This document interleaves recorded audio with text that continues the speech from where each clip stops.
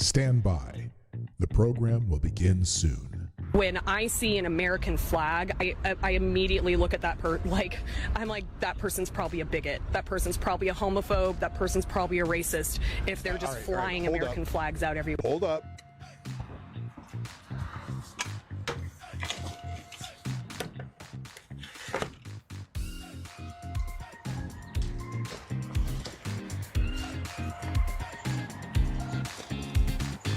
Hey, this sounds more like a you problem. You should probably go see somebody about that.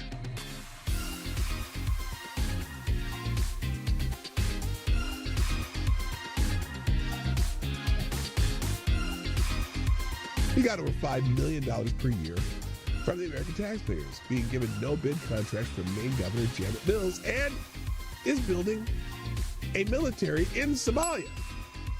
He has been funneling money back to Somalia to build a military in Somalia.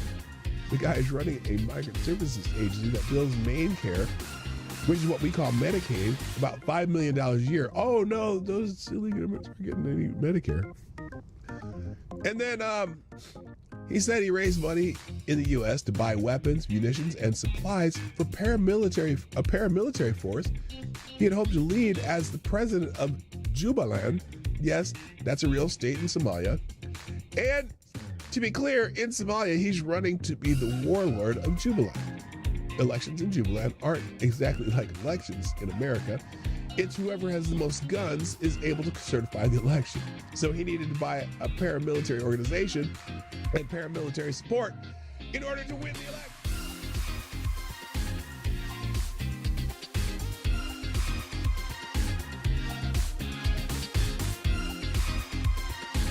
Avocados Diablos asked if you could bring any one comic strip character to life and train them to be a hitman, who would you choose? That's the easiest question ever. Calvin.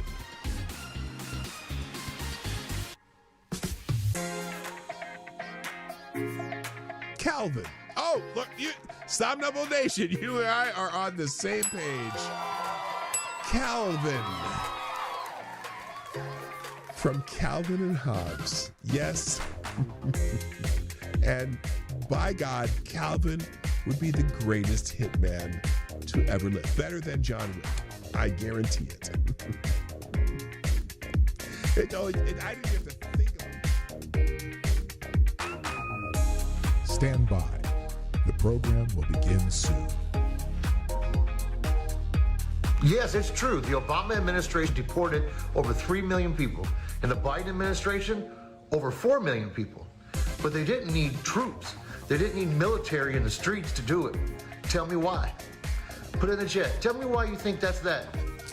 Because when Obama and Biden were in office, there were no riots in the streets of Los Angeles, even though 80% of the deportations were also expedited with no hearing.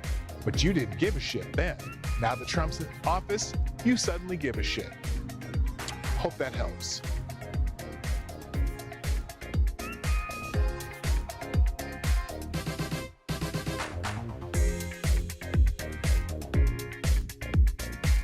That turkey was amazing. Mostly because I cooked it, because I'm really good at cooking turkey. So one of my tricks new tricks that I do, you know how when you cook a turkey in a pan, even if you got one of those raised pans, it always happens. You cook this turkey and the breast of the turkey get all nice, the top gets all nice and brown, and then you go to cut the underside and the thighs and legs are like all white underneath and not even done.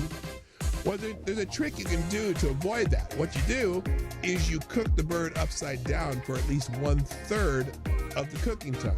So you end up browning the bottom and sealing that first, even more so.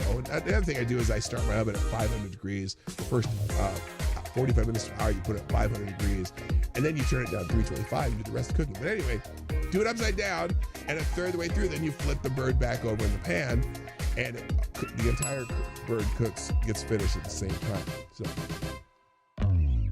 apparently, in Europe, you can refer to Americans as pigs. but not convicted rapists. The German court gives woman harsher punishment than convicted. I hate it when people say rapist. I'll just say unwanted sexual activity peoples for calling him a disgraceful pig. She called someone convicted of that crime a disgraceful pig and got a harsher punishment than the person who actually committed unwanted sexual activity. And so that's why people were posting that story about the German court gives women harsher punishment than convicted unwanted sexual activity. Stand by. The program will begin soon. There's a story about this man, too. He led the attack on Pearl Harbor, but died a Christian missionary on December 7, 1941. Captain Mitsuo Fuchida flew the lead plane against Pearl Harbor, shouting the famous code, Tora, Tora, Tora. He hated America. But after the war, he met a former American POW, Jacob DeSager, who had returned to Japan not to punish him, but to preach the gospel. Shocked by this forgiveness, Fuchida bought a Bible. He converted to Christianity in 1950. The man who started the Pacific War spent the rest of his life touring the U.S. and Japan preaching, quote, I was a follower of the sword. Now I'm a follower of the cross.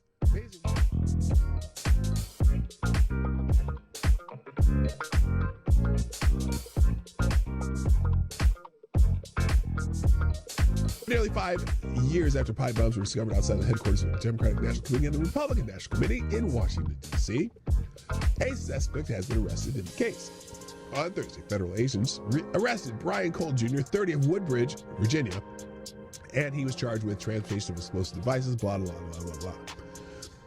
But on Friday, legacy media outlets began reporting that Cole, this young black man right here, was a Trump supporter. And I'm not saying he's not because he's black. I'm just saying there's other evidence that might support the fact that he's not a Trump supporter. But we'll get to that. Quote, Brian Cole works for a bail bonds company run by his father that worked to free illegal immigrants from ICE facilities and sued the Trump administration's Department of Homeland Security. He worked for his dad. They tried to free illegal immigrants. Interesting. Yes, I know every Trump supporter, every black supporter, Trump supporter, would be quick to hire Benjamin Crump, who represented the family of Trayvon Martin, attempting to stick the Biden administration Department of Justice on a local Tennessee prosecutor who had raised concerns about the bail bond company. We'll find out eventually that this guy had wanted nothing to do.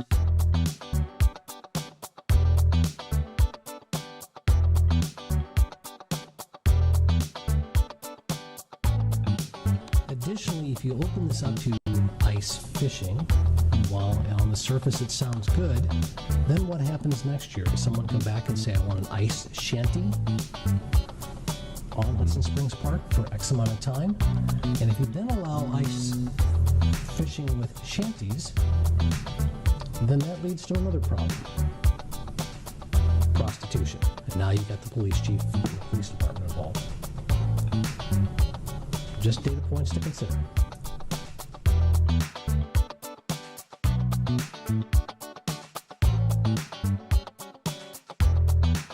It is Happy Bill of Rights Day on December 1791. The Commonwealth of Virginia ratified the Bill of Rights, the first 10 amendments to the U.S. Constitution. George Mason and James Madison were the driving forces behind these guarantees of individual rights. And note that all the individual rights that are in the Bill of Rights are not rights granted by the government.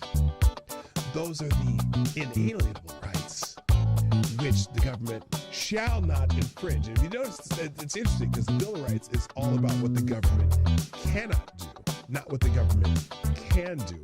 And I think the kind of got away from that a little bit, where some people seem to think that the government is going to grant you rights. No, these are rights you have, whether it's a government or not, and the rights that the government must protect for you. So it was a unique thing when it came about in 1791. that government is not there to grant you or give you privileges, but rather to protect the rights that you have.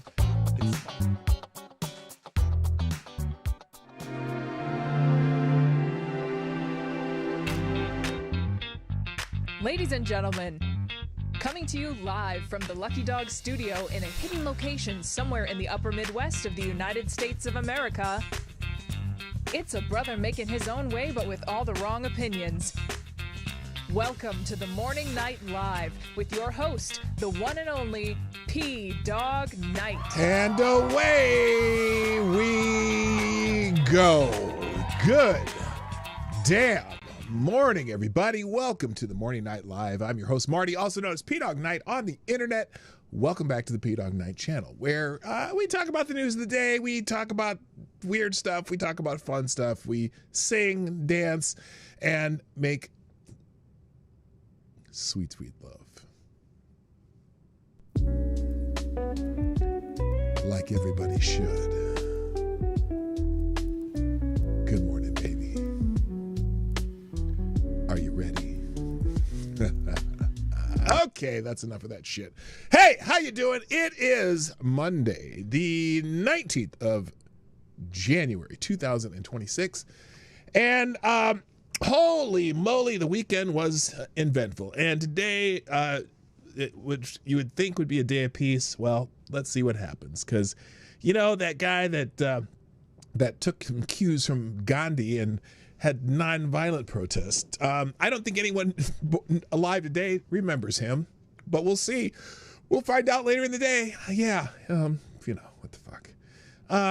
My city, or my cities, because it's a metroplex of 3 million people, but the actual the cities themselves, Minneapolis and St. Paul, it's like 450,000 in Minneapolis, and I think like 250,000 in St. Paul, and then the rest of the 3.2 million in the metro area are suburbs. I mean, it's a huge metroplex, and most of the happenings are happening in Minneapolis and or St. Paul, although they have little meetings in Albert Lee down south, and there's some little, St. Cloud, there's a lot of Somalians up there, but I don't hear any news from there. Most of the news you hear on national TV is in Minneapolis and St. Paul, which, by the way, you can drive 7 hours from the metro and still be in Minnesota. Minnesota is a huge state. I think we're the fourth, maybe the fifth, as far as landmass. Siri,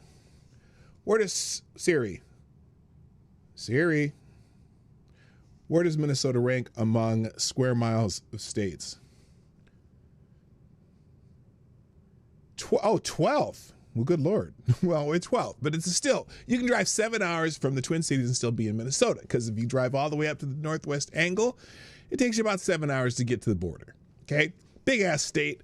The whole state's not Minneapolis and St. Paul. So if someone says, "Oh my God, you live in Minnesota, are there riots by your house?" No, I live in Bemidji, which is, 5 hours away from the Twin Cities. So anyway, but anyway, I guess that doesn't matter. And hopefully we'll have some new people here. I did something I usually don't do. I promoted the post this morning. We'll see if that does anything whatsoever. I don't know. Maybe I'll get some people bitching at me. I'll get some people telling you, "Oh, you're a bootlicker." Fuck you. I swore already. Anyway, that's early in the show. So let's just say hi to the people who are here, and we'll get this show started. And if anyone new shows up, bring it to my attention, because I'm not going to be paying attention to the chat as much yet. So we'll see. First in the chat today, and the procurer of the bell would be none other than Somnambule Nation. You get the bell for being first. Also, good morning, our friend Avocados Diabli. And Mike Savage, Blarg. Good afternoon, sir. Blue-Eyed Screams in the house. Kara Soldier. Where is everybody? I'm scrolling. Is there, Midnight's here. What up, Midnight, our young friend? And taking a history class with Dawg. Ms. Wild Wolf is here. Good morning. K-Shaw, what up, Kirsten? And I'm scrolling. This is the same people. Y'all talking a lot. Louie's in the house. What up, Lewis? How you doing? I hope you don't mind that I say Louie every time. And to Anti-apologetic, what's up? Welcome to the show. That's a new name. Unacceptable views, my other favorite Canadians here. Annal N, what's up? Let's see. So, and well, that's about it so far. So there'll be more eventually. It's, it always slow. The notifications take forever to go out and whatever.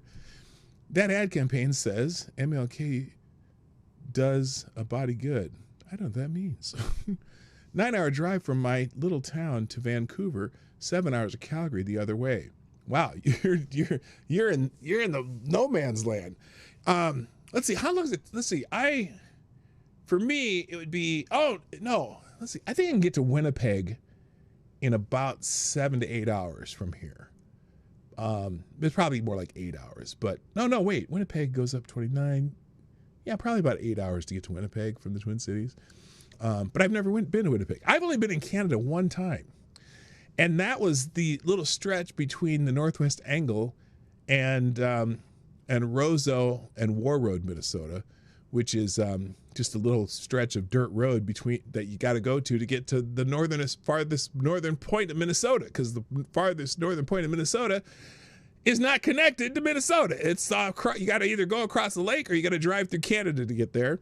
And by the way, it is the northernmost point in the contiguous 48 states, lower 48. It's the northernmost point in the country, other than Alaska. So that's a little bit of trivia. We went there once just to go there, and it was kind of cool. In fact, I want to go there in the winter because they have an ice road between War Road, Minnesota, and the Northwest Angle, and if you're an American, you don't have to go through customs to do it. It's pretty cool. But otherwise, you got to go through customs twice to get in and out of the Northwest Angle. Twice to get in, because you got to go through Canadian customs and then American customs, and even coming out, you got to go through American customs, then Canadian customs, or something like that. I might have said that backwards. Whatever. Good morning. A special can acid on my list of favorite Canadians. Winnipeg's a shithole, is it? I don't know. What about Thunder Bay? Have you ever been to Thunder Bay? I want to go see the waterfalls in Thunder Bay. It's just giant, big-ass waterfall in Thunder Bay, like Niagara-esque even. Maybe not that big, but it's huge. I've seen pictures of it. We want to go see it in person. Also, Woodcut is in the house. What's up? Green Badger Outdoors. Nice to have you. Seagull Gunner, I see you. And we're getting there. We're getting there. Happy Martin Luther King Day. Happy... what's the other? National Day of Service. Go do something for someone else or something. Do something good for your community or whatever. If you're not working today, that's always a good thing too. So it was minus 48 at Christmas. It's minus. Speaking of which, it's minus 6 here in the Twin Cities right now. That's why I changed that. Wait, not that. That. It's the Winter Heat Bill Fund. If you want to donate to the show, that's where it's going this month, because god dang. Robert E. Lee Day. What? I don't know if I wanted to know that. Not sure. All right. Let's thank the people who have shared the stream, as we do every day. By the way, today's stream, I don't really have time limits. I don't have anywhere to be today. I got here on time. I'm not going to leave on time. I'm going to go as long as it takes, and we'll see what happens. Thanks to people sharing the show. Let's scroll through here. There's going to be a whole bunch of different stuff going here, I'm sure. I got a lot of people bitching at me on X because of just, I don't know, things I put on X that some people don't like it. FTG to all of them.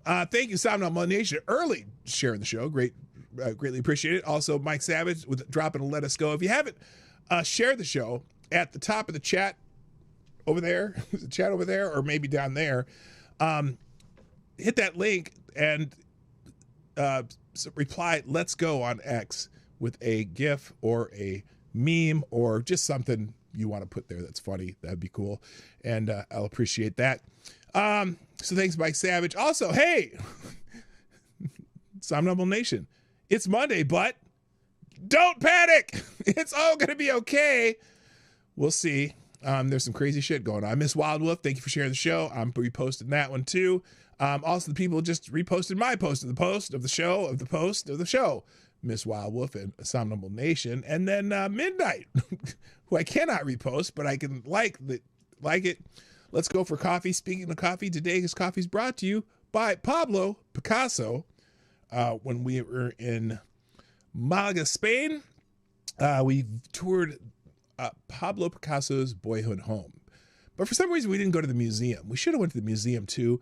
But the boyhood home was pretty freaking cool, too, because they had a bunch of his art up in there, too.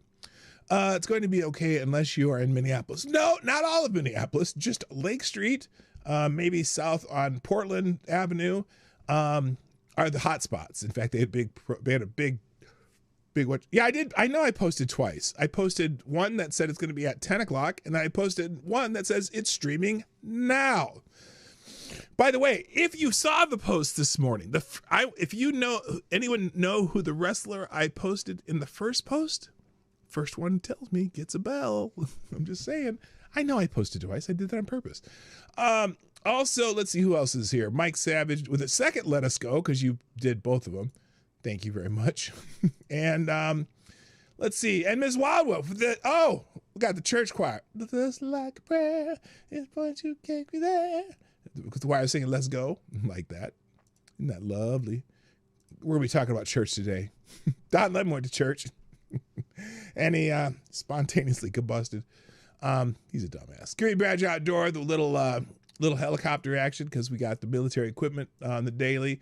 And then a couple more people sharing the show. Ms. Wild Wolf, Green Badger Outdoors, and Miss K Show. What up, Kirsten? Thank you so much. Oh, you did it twice too, because I did it twice. So there you go. I did post the show twice.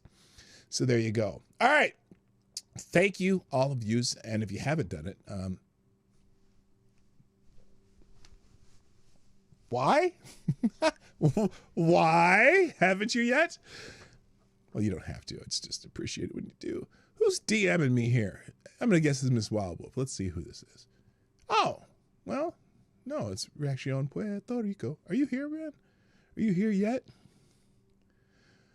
Oh, good Lord.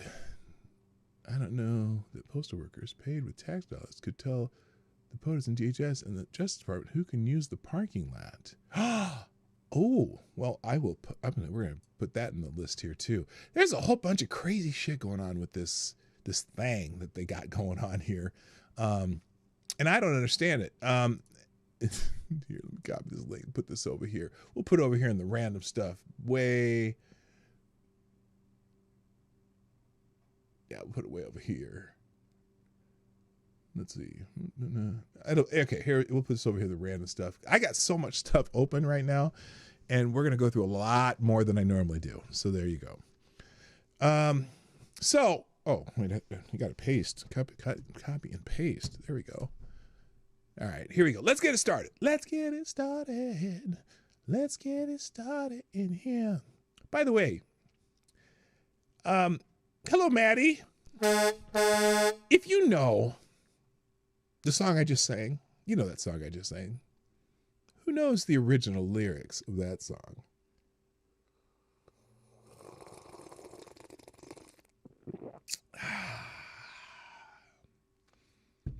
Hello, Tree Rat, a.k.a. TC's in the house. What's up? Hey, did you know that song, Let's Get It Started, real popular song back in, I don't know, was that early 2000s or something? You know what the original title of that song is? It's Let's Get Retarded. The song was called Let's Get Retarded. Let's get retarded in here. Let's get retarded. And because it was kind of a joke about doing a crazy dance. Like get all wild. And so if you listen to the lyrics, other than let's get it started, for example, one of the parts, something, get loose, get stupid. I mean, it's the whole rest of the song makes sense if you know the original title. But change it to Let's Get It Started didn't really make the rest of the lyrics make sense. So, and I'm sure you can, did you see Nick Sordo get drugged by the Somali? He didn't get drugged. He got saved by a Somali dude. But he was beat up by the crowd and stabbed and all kinds of other shit. Yeah. Oh wait, Nick Sordo did. Oh no, I didn't see Nick Sordo. I was thinking of, who's that dickhead? Jacob Lang. You know, I don't want Jacob Lang to get hurt either. former J6er, but he's one of the assholes who was beating police with a bat. He's one of the ones who probably should still be in jail, but his due process was fucked with. And so he probably did earn the pardon because he didn't really get due process. They had him in solitary confinement before his trial for too long, whatever. They brutalized him. But honestly, I'm not a fan of Jake Lang. It's funny. I was listening to, I was on Monkey in the Morning the other night, and I got him mixed up with another dude, Nate Friedman, who goes out and has been making connections of who's paying for all these protests and who are the professional protesters, whatever. And mostly like in New York City, he knows all the professional protesters. He points them out every time. And it doesn't matter what's being protested. They're out there with the professional signs. And I got him mixed up with that guy. And I'm like, oh no. Then I thought about it because they kind of look a little bit alike. You know, all you white people look alike. And I'm sorry, that's funny. But no, I got the wrong guy. It's not Nate Friedman. It was Jake Lang, and Jake Lang's kind of a dickhead. He's kind of a stir the pot. He's kind of one of those accelerationist types. And I need Jake Lang to just shut the fuck up and go away because he doesn't help our cause. He makes us look worse. Anyway, who else just showed up? Devo. Don't forget "Dare to Be Stupid" by Weird Al as a sniped Devo. Well, yeah, but I'm just making fun of the song "Let's Get It Started" because the original song is Let's Get Retarded. I wonder if you can even still find that on YouTube. Let me see here. Let me see if I can find YouTube. We'll look it up here. Let's Get Retarded. They do have the original one. They do have the original Let's Get Retarded on here. You got to listen. I'm not going to play it on here, but you can find it on YouTube. I wonder if I can get in trouble for even saying that word on YouTube. I haven't yet. I've said it more than once. So anyway, I'll leave that in the links. In fact, I'm going to just here. Let's leave that and we'll pause it. And literally the song starts out, "Let's get retarded in here." I'm telling you, you got to listen to it. Are we not men? We are Devo. We are Devo. All right. Should we get into some stuff? Like, let's get the show started because I've rambled long enough. By the way, if you're just scrolling down Twitter today, there's just a bevy of stuff to talk about, but we'll stick to the ones I started with, and then if we get bored, we'll pick some new stuff. How many freaking tabs do I got open on this side of it? Oh, because I opened that up. Okay, good. Oh, I wanted to put this somewhere. I think I did. Did I put that? Reaction Puerto Rico. Is that it? Yes, I did. Okay, now I can close this one. All right. Let's start with the holidays. And of course, today is MLK Day, another work holiday, especially if you're a federal employee. But even some of us who are not federal employees get the day off. And, I think they should just let all the black people off that day because, well, oh, God, I was going to say something terrible. I'm not saying that shit. I can't. I'd be a disgrace to black people. I'd get one of those hats with the funny fur on them. Anyway, oh, my gosh, is there anything? Well, this is MLK Day. Is there anything the Free Palestine movement won't hijack? Well, let's see what she has to say because she seems to be a fine individual. Let's see what she has to say. This is on the MLK Day, tab. Let's see what she has to say. Oh, it shouldn't come as a surprise that anti-Israel, anti-Semitic activists are looking to hijack Martin Luther King Jr. Day tomorrow. Okay. We already saw it in the New York City public schools, certain anti-Israel teach-ins, but we're seeing it across the country. Now, I am hardly surprised that a group of anti-Semites want to hijack a day that has nothing to do with... Hold on a second. I'm gonna say this, and I don't know if I have to say this, but I'm gonna say it. Not every anti-Israel person hates the Jews or hates Jewish people. A large percentage do, but not all of them. So I'm going to give them credit. The ones who don't, they're just there because they think they're being righteous and good and saving the oppressed from the oppressors, even though the oppressed have been free since 2006 and continue to throw bombs and shit into Israel. But I'm not, let her finish. With them, because that's what the pro-Palestine movement does often. Hijack causes that have nothing to do with Palestine. Okay, I'll listen to it. Let's listen. In fact, actually have to do with the antithesis of Palestinians. Because they do hijack everything. But to be clear, MLK... In fact, you see plenty of these pro-Palestinian flags, that whatever that flag is. You see a lot of those at these anti-ICE protests, just for whatever random reason. This has nothing to do with ICE, but unless they're out there deporting Palestinians, which I don't even know how many Palestinians are here. Jr. believed in Israel's right to exist, which literally is the essence of Zionism. The right for Jews to have self-determination in their homeland. The right for Israel to exist. So when you co-opt a day for Martin Luther King Jr. and make it about your own causes that are actually antithetical to what MLK Jr. believed, you are a pathetic, pathetic hypocrite who doesn't like Jews. So, on that note, I'm wishing us a Martin Luther King Jr. Day that is rooted in facts and real advocacy for people and places and causes that were meaningful to the man we are honoring. Now, a couple things. One of the reasons that Martin Luther King probably would have been supportive of Jews and Israel, whatnot, is because a large percentage of Jewish people were quite intimate with the civil rights movement and were very much helping the civil rights movement along.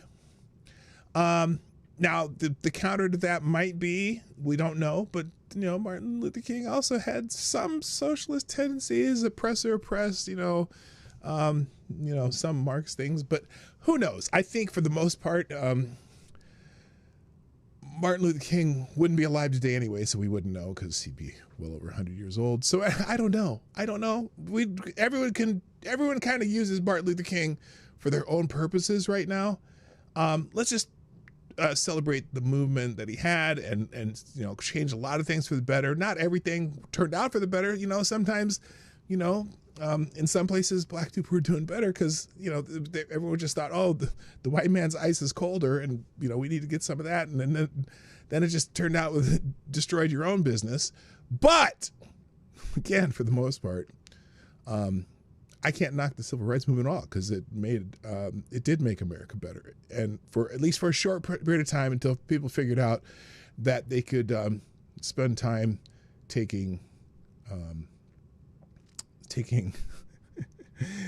find ways to take people's money and give it to someone else. And that's because people figured that out. So but as soon as they figured out they can find a way to spend other people's money, then they went back to some other bullshit that had nothing to do with it. But I had a great time growing up in the in the 70s and 80s and 90s where I think we had kind of a non-racial renaissance where, people just started to get along and everything was going good for a while. And somehow it got all fucked up. So anyway, good morning, Rick Ashbringer. How you doing, brother? All right. But yeah, judging people the content of the character, not the color of skin. Yes, we did like that. So that's trending, and also MLK Day is trending. And some people are taking this opportunity to bash Martin Luther King Jr. And you know what? Maybe another day. I don't know. I mean, yes, there certainly, for example, this account attended gay orgies, was a serial adulterer, laughed at a woman getting raped, committed adultery, and the night before he died was a communist. He was no Christian. He's certainly no man we should have a holiday for. I prefer, then fine, let's change it to National Civil Rights Day or something like that. It's, so what? Yes, he was doing other shit. Oh, by the way, here, a brave black man saved Jake Lang's life today. Jake Lang advocates for a white America. I don't know about it. I just know Jake Lang's kind of a shithead, but I'm glad he didn't get killed at this rally because that would cause more problems here. Just saying. Good morning, Darren Root. What's up? So anyway, let's see. Here's how Fox News did it. Fox and Friends. Remember, MLK, today is Martin Luther King Jr. Day. And the U.S. has remembered the civil rights icon for his legacy of civil disobedience, which, except for the people protesting right now, because I got a feeling, more Black Eyed Peas songs, that perhaps there'll be more violence. I'm just predicting it. During the day, peaceful. At night, the freaks come out at night. The freaks come out at night. The freaks come out at night. Let's see what they said on Fox and Friends this morning. Because I don't watch Fox News, so I would never know what they said on Fox and Friends. Here's Fox and Friends. What do you think Dr. King would think about that his day has been now galvanized to bring service to so many? Oh, because we also made Dr. Luther King Day a national day of service. And I think that's a good thing too. I wish people would take that part of it to heart. I don't care what you thought of Dr. King. But if you can make it a national day of service, would that make our country better? I think so. And so they've done that. Now let's see what people do with that information. Yes, instead of taking a day off, get your service on. And that can look like so many different forms. You know, it's about trust and friendships. That's how we're going to overcome this. So don't be passive. Don't be retreating, but instead, look how you can make a difference. Step out of your comfort zone and let's build relationships with people that might be from a different ethnicity. And again, when the focus is on Jesus, we come together in love. What is your message on this Dr. King Day? By the way, is Tyre here? I didn't see a message of hope today. Where's Tyre? Oh, we'll figure it out. Hello, Trippy Liberty. What's up, my brother?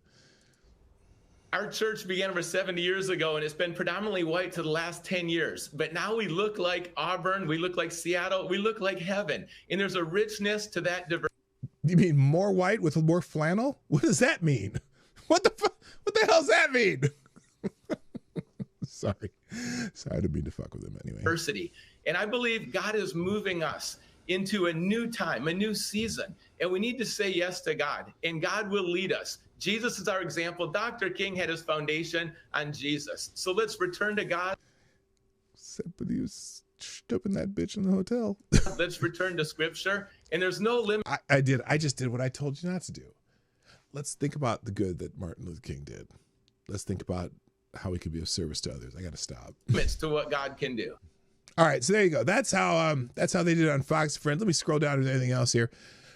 Some people are putting quotes by Dr. King. We have deluded ourselves into believing the myth that capitalism grew out of the Protestant ethic of hard work and sacrifice. The fact that capitalism was built on the exploitation and suffering of black slaves and continues to thrive on the exploitation of the poor. Yeah, capitalism is just a terrible, capitalism is a terrible economic system. It's the worst economic system except for all the others, okay? All the others are far worse, so fuck off with that shit. That's, again, people will, and both on the right and the left, will use Martin Luther King's words to whatever they want to make them. So, I don't care. Well, who gives a fuck what Billie Eilish thinks? Fuck that bitch. Oh my God, what the hell was that? I don't know why would you post this? Good morning. I took the email last night to reset, but it's since Martin Luther King to have 2 to 3 custom videos at 50% off. I don't want to see that. Nobody wants to see that. I'm done. No more. Okay. I did mention also that it's the National Day of Service. New York Department of Veterans Services says this is the National Day of Service, pays tribute to the iconic civil rights leader Martin Luther King Jr. and his work to end inequality in our nation. Please note that in observance of this state and national holiday, NDVS offices will be closed. So they will be servicing nobody on the National Day of Service. There you go. Anyway, you can look, I can read these posts till the end of the day. Let's see what the other holidays are today. Which is interesting. The holiday calendar. Now, I don't know if they try to put anything in the order of importance. I hope not, because the holiday they put on the top of the left of the page is National Popcorn Day. Yes, it's National Popcorn Day. Go see a movie, order a biggest fucking fat tub of popcorn you can, and shout out. Make sure they put a lot of butter and salt in that motherfucker and eat. Well, eat to your heart's content. I'm just saying. National Popcorn Day. Hey, there's the Pope. Pope Tyrannus III. The Blessed Lynch. with today's message of hope, not from the Father, not from the Son, but from the Holy Ghost. Pope Tyre says, blessing of the Holy Ghost. Today we remember a man who sacrificed so that his dream could take root. May we remember him not for his human flaws, but his dream and what he gave to achieve it.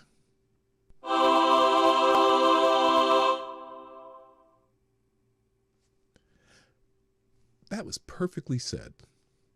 Of course he had his flaws. Martin Luther King was a man. He was a sinner in the eyes of God. But he was also a man who had a dream that we could be a better nation. And fuck, that's a great message, Tyre. Thank you very much. Also, good morning, Wraithnix. How you doing? Are you new here? Or is that just or you've been here before? I think I've seen your name here before. Here's the problem. I'm really pissed off that I can only see @ names. So anyway, all right. Oh, you've been at work since 4 a.m. See, that's normally what I would have done too. I normally go to work at about 4 in the morning, but I'm done by like 8. I only work part time. All right. It's also Martin Luther King. Oh, here, I took that off the screen. It's also Martin Luther King Day. Gun Appreciation Day. Oh, a little 2A. We'll be talking about the Second Amendment later too today. Brew a Potion Day. Okay, that shit makes me nervous. Good Memory Day. Why? I'm sorry. Sometimes the photo they choose make you giggle a little bit because Good Memory Day, this woman looks like she already has Alzheimer's. Artist as Outlaw Day. Maybe that's for all the graffiti artists. National Lucy Day. If your name's Lucy. Fuck. No. If your name's... Oh, no. I have a friend named Lucy. I better not say that. National Lucy Day. I should call my friend Lucy and tell her Happy Lucy Day. World Quark Day. National Annie Day. If you know someone named Annie. Wellington Anniversary Day. Don't know. Oh, that's New Zealand. And Blue Monday. Blue Monday. Blue Morning. Or no, that's Blue Morning. Was that song? Blue Monday is also the song by... The fuck's that song? What's the band called? Who knows the name? The song Blue Monday. Anyone know that song? Who's it by? Not Pet Shop Boys. I have to think about that. Anyway, Blue Monday. New Order. Yes. New Order. Thank you, Avocados Diablo. Well, or no, well, both of you got it right. Thank you very much. You get a bell for that. All right, let's move on. What else is going on in the world here? All right, so let's talk about things happening in my Metroplex, aka the Twin Cities, aka Minneapolis, St. Paul. There's a reason that I was going to talk about the Second Amendment, and it's this asshole right here. Okay, so, and I'm torn on this one. I am torn. So listen to this. St. Paul man openly carries rifle amid ICE riots. A 24-second video from Freedom News captures the man outside neighbor's home on Sunday evening, responding to reports of ICE activity in the area.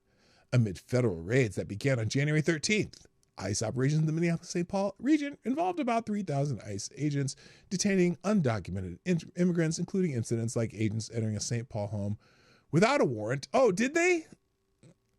Did they have a warrant or not? Anyway, pulling a man from a house in his underwear. So anyway, so this dude is standing outside a home in St. Paul to protect his neighbors from ICE. Has out here with an AR style rifle, right? Now, so the debate for me becomes, is this a Second Amendment issue? Because, you know what? Sure, you can have your rifle out there, but who are you protecting your neighbors from? Law enforcement? Interesting. Now, for me, when I first saw this, if he pointed at the wrong person, good night, son. You're going to be sleeping forever. But when I saw this, I was quite intrigued about whether or not No, I know the song I was thinking was Blue Monday, Blue Day. It's Blue Morning, Blue Day. Was Foreigner, but then I got the Blue Monday in my head, which was New Order. So this guy's out here with an AR. Here, let's listen to what he has to say. Let's listen let's listen to him, because what he says is interesting, and then I'll do a little analysis here. Oh, okay. Yeah. Do you live in the neighborhood? Yep, this is my block. This is my area. I don't go into other people's neighborhoods and try and intimidate them. I protect my people. Well, you're protecting your people. Interesting. Okay, anyway. Can you get your name? No, I'm okay with that. That's okay. We'll find out what his name is eventually, because somebody will know, and it'll eventually get out what his name is. Here we go. Our neighborhood show. Thank you, Fight Guy. Welcome. Nice to have you here. First time and subscribing at the same time. I am glad to have you here. So this dude, okay, again, he's out here. He says he's protecting his neighbors. From who? From bad people? The bad guys or the good guys? But I'll tell you this. I'll talk about this in a second. Listen. You guys had a lot of people out here, right? At least 30 or more. Yeah. Okay. That's pretty good for a quick turnout. So I'm curious, first of all. So he's got his weapon, right? And because he's worried about ICE activity, who are federal law enforcement. One, as someone in the chat already said, if he brandished his weapon towards one of them, he might end up full of holes. But here's the other problem. Minnesota is not an open carry state unless you have a permit, which, who knows if that's constitutional. That's neither here nor there. By the way, good morning, Kessler. What's up, my friend? It's not an open carry state unless you have a permit, which the permits you get from the county sheriffs in Minnesota. You do not get them from the local municipalities. You get them from the sheriff, okay? And it is a shall, what do you call it? Shall, what's it called? Shall, whatever, when you issue, shall issue state. It's a shall issue state. So if you go and you meet the qualifications, you will get your open carry license. However, hello, Patio Furniture, what's up? Nice to see you. Okay. However, here's the problem. They do not allow you to open carry any rifles in Minnesota. You can open carry handguns, but you cannot open carry rifles. And there's a couple reasons I know that. Unless there's a specific situation, hunting, at a range, or otherwise, if you have a rifle with you, it may not be loaded and it must be in a carrying case. That's the law in Minnesota. Here's the problem. I'm wondering if anyone's going to call him on this from a legal standpoint, if he's going to be arrested for open carrying a rifle in public in Minnesota. Now, you could say this is a pistol. It looks like he has an extension. So this might be a pistol style AR. I'm not sure. But I wonder if this gentleman has an open carry license in Minnesota. Somebody should be probably checking that. Now, here's my other part of that, though. I don't know if they should have that law. In many states, you do not have that law. To stop any open carry in any state goes against the Second Amendment. That's what I was thinking myself there, Ms. Wild Wolf. So, could it be, this would be poetic as far as I think. This dickhead gets arrested for open carrying a rifle in public in Minnesota. He fights it in court. It ends up going to the Supreme Court, and they would knock down Minnesota's open carry laws. Now, wouldn't that be ironic? So I just thought that was very interesting. It is a big black gun, so it's scary. Hey, I hear you. So anyway, I found this fascinating that this, liberal cosplaying protecting guy would It looks like an AR pistol with a suppressor. It very well could be, and if it may be considered a pistol. I'm curious if he has an open carry license, though. So that'd be interesting. But again, I'd be fascinated to see what he would do if ICE agents do come to his neighborhood. How is he protecting them? Hello, Ghost Wolf Pro. Welcome. That's a new name I haven't seen. Welcome to the show. So, it's going to be interesting. Intriguing to read the comments from right-wing Americans on this post suggesting that assisting bearing arms would be useless in resisting the might of the state. Well, I bet you didn't hear my take on this. This guy might actually get Minnesota gun laws overturned if he gets arrested. So, it'll be interesting. Ms. Wildwood, understanding Minnesota's open carry, while Minnesota does not require a permit to openly carry a rifle or long gun for most individuals, it is crucial to understand the legal framework. Okay, here's what it is. Again, in Minnesota, you're not allowed to carry a loaded rifle. Pistols and rifles have different rules in Minnesota, or long guns, whatever. And you may not open carry a rifle. It must be in a case, unloaded. So I'm curious if that thing's even loaded, but it's not in a case. So, but again, it could be also considered a pistol too. So I just want to see if this guy has a license. Maybe they'll arrest him, maybe he won't. So I found it fascinating that this guy feels like he's doing that. In fact, that's so prominent that it got two main articles on X today. The second one says Minnesota man stands guard with rifle after ICE raids.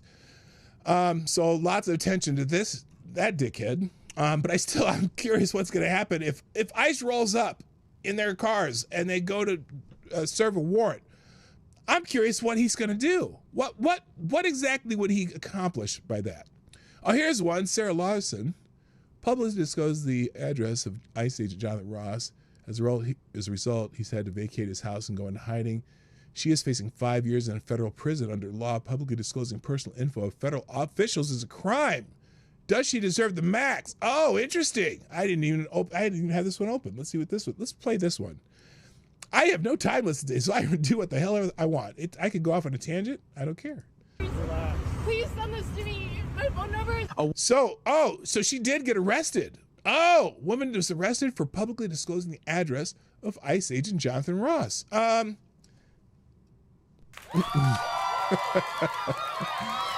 That sounds like an FAFO, but here's the problem. Wherever she is, if she goes to a jury, they might just acquit her because they acquit her. There's some cases you're not going to believe that I have in the book today. I have on the show today. My phone number is... A woman was arrested for publicly disclosing the address of ICE agent Jonathan Ross. Jonathan Ross lives in my town. I won't say exactly what road, but I will just say that the numbers... She lived in the same community as Agent Ross in Minnesota. Wait, I won't say the road, but I'll give you the numbers. Okay, good luck. Good luck, honey. Soda. After Renee... Oh, I wonder if she decided to go for federal court, though. They're going to try to give her a plea bargain. So you can't take a chance on that. Cole Good was shot and killed. The woman, angered by the incident, decided to post a video revealing the agent's address. She thought she would gain support and likes, but she unknowingly committed a serious crime. Felony. Under the law, publicly disclosing the personal information of a federal official is punishable by up to 5 years in prison. After the video was posted, many people criticized her, and facing immense online pressure, Sarah quickly deleted the original video. Oh, come on now. Deleting's too late. Too much, too little, too late to ever try again. You're going to jail, bitch. You should have no more friends. Except for Bertha in your cell. She'll touch your naughties. And eventually deactivated her entire TikTok account. But it was too late. Larson's identity was further uncovered. Bitch! She was a licensed massage therapist who worked at a local spa. Okay. She was immediately fired. Too much information. I don't care. Because you know what? She can bring some heat down on the spa too. All right. So anyway, I'm not going to scroll anymore. Let's move on. Also, this one's interesting. Oh, Second Minute is trending because of this. Now, some people are saying... Let's see what some people are saying about the Second Amendment related to these dickheads out here. Because there's also anti-ICE riders are now showing up with firearms at riots. in Minneapolis, it could get really ugly after dark out here. And of course, Walls has the National Guard sitting around rather than restoring order. They need to be federalized. Yeah. You know, that old, remember as that in my countdown, I did a little short video on, well, the Obama administration deported 12 million people, or however many fucking people he deported. And they never had the military in the streets. They never had the National Guard.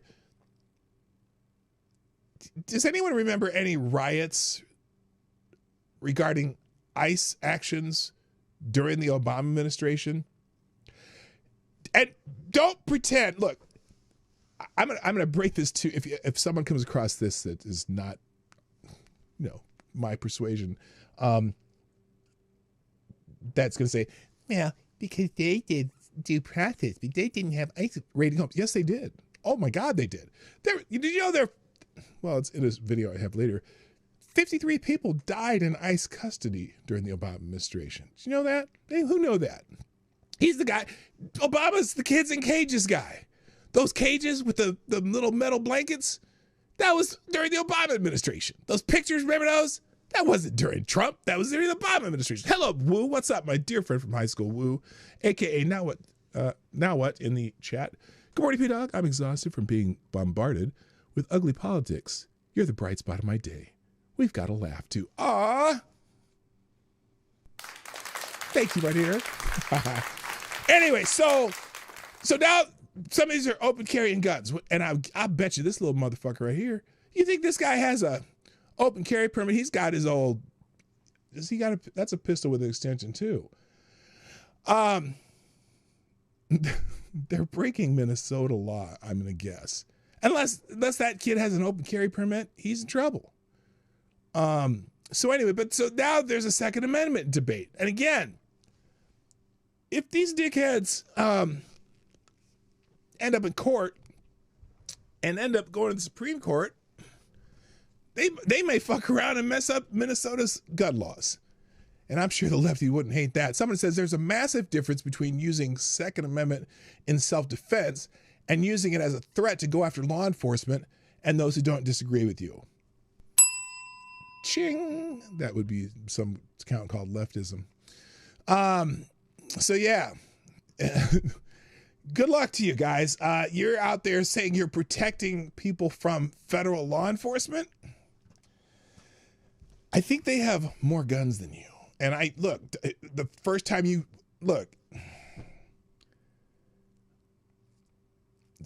someone raises a weapon at them, then they're going to say, "Oh my God, they shot him down in cold blood." Dickhead had a weapon pointed at him. So now the other featured article, before I get into the main stuff, on X, the app formerly known as Twitter. I haven't watched it, but we're going to watch it now. We're going to watch it cold, and I'm going to get a good laugh. Somali woman at the Minneapolis protest claims the state owes fame and money to the community. The video shared widely on January 17th amid ICE arrest of dozens of Somali refugees following the end of the temporary protected status for about 2,500 in Minnesota shows her speaking emphatically in Somali to protesters in hijabs and yellow shirts. Is our color revolution going to be yellow this year? Is that what this color revolution is going to be?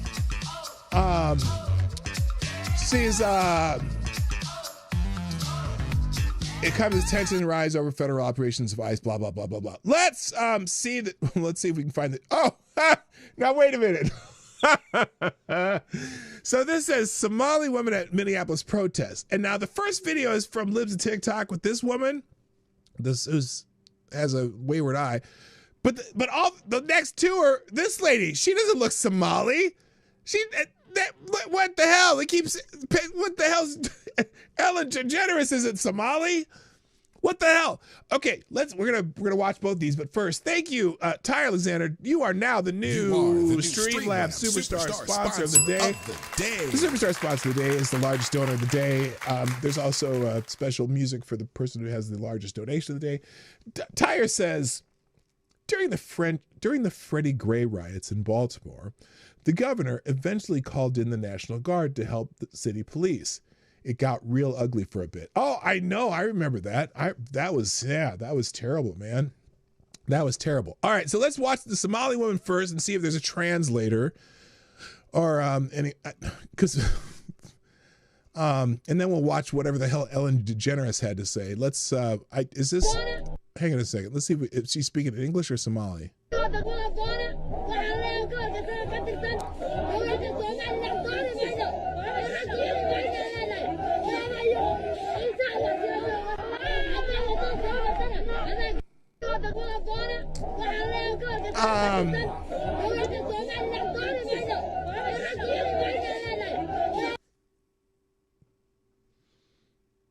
Now there's a proposed community note here. I'm truly curious what the community note's going to be. It's a proposed community note. Let's see what the proposed community note is. The video is mistranslated. The speaker is discussing the political history of Somalia and Somaliland, a region in the Horn of Africa, arguing about which group founded the Somali state in 1960. She is not talking about Minnesota or the U.S. And there's a source here. Let's see what the source says. See, by the way, oh, source not found.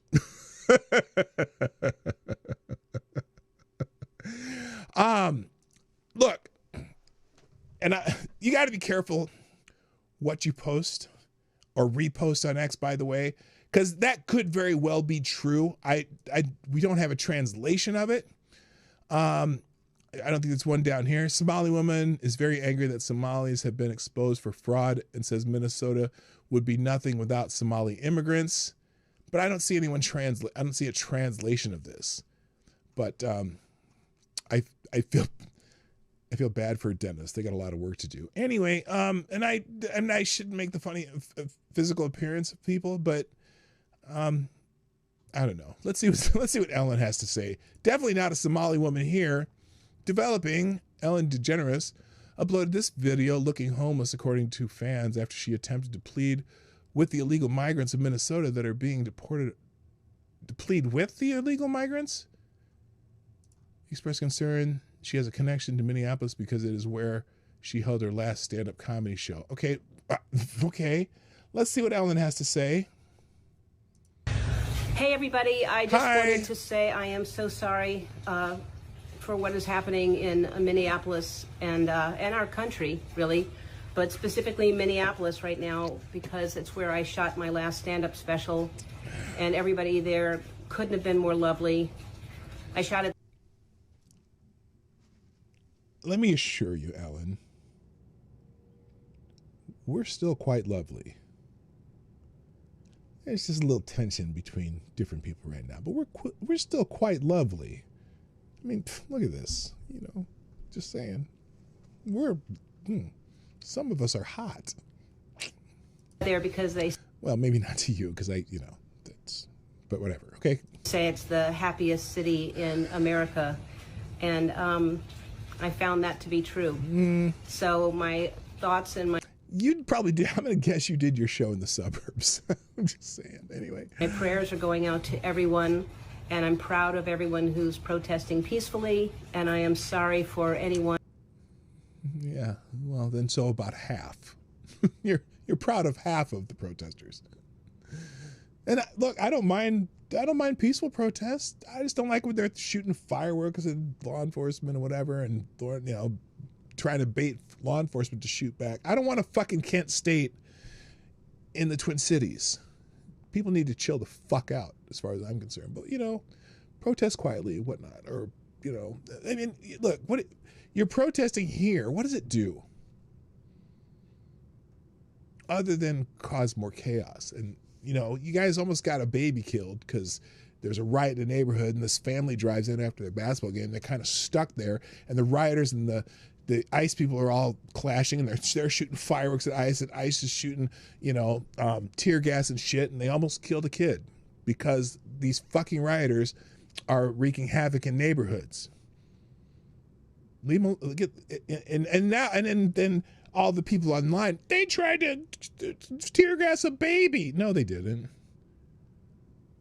Who has been hurt just for protesting.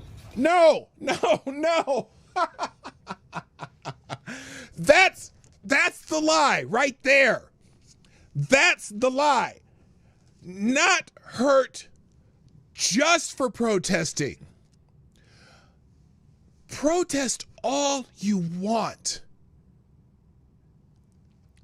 But it's the other actions that are getting people hurt. Do you feel bad for Jake Lang? Because he was protesting and he got beat up and stabbed. I think he's a dickhead, but I don't care. Did you get beat up? He did get beat up for protesting. He got beat up for protesting for the other side. He got hurt for protesting on the other side of your political ideology. Do you feel bad for him? Holy shit. Don't bring children to violent places. Well, they didn't intend to. They were coming home from a basketball game, turn up their street, and there's riots in the streets, and then they're pinned in because there's traffic everywhere. So they didn't bring their children to the violent place on purpose. But if you listen to the left people on the left talking about it, they make it sound like they fired tear gas at this people's car with the 6 kids or whatever in it. No, that's not what happened. There was a riot going on in the street. They turned to go home and they're stuck in the middle of it. So it's not really their fault. And it's not really, I wouldn't even say it's ICE's fault. Anyway. For doing what you should be doing. Yeah, so those aren't the people getting hurt. The people who are getting hurt are the ones who are interfering, or actually doing physical things against law enforcement. And that includes parking your car in the middle of the road, blocking traffic. And then, whether you intended to drive over somebody or not, it's reasonable for that officer to think that you were going to. Anyway, I just sending love. I can't necessarily knock her for this message, except for the uninformed parts. But, it's whatever. I can't, I'm not going to knock her for it. And a lot of people are dragging her for this message. You know what? It's not a terrible message other than the uninformed parts. And she's definitely not a Somali woman. Let's move on. And then we talked about Jake Lang. Jake Lang had organized some kind of counter protest, which is kind of, look, there's thousands of people in Minneapolis and you come from out of town holding your little rah rah America rally in the middle of their shit. It's not going to go well because the left is way too organized for that shit. They will have thousands of people there. They got their phone lists. They got their, paid protest databases and shit. And so he comes in and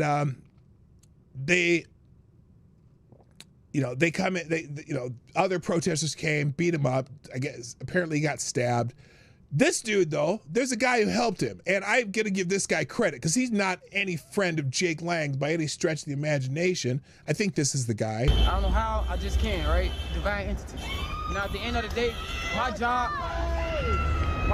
Way to be fucking brave and trying to fucking do something. Yeah, my job, my purpose on earth, and my spirit told me I'm the son of God, right? A lot of people gonna think I'm lying, and I just showed you again. They got Jake Lang's. It shows you again that I don't have to lie, but I move off love and unity. And that's how Jesus walked. If y'all Christians, that's how Yahweh walked. I'm gonna play this whole thing. Africans and y'all roots, Yahweh walked and just showing love regardless of what somebody did to you. When they crucified him on the cross, he still forgave everybody for their sins. And they down there killed him. So it's like, we can't treat hate with hate. Love overcome hate any day. When one motherfucker starts showing love, everybody show love. But if one person hate, everybody hate. It's a domino effect, just like a domino. That's that, but it was my job and my purpose. We stole his watch. Hey, let me see the watch. Hey, let me see the watch. Hey, watch this. Hey, come here. Hey, someone come here, Mello. Hey, check it out. You, come here. Yeah, you, yeah. Yeah, so look, keep that on. At the end of the day, this what he came, I don't know what this shit is. A fake ass, what they call these watches? Out of my protect. It's a watch. Who The gives a world is fuck? fake. You hear me? All this shit is fake. Stop paying y'all money for this shit. You feel me? But that's the internet, man. At the end of the day, just show love. So anyway, this is the guy. He saved Jake Lang. Basically, he protected the guy, got him out of there. Crazy how time is cyclical. Nazi Jake Lang, which I don't know if he's a fucking Nazi. I don't give a shit.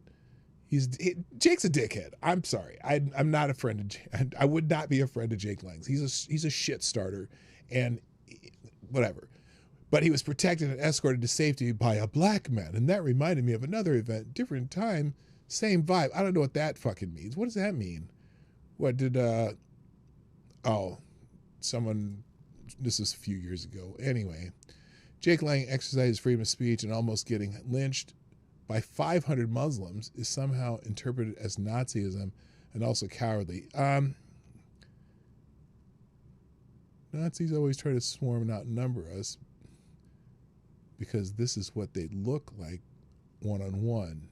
Nazis are, to the last man, fucking cowards. Their obsession with strong men stems from crippling fear and inadequacy. Okay, that's whatever. So this is the dude that was trying to save him.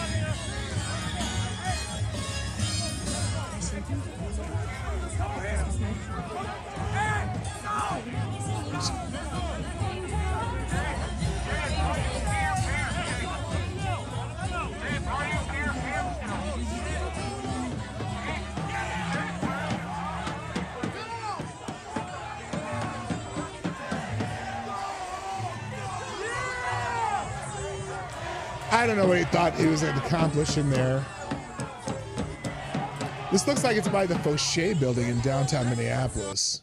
I can't see what that's very distinct. It's either they're either by the Fauché building or they're by the Episcopal Church. I think that's by the Episcopal Church actually in downtown Minneapolis. So anyway, all right. So anyway, that's what happened to Jake Lang. You probably already heard about that. Let me check this. You sent me a DM. What's the DM here? Oh my gosh, a whole bunch of stuff. Today, here's today. What's this one? I'll pause it right away. Hey!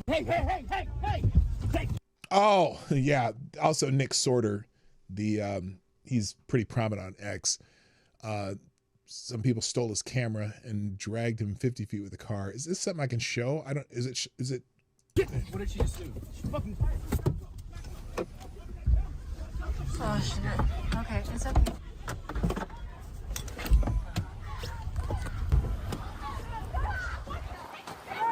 She took next camera.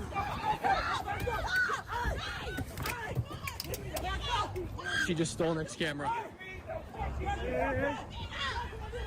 All right. Yeah, this is another incident. This is not anything that I can't show on YouTube. It's on YouTube, so what the hell? It's probably fine. Nick Sorter was out there. Him and a couple, Cam Higby. There's a bunch of them out there just reporting on the ground.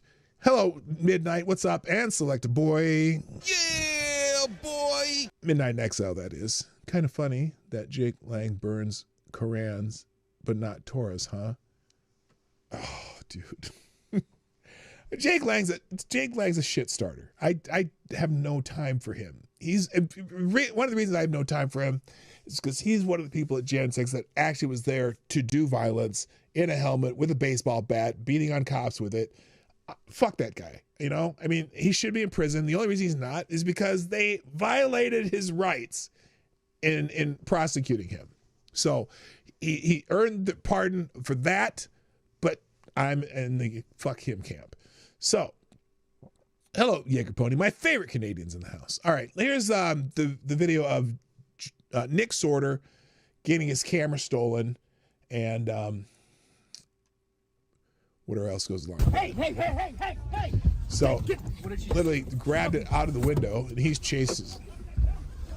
Oh shit. Okay, it's okay.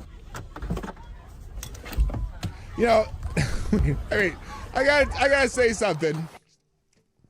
I got to say something real quick here. You know, you're out in Minneapolis, a place you don't live, and you know, I don't know if you rented this car or not, but nothing is more discreet than a red Jeep, a bright red Jeep. Like, no, what are they driving?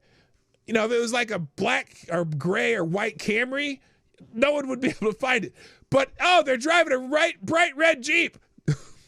There's not a whole lot of bright red Jeeps. Oh, Cam Higby's the one recording on this? Okay, well, that's interesting. She took next camera.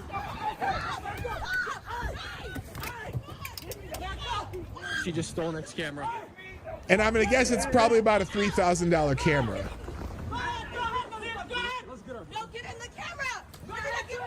Just tell her to give him the camera back. Give him the camera! What happened, Nick? They just stole my camera. Right out of your hand while you're in the car? That's what the fuck you wanted, right? That's what the fuck you wanted, right? That's what you did. Man, listen, motherfucker, you better get the fuck up out of here. You fucking coward. Motherfucker, you a coward, bitch. You have to leave. You a fucking coward. Get robbed, you motherfucker. Get the fuck up out of here. Bitch. You fucking coward. You a fucking coward, motherfucker. Nobody motherfucker, you trying to incite that shit. Nobody stepped in. Get the fuck up out of here, bro. $1,000 worth of equipment. Fuck you, bitch. Did you call 9? Did anybody call 911? Have Kevin do it. Well, the cop and when the cops did find Landy coming, what up, Tyler F?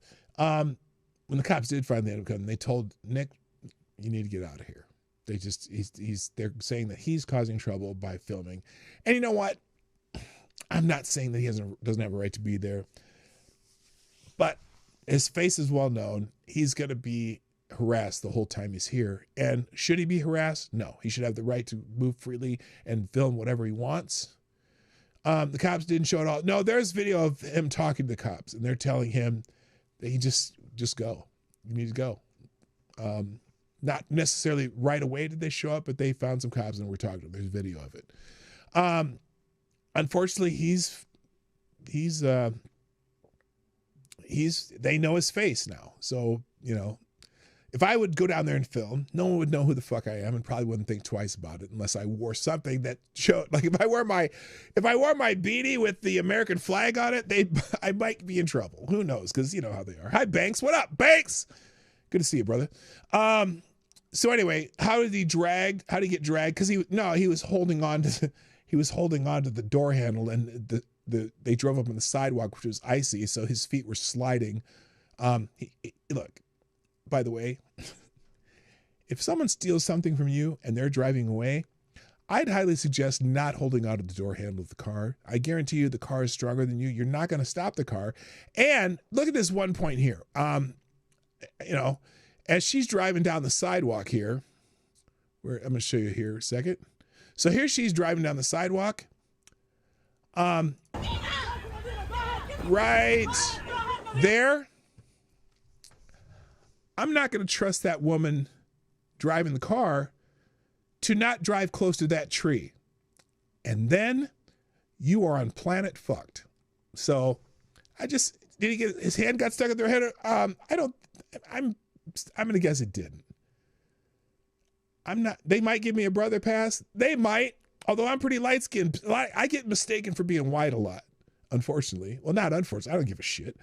But I do get mistaken for being white a lot. Like, you know, when people argue with me on the internet, or they see some of my videos and people like comment in my comment sections, every once in a while I get this, well, you're white or you have white privilege. And I'm like, motherfucker, I'm light skinned. I'm not white. Anyway. Yeah, I don't know if his hand got caught in the door handle. Maybe his glove did. Let the glove go, you know? And unfortunately, your instinct is you want to stop this person from taking your $1,000 camera. But sometimes that's your emotions, but sometimes your mind's got to kick in and go, you got to think George of the Jungle. Remember George of the Jungle? Look out for that what? Tree! Look out for that tree. I'm letting go. I'm just, you know what? Fuck it. I'm not going to stop this car. And it's, you know, it sucks, but it is what it is. And maybe the police will help you. Maybe they won't. Look, my experience with people stealing shit from me 3 times in San Francisco, broken into my car. Forget it. You're never going to get your shit. Unless you have the license plate, they might find the woman or whatever, but whatever. So anyway, there you go. Thank you, Miss Wild Wolf, for sending me that. All right, I'll have that in the link somewhere. Let's see. Oh, did I not even have that on the screen? Did I not have it on the screen with the tree? Watch out for that tree. Yeah, definitely. All right, that'll be in the links. I'll put it in the back here. Oh, I already did. Did I? Oh, no, that's Black Eyed Peas. Okay, yeah, it'll be in the links. I'll put it in the back with the Black Eyed Peas here. All right, where was I? We were at Jake Ling. Oh, let's talk about Greenland real quick. Let's talk about Greenland, and then we'll come back to some other happenings in the Twin Cities. But we need a break. Y'all need a break from Minnesota for a minute, right? I need a break from Minnesota. I freaking live here. I did have it on the screen. Okay, I wasn't sure. I forget if I hit the buttons or not. Let's talk about Greenland, because it's trending. And I don't, look, my knowledge about the whole Greenland thing is pretty limited. I mean, I know that he's talking about the United States taking Greenland and there's that, blah, whatever. So here's the Grok summary. Trump announces a 10% tariffs on imports from Denmark, Norway, Sweden, France, Germany, and the UK, and the Netherlands, Finland, starting February 1st, 2026, rising to 25% by June 1st without Greenland purchase. He cited national security threats from Russia and China, criticizing small NATO-aligned exercise in Greenland as dangerous. European leaders condemned the threats as blackmail. Protests filled Copenhagen and Nuuk with hands-off Greenland signs. And the EU prepares countermeasures while tariffs would disrupt U.S. insulin and shipping supplies. So, and by the way, Italy's president or prime minister, whatever, Prime Minister Meloni was like, fuck that, let him have Greenland. She's like, I'm not going to put troops over there in an exercise to, fuck with the U.S. Apparently 74% of all insulin used in America comes from Denmark. 100% of all Ozempic used in America comes from Denmark. 15% of all shipping containers arriving in America come from a Danish company. All three are being discussed within Denmark to halt. Well, there's a good reason why we should be producing that shit here. I'm just saying. So anyway, like I said, I'm a midget as far as Greenland policy. So I'm going to let some other people tell you about Greenland policy. Let's start with Scott Bessent on, I don't know what show he was on. He was on Meet the Press. And he now this may be just him trying to find a way to why we need Greenland. He's talking to whatever her name is, Welker or whatever, this Democratic shill who that freeze frame's unfortunate. Reminds me of Adam Schiff. Right, Avocatus Diabli? Here we go.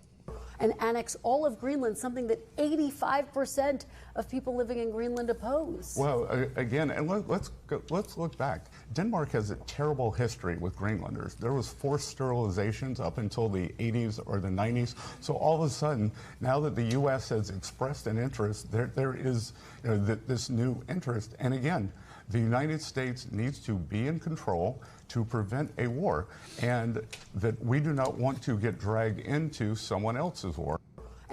Okay, so he's talking about forced sterilization. Look, I don't know if that's a good talking point. The United States kind of involved in that shit. There's all kinds of bad shit that everyone did to everybody. That's not the greatest argument. Grok, someone asked Grok, yes, historical records show forced sterilizations of Native American women occurred in the U.S., particularly in the 70s.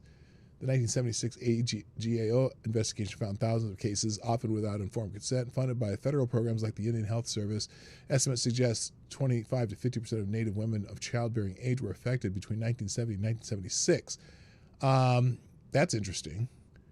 Trump will treat Greenland much better and they will have more wealth. So people are arguing over who does forced sterilization. I don't think there's clean hands on as far as that goes. But let's go down. Where's my dude here?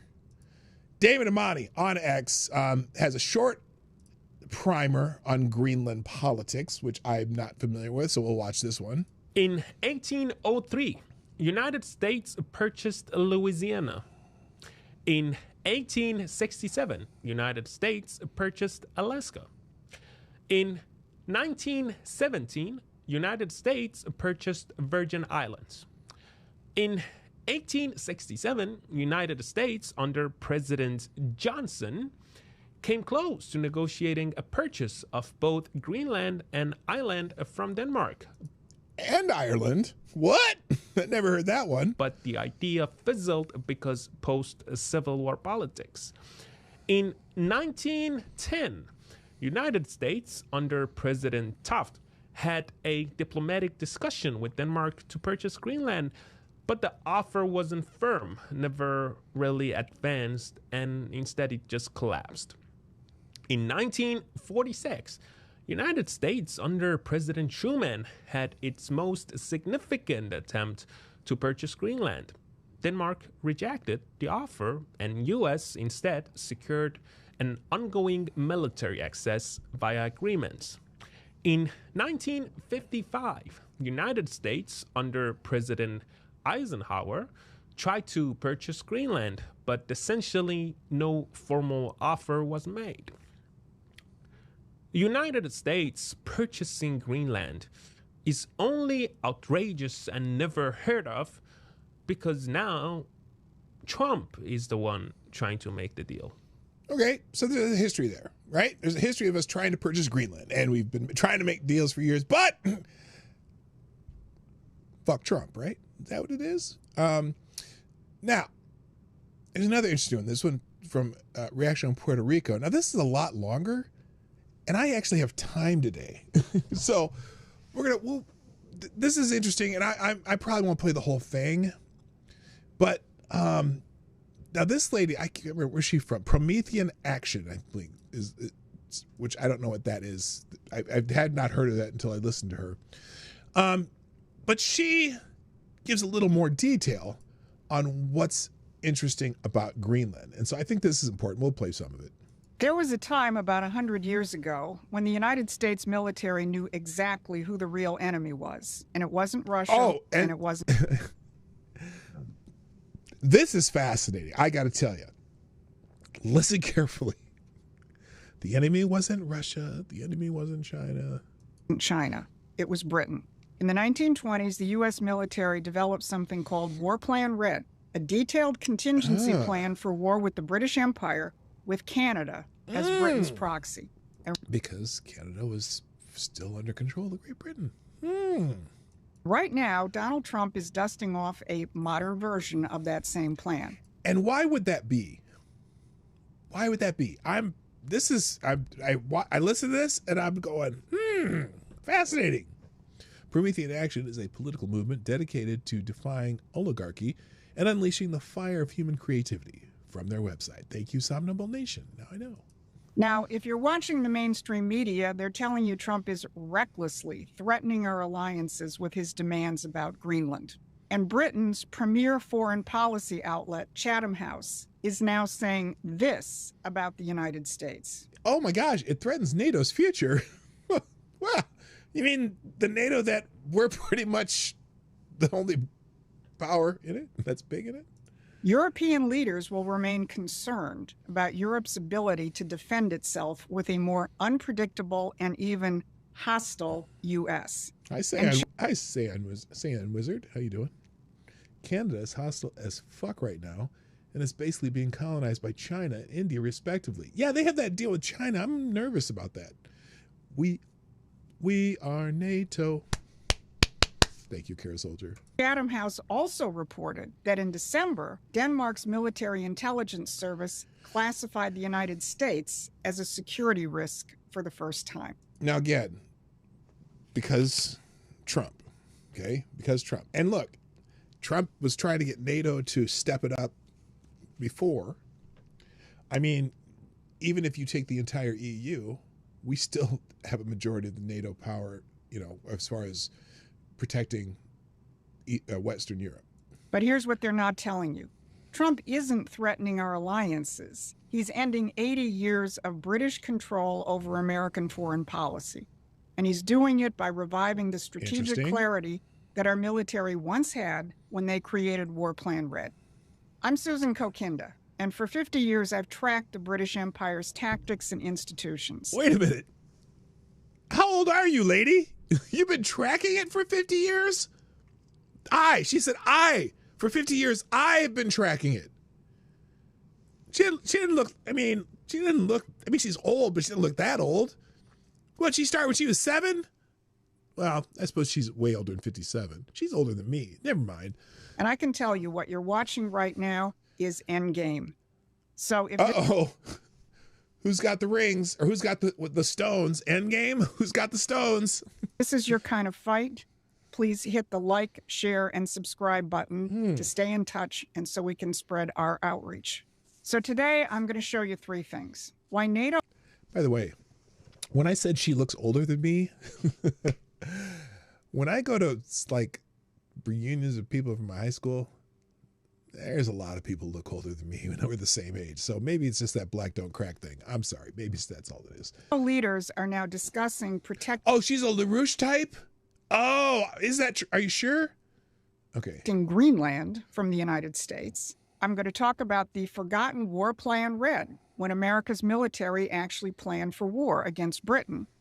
And third, how Trump is taking on the... Wait a minute. Okay, I'm confused. Great Britain's still our ally, right? Even though they're being overrun. They're getting overrun, I'm telling you. Monopolies at home. That these are the same British financial interests that shaped the post-war world, and they also run the cartels strangling your housing and your health care. Now, if you're watching the mainstream media, they're telling you Trump wants Greenland for its minerals or its military bases, or it's about Russia and China. Well, there are elements to some of that, but there's much, much more. Look at what the foreign policy establishment is actually panicking about. The Atlantic Council, NATO's outpost here in the United States, just published a piece titled, Trump's Quest for Greenland Could Be NATO's Darkest Hour. And Bloomberg reported that the United Kingdom and Germany are now discussing deploying NATO forces to Greenland to protect it from the United States. Well, and again, there's a group that are doing military exercises in that general area right now from other NATO organizations. So, yeah. Let that sink in. NATO allies are discussing how to protect a NATO member from the United States, the supposed leader of NATO. Here's what Chatham House is really worried about. The cornerstone of NATO policy, Article 5, which triggers U.S. military support for NATO members. Here's what they say. The U.S., NATO's most powerful country by far, threatening to attack a NATO member state further damages Article 5's credibility. Now, maybe I missed something. Are we, I don't pay attention to the Greenland debate. Are we threatening military action over this? Is anyone? Like I said, I've kind of just, I blanked this topic out up till now. You bet it does. But it gets even more interesting. They continue, and they say, traditional alliance systems are reshaping daily, and European states might find they need support from other South American or other global South states in the future. Okay. And then the folks at Chatham House are very worried about the reports of potential U.S. cooperation deal on Arctic energy projects, and they got even more nervous in November with the 28-point peace plan, which includes joint Russian-U.S. plans for rare earth mineral extraction in the Arctic. Did you catch that? Europe may have to realign with the global South while the U.S. is working on Arctic economic deals with Russia. They may need to align with the global South, right? Who's the big power? Who's a big military power in the global South? Any of these countries in South America big global military powers? I mean, I suppose Australia, but that's not in the same hemisphere.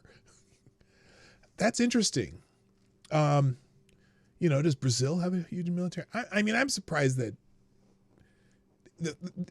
its proximity to the only other big powers that keeps South America safe from, basically safe from invasion, I guess. because that's just a logistical nightmare. And plus, with the United States being the power in the West that, you know, pretty much protects everybody. I'm not, that's interesting. Terres del Fuego has a sleeper military. Does it? I don't know. This is the British establishment admitting that Trump has broken their carefully crafted post-World War II Atlantic system. And here's the kicker about Greenland itself. The idea that Greenland belongs to Denmark is purely an artifact of imperial policy. Oh, that's true. Greenland didn't even get self-government until 2009, and it still has no power over its own foreign policy, currency, or defense. Denmark controls all of that. And according to— And it doesn't make sense, proximity-wise. I mean, you would think Greenland would be a part of Canada, if anything, but I don't know. That's weird. To the Danish media, those tensions recently broke out between Greenlandic and Danish parliamentarians. So the headline here, if you're not paying attention or not watching, Greenland suggests separate U.S. talks without Denmark. Greenland's foreign minister is pushing for direct talks with the U.S. without Denmark, highlighting a major power struggle within the Danish kingdom over its relationship with Washington. That's the headline she has on the page here. With one Greenlander accusing Denmark of neo-colonial methods. And opposition leaders in Greenland are now saying they want to negotiate directly with the United States, not through Copenhagen. Okay, now, but the opposition leaders are a pretty significant minority. I mean, at least as far as, that's if you listen to the rest of the news. They say that most of Greenland still wants to do their relationship with Denmark, which I'm not sure why, but whatever. I've always wondered what it'd be like to go to Greenland. Anyway. So when Trump talks about Greenland, he's really talking about dismantling one of the last vestiges of European colonial control in the Western Hemisphere. Mm-hmm. And NATO, the military arm of that old imperial system, knows that if Greenland goes, the whole structure starts to crumble. Now, that's interesting. That's it, because I haven't thought of it that way, other than a few islands in the Caribbean.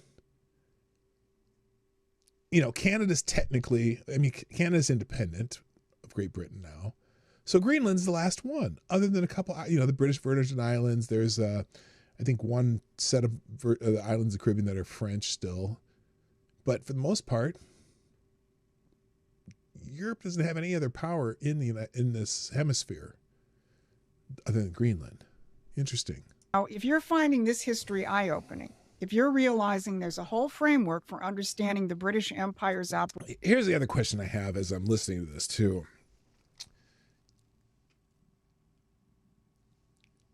Who are the advisors on this for Trump? Because I don't think Trump's thought of all this himself. I appreciate Trump for his policy and maybe finding people that are smart around him, but I don't think that he thinks this deeply. Maybe he does. He does a lot of global business, but there's got to be some very important advisors that are guiding him on this particular foreign policy. Because I don't think I don't think he was planning on building a Trump Tower in Greenland.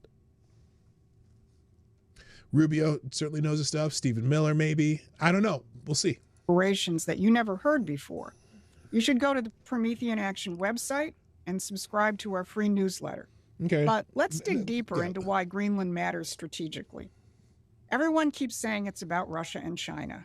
And yes, there are Russian and Chinese elements to this. But what if they aren't your main enemy? What if the real concern is Britain and Canada? Now pull...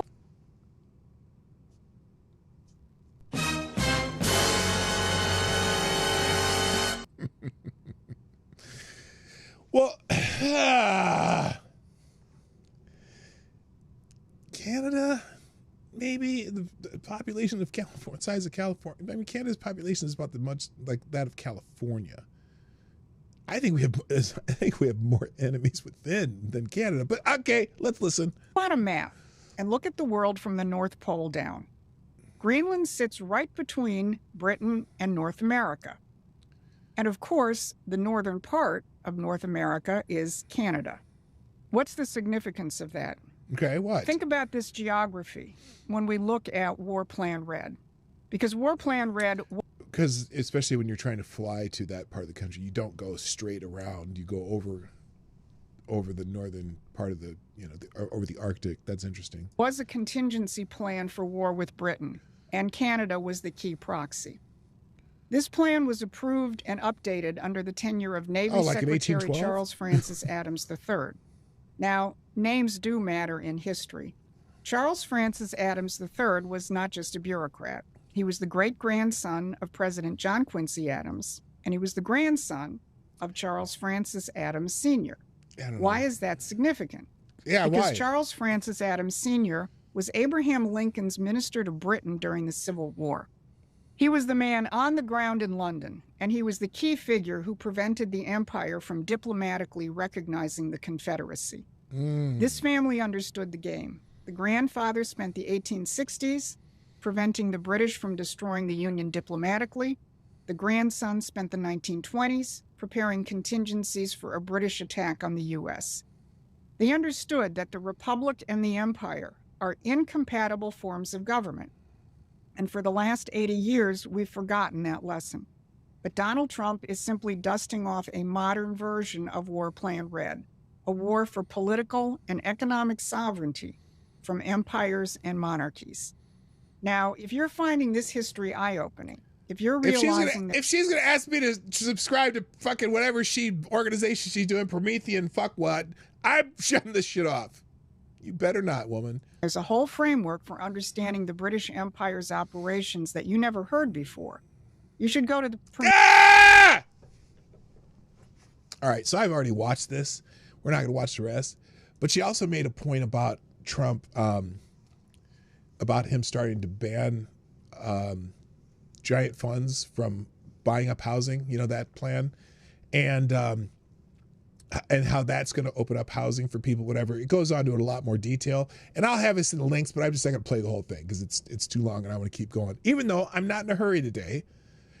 Aaron, I got an idea. Let's do a quick poll. Watch the rest. You're going to have 1 minute to answer this poll. Oh, that's Q&A. Hang on. Not that. Here, let's try it again. You got 1 minute to answer this poll. Watch the rest. Yes or no? I'll give you 2 minutes, actually. But anyway, yeah, she gets into why is it a Q&A? God damn it. Hang on. This is me brain farting again. Let's close that and let's unpin this. Jesus. Poll. Watch the rest. All right. Yes or no? You got 2 minutes. So she gets into, and I just did it. She gets into the whole thing with him banning these giant hedge funds from buying all these homes in the U.S. too. Why is that not? There it is. Okay. 82%. Okay. It looks, well.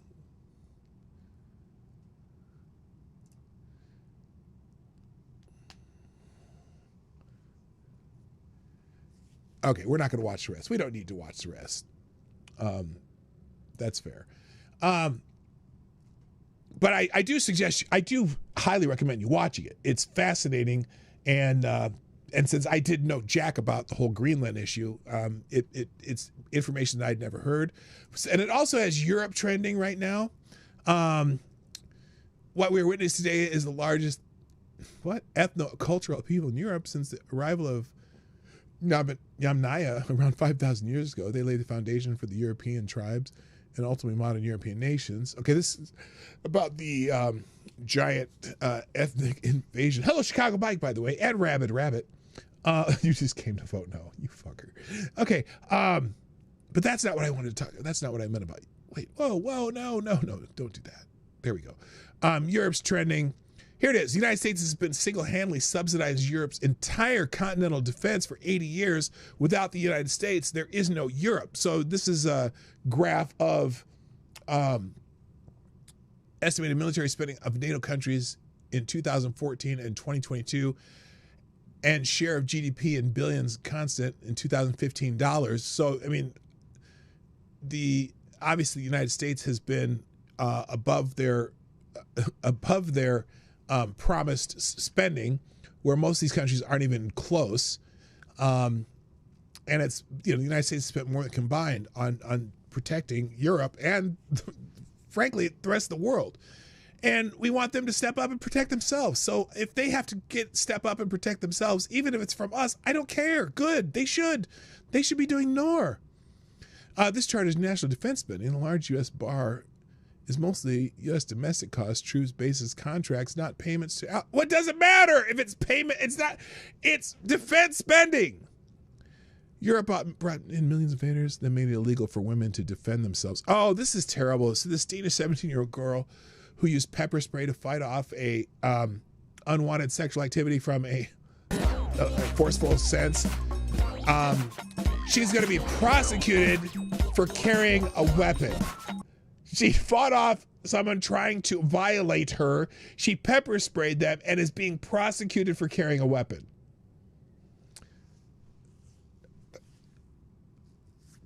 That's the Danish for you. That's the Danish. And I don't mean the little pastry. Thank you, Avocados Diablo, sponsor the show. You are on the board. Who says...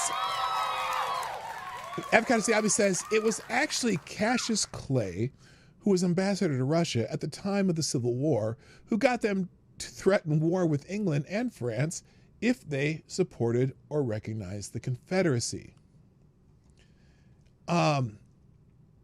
Cassius Clay? Wait a minute. Is that who Muhammad Ali was named after?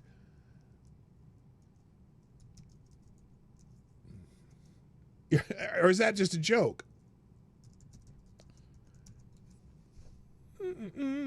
Cassius it is Cassius Clay. Cassius Marcellus Clay.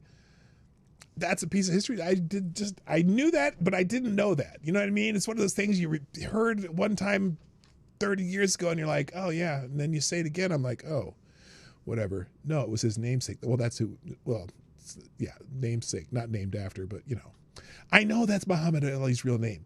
I know that. But the Cassius Marcellus Clay was a prominent Kentucky abolitionist and Union diplomat during the American Civil War who was serving as a U.S. minister to Russia from 1863 to 1869. I just read that off of whatever this little summary is up here. All right, let's, what the hell did I do? I looked it up over here. Is that what I did? Oh, I did open a new window just for that. All right, back to let's get to the main topic of the day. And that would be Mr. Don Lemon, who goes to a church, and I'm surprised. My thumbnail was in honor of the fact that I'm surprised he didn't spontaneously combust when he went into the church. So let's see if I can find the summary here.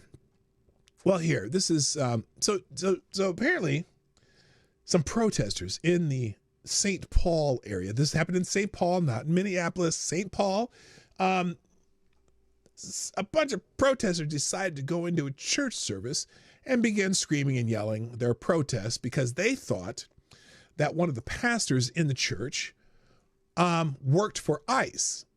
Now, because apparently someone was looking at some of the administrators in the Whipple building, which is not Mr. Whipple like Charmin toilet paper, but the Whipple building in Minneapolis, where this is a federal building where ICE bases their operations out of. And they saw the name of someone who works at the Whipple building matched the name of one of the pastors, in fact, the senior pastor at this church in St. Paul. Now, I find, first of all, if you know the Twin Cities like I do, because I live in a suburb of St. Paul, and I know the general politics of the heat, the temperature here, the idea that there's a church in St. Paul that is super pro-ICE floored me, first of all, because it's like these people. But seeing that these protesters have seen some tech workers in a restaurant and claimed that they were ICE, and they saw some guy driving around in his Suburban and they thought he was ICE, and they confronted him, and they're confronting people just for looking white and not, straggly and non-homeless looking white people are being all mistaken as people who work for ICE. So they saw the name of some of the administrator at the Whipple building, and they saw this name of a pastor at a church, and they put 2 and 14 together and got 391. He works for ICE. We don't know if he works for ICE. He might work for ICE. That might be his day job. He might just be a fucking administrator of, who procures tires and batteries for the cars, but we don't know. Or he may not work for him at all. He might just have the same name, because sometimes there's a person with this name and he works here, and there's the person with this name and he works there, and they're 2 completely different people. We don't know. Normally a senior pastor of a church, that's usually their main job. They don't have another job because they're a senior pastor of the church. And then, some of these churches, they make a hell of a lot of money doing that. They don't need a second job. So I don't know how you'd be a senior pastor of a church and then also work for ICE. But maybe he does, maybe he doesn't. Doesn't fucking matter. All these protesters decided to go to a church and protest inside the church. Now, the craziest part of it, well, that's not the craziest part, but one of the crazy parts of it, Don Lemon, former failed CNN news anchor and just fucked up moron, joined the protesters in the church and decided to go in the church with them. And he's in there, harassing pastors and trying to interview them and all this shit. Anyway, wait a minute. Hold on. Okay. We'll get there in a second. And so this turns out to be just a shit show. So let's start with the Don Lemon thread here. Here's one. New. Don Lemon tries lecturing a pastor on the First Amendment after a mob of leftists stormed a church in Minneapolis. Okay, it was in St. Paul, not Minneapolis. And the pastor says it's not acceptable. This is well, here, let's listen to this, because this is going to be none of this is going to be in chronological order. But here's Don Lemon talking to the pastor of church while this protest in the church is going on. By the way, Don Lemon is dumb as a box of rocks. What do you think of this? I mean, this is unacceptable. It's shameful. It's shameful to interrupt a public gathering of Christians in worship. But there were folks who will say, I have to take care of my flock. Okay, but listen, we live in there's a Constitution and the First Amendment to.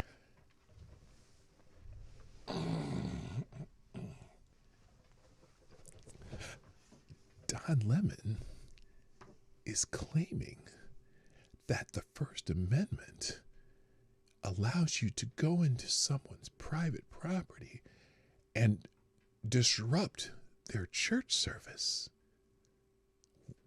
What? Freedom of speech and freedom to assemble and protest.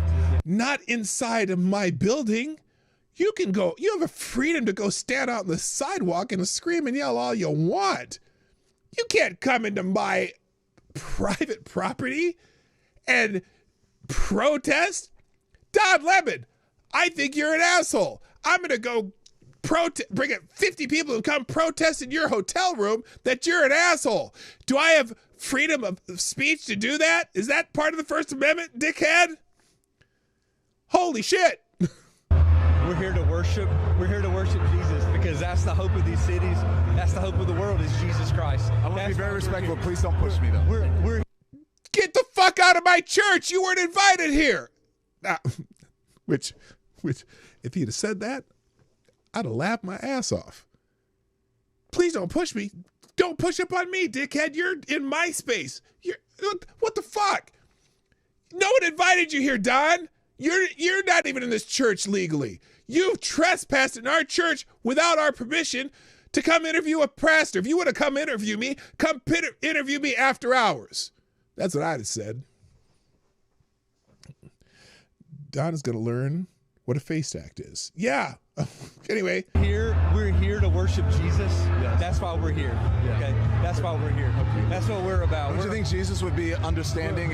No, Don. Maybe Jesus would be. Would Jesus be understanding? Jesus isn't here, Don. Jesus isn't here. Maybe Jesus would be understanding. But Jesus wouldn't be violate the law. Is Jesus going to break into your house and yell at you and scare people in the church? Because look, we'll get into this a little more. Thank you, Avocado Steve. I'll be another small blow in the tip jar. And you are now the new Streamland Superstar sponsor of the day. Speaking of people mistaking people for ICE, have you seen the crazy woman who thought a kick streamer in his car with a mannequin in his car was an ICE agent? No, I haven't. We're going to watch that later, though, because that sounds hilarious. Let's pause that. Pause it. Okay, we'll get to that later. So, Don Lemon, holy shit, you're stupid. So, basically, here's the New York Post article on what's happened, because if you don't know what happened, mob storms Minnesota church during worship to target pastor they say has ICE ties. ICE ties. Here, I'm going to refresh this. A swarm of anti-ICE protesters burst into a St. Paul, Minnesota church in the middle of a Sunday service and accused a pastor of working with immigration and customs enforcement. By the way, the pastor they were targeting wasn't even there. The demonstrators with Racial Justice Network stormed into the city's church and called out resident pastor David Eastwood, whom they accused of moonlighting as the acting field office director for ICE in Minnesota. Now, again, what? Resident pastor David Eastwood, they accused him of moonlighting for ICE. You mean which one's his full-time job? Because they say he's moonlighting. David Eastwood is listed as an employee with the field office, but it's still unclear if that's the same man as the city's church pastor. The Post has reached out to the Department of Homeland Security to check. The service disruptors chanted slogans heard at dozens of other protests and have wreaked havoc around Minneapolis, including some invoking slain anti-ICE activist and mom of three, Renee Cole Good. This is the only outlet that, well, not the only one, but this is one of the very few outlets that will not call her a mom of three first. Slain anti-ICE activist and mom Renee Cole Good. Others specifically slandered Eastwood for misrepresenting the ideals of his faith through his support for ICE, which they don't even know. They didn't ask him. Quote, "This cannot be a house of God while harboring someone directing ICE agents to wreak havoc on our community. I am a reverend on top of being a lawyer and an activist, so I come here in the power of Almighty God," one protester named Nakima Levy Armstrong told ousted CNN host Don Lemon during his live stream. Eastwood was not at the Sunday service. The congregation's lead pastor, Jonathan Parnell, said the bombardment was shameful and asked anyone who wasn't intending to worship to leave. The Department of Justice is probing the demonstration at the church for potential violation of civil rights, specifically interfering with Christian worshipers, according to a post on X. The DHS reposted one of the videos of the church protest on X. Agitators aren't targeting our officers. They're now targeting churches too. They're going from hotel to hotel, church to church, hunting for federal law enforcement who are risking their lives to protect Americans. So the DHS post, let's see, is this one it? Where is it? Is it this one? No. Here's Immigration and Customs Enforcement. Agitators aren't just targeting officers, they're targeting churches too. They're going from hotel to hotel, church to church, hunting federal law enforcement who are risking their lives to protect Americans. Tim Walz and Jacob Fry are responsible for whipping these mobs into a frenzy and then allowing them to run rampant. We won't be deterred. ICE isn't going anywhere. So, shocking footage of the city's church in Minneapolis. It's in St. Paul, dummies! It's in St. Paul. Minneapolis and St. Paul are two different cities, even though they're right next to each other. That's why they're called the Twin Cities. That's why we have the Minnesota Twins, but it's St. Paul. Anyway. So anyway, this is the scene. This is the scene at the church if you haven't seen it yet. All these morons. And there's Don Lemon down in the lower left-hand corner there. Why isn't this going full? There we go. Don Lemon in the lower left-hand corner. So you can see the protesters here have gathered over here. They're in the middle of the church. Screaming and yelling at congregationists. They're not even asking for Eastwood. They're just screaming at the congregation.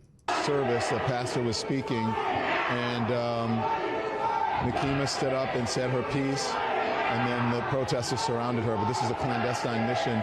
I think they found out one of, according to them, This is a clandestine mission. Huh. A mission to what, Don, as you're talking? Operation Pull-Up, that one of the pastors here is a member of ICE, and so... They're not sure, they just see the same name. Oh my gosh, there couldn't be anyone having the same name. And what if he is? Do you know what he does there? You have no idea. There we go. By the way, and if he does work for ICE, do you think he's a policy wonk? Do you think he's one of the creates the policy? Do you think he's in direct contact with Donald Trump and saying, yes, we're going to go shoot Brene Good, right? This is so stupid. Anyway.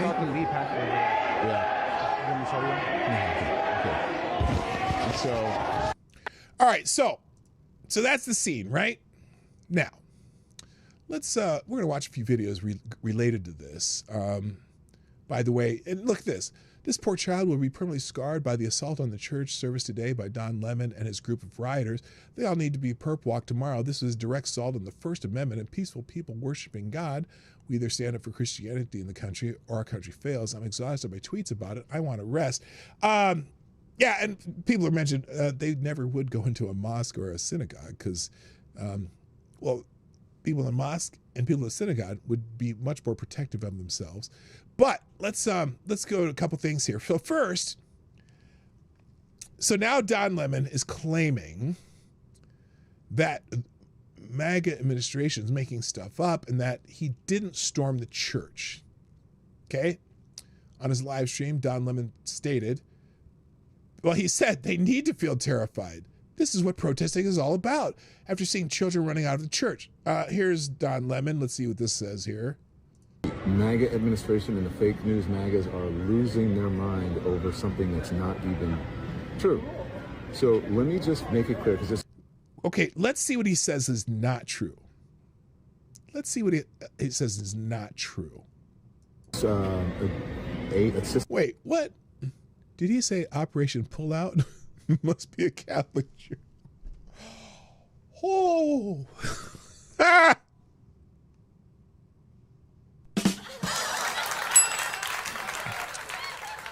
Back to Don Lemon. We'll start over. MAGA administration and the fake news MAGAs are losing their mind over something that's not even true. So let me just make it clear, because this assistant attorney general, I don't know, gosh, what's her name? Something Hammett, Gillen or whatever. So I had no affiliation to that organization. I didn't even know they were going to this church until we followed them there. Store that. I have no affiliation with this group. I didn't even know they were going there until I followed them there. Listen to this. I'm play it again. Listen to what he says here. I had no affiliation to that organization. I didn't even know they were going to this church until we followed them there. I didn't even know they were going to this church until we followed them there. They're chronicling protests. Once the protest started in the church, we did an act of journalism, which was report on it. Wait a minute. How did you end up going in the church? We're going to watch what Don Lemon actually did in a minute here. But he's saying he didn't even know that they were going to this church. We did an act of journalism once it started. Wait a minute. Why were you in the church, Don? You weren't invited to the church. A church is not just a place where you go and randomly set up your journalism. Interesting. Talk to the people who were involved, which included the pastor, members of the church, and members of the organization. That's it. It's called journalism. First Amendment. No, you don't have a right to access to that church, Don. That's not journalism. You don't have a right to be in that church. I don't care if you saw, the police run in there. You cannot go into the church uninvited. That's not public property. You don't get to come in there with your cameras. No, that's not the First Amendment. Not at all. You don't freedom of the press doesn't mean you have freedom of access to every space in the United States. You can stand out on the sidewalk all you want. All that stuff, for all of you people who believe in the First Amendment, absolutist, there you go. Oh, nice little smug. There you go. Interesting. Interesting. You have a right to say whatever you want in your own space, Don. You have your right to say whatever you want in public, Don. You do not have to write. Don, would you have a right to come into my house and just start filming while we're making dinner? Don, would that my method for making chili? Well, that's just journalism. If I was making a pot of chili, would you have a right to come in and see my secret recipe?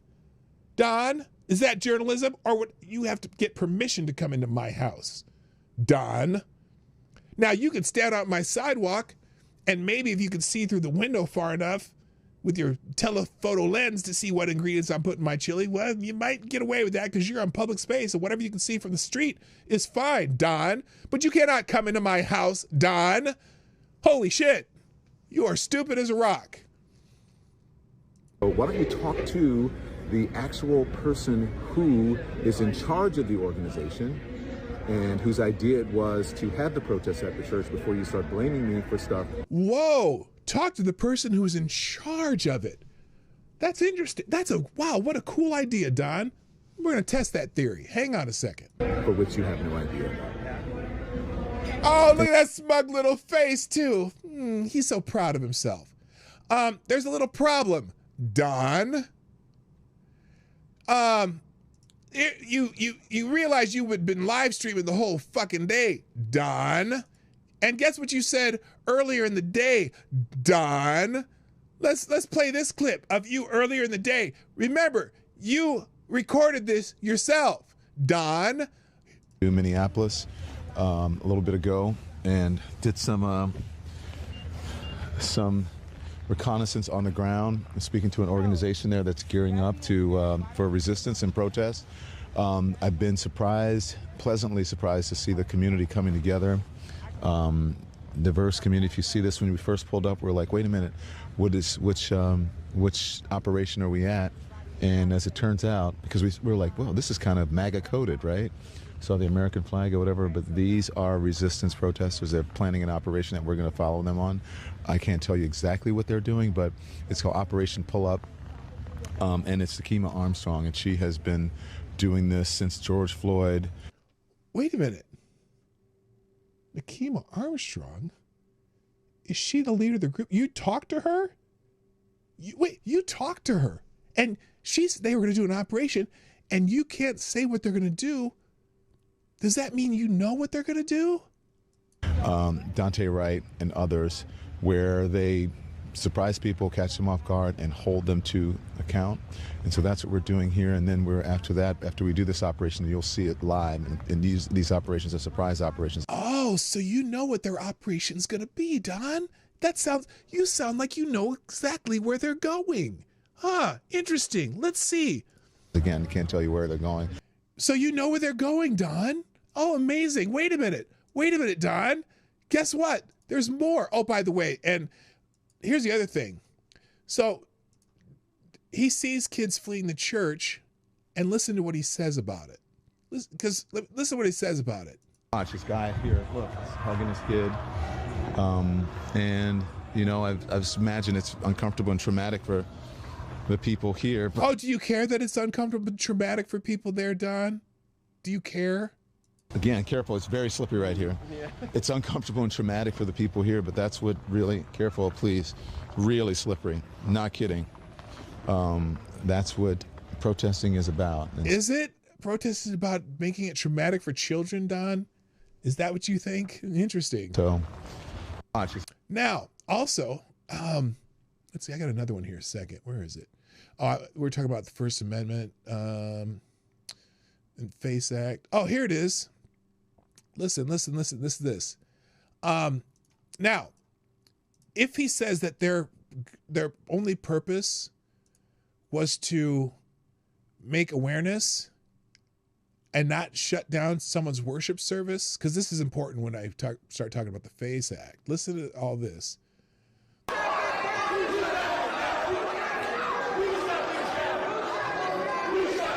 So you were proud that you shut down somebody's church service?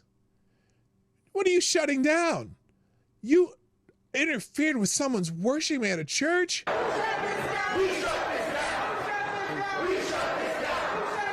You're going to jail. Well, not in Minnesota. They'll get you acquitted if they get charged. That's the problem. Although, who knows? Maybe they do federal charge and take you out of this jurisdiction. Then we could see.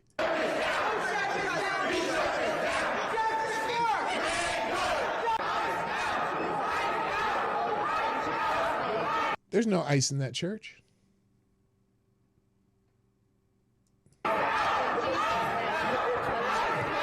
So they're there to intimidate people. Look, this guy's up in someone's face. They're there to intimidate people at a church service.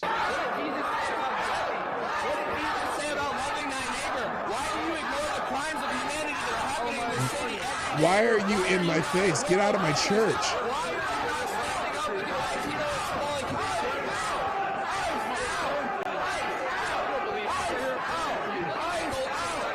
Anyway, this goes on and on and on. Now, let's watch how Don Lemon got to this church. Let's watch how Don Lemon gets to this church. Because remember, he said, oh, he was just following them, just happened to see them go by, even though he just said earlier in the day that he knew where they were going. In fact, let's see. We'll start. Well, here, 3059. I'm going to go back here a little bit. Again, let's refresh our memories of what Don Lemon said prior to going to this church. Are fighting back, how they're organizing, how they're strategizing, and they're doing this. Wait, did that word start? Oh, hang on a second.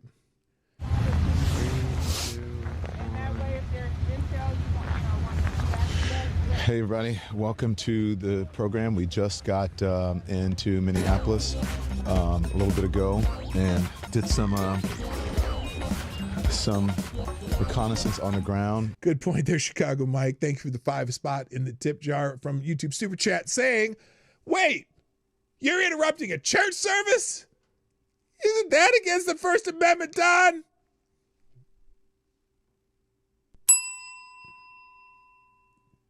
Don's a dumbass.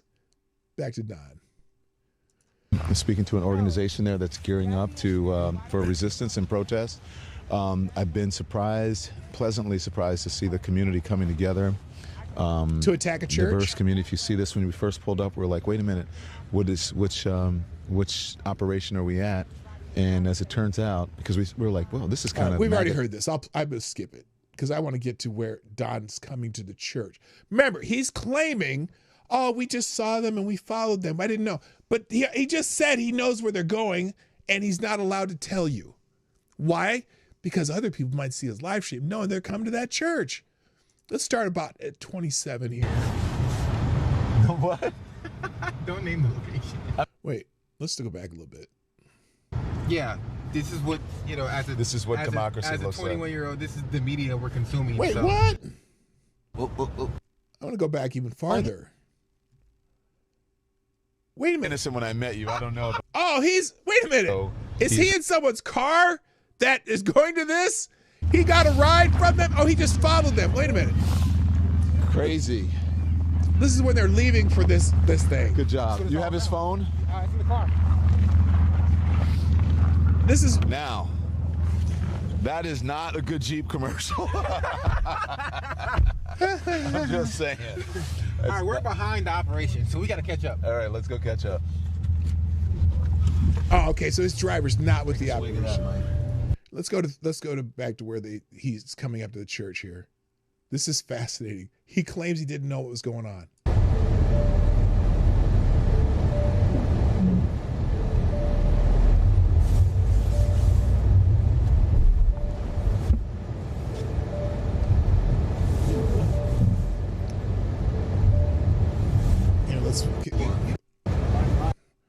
Take the mic. Alrighty. I've been driving in the snow for 30 years or more. Hang on. Did they get stuck? So, Mike, I need you right in front of the car. We'll just keep going forward because I want to. So I'm gonna. All right, here they are now. Right here. Okay, so you just want me set up getting a good shot of the location? Yeah. Gotcha. Gee, how do they know this is the location? Because they didn't follow anybody. And I'm gonna go inside. Always bet on black. Always uninvited. Guys, you know what movie that's from? It's from a movie, a gambling movie. Not Casino, but it's Wesley Snipes. I'm gonna. What was the Wesley Snipes movie? I'm grabbing my Meta. I'm putting TikTok link in now. So I want you to watch where he goes. But we're not going to watch this whole thing because he was streaming for 6 hours. But this is just the part of this church part. You have one mission, and that was not to get us stuck. We didn't get stuck. Now, wait a minute. They got stuck? This is important too. If they got stuck, how did they know what church the protesters were going to? He says he didn't know in advance. He just happened upon them. Interesting. They got stuck. But they still know which church to go to. There's great content. Would you like? Okay. Let's go forward here. You can hear me, right? Now, do you see any protesters out here? Do you see anybody outside? Well, there? I mean, we're here now. What? Where's my phone? I need my phone. That's actually a school near the church, by the way. We'll skip ahead a little bit. Because he claims he didn't know where they were. He just happened upon them, If you want to walk over, this you is can, journalism. You can stand on the sidewalk. How do you know which church to go to? There's no one outside of this church that he saw earlier. Okay, so we're going inside. Definitely trolls in the chat. It's okay. How does he know where to go? Who's he following right now? He's not following anybody. Did you know that? Have you heard that before? You didn't just happen upon it? That's my alternate, Lon Dimon. I can't believe you came up with that. Okay. So now they're walking down to this church that Someone said there were trolls in the chat. That's okay. We just happened upon these protesters. Where are they? We don't mind the trolls. How'd you know where they were going, Don? You got stuck. You got lost. Did you just walk into church? Passenger 57 is what Chicago it is. Mike. He just randomly went into every church in the Twin Cities. On the sidewalk here. Which there's hundreds and hundreds and hundreds if you want of to them. come over, I think you could probably come where the band is. Wait, where are they? How did you know to follow them into this church, Don? How did you know? Are you clairvoyant? Are you an empath? What are you? What do they call it on Star Trek? The telepath? Are you a telepath? Oh, we just stumbled upon this church and there was people. We looked at it and they're like, I wonder if any people are protesting in there. Ha! And then later, I didn't know anything because we're going to play what he said afterwards again after we're done with this. Almost done.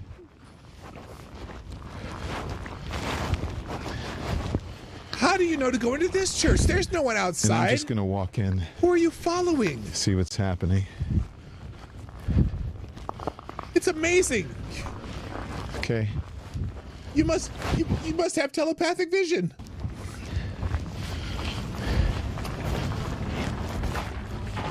It's a beautiful day in the neighborhood. Now it's also interesting. So all these people go into the church, right? And Don Lemon walks in there because they didn't start protesting right away. Were they waiting for Don? Did he ask him, look, make sure you wait till I'm there before you start? This is interesting too. So watch this. You're certainly not there to worship, Don.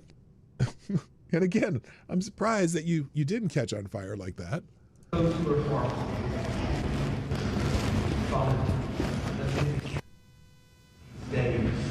Now I think they lose the signal here for a second.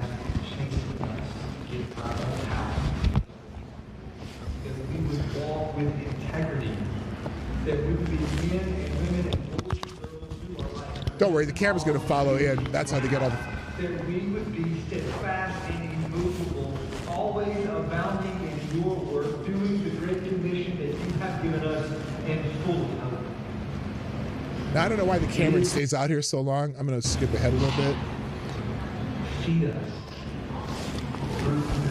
Right. Let's get to where I want to get to where the cameraman comes in because I don't remember what.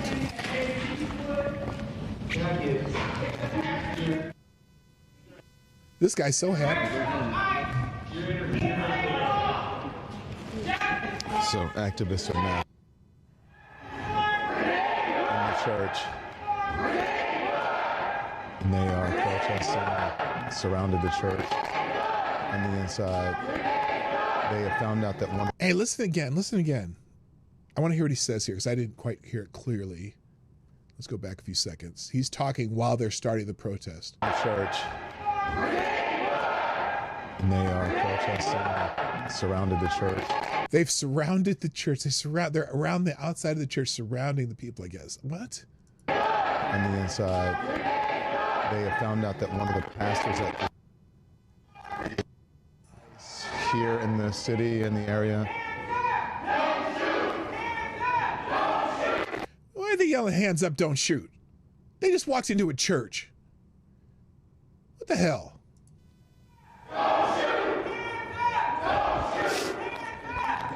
They're still, and by the way, the hands up, don't shoot myth still lives.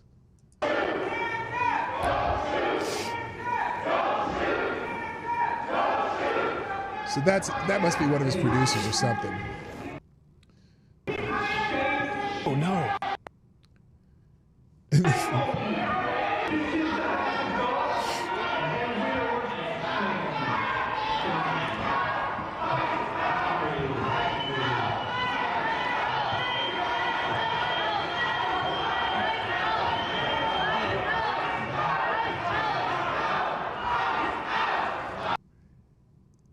This guy with the black cap on the right third with the yellow band or yellow underneath his neck, he's one of the leaders of this too. And he's been out all over the place screaming and yelling at people going into churches. He's been stalking people at church. There's several videos of him doing this during this day, screaming at people going to another church too.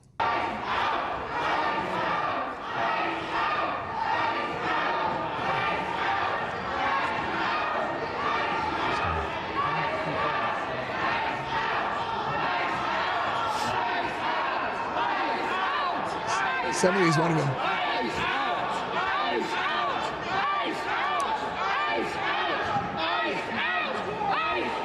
They seem nice.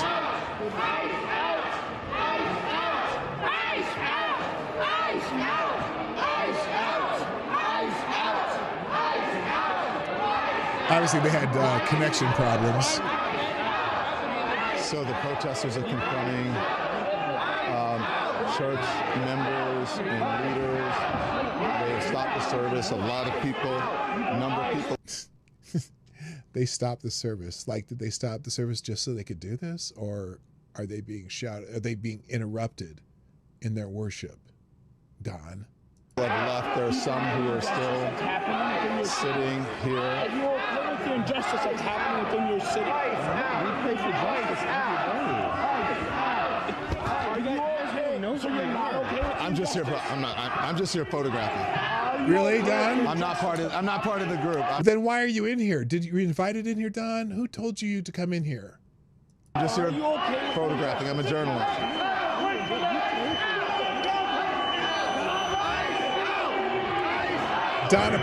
Don surely approves of this, though. He thinks it's great. This is their First Amendment right to go into someone's house and start screaming at them. This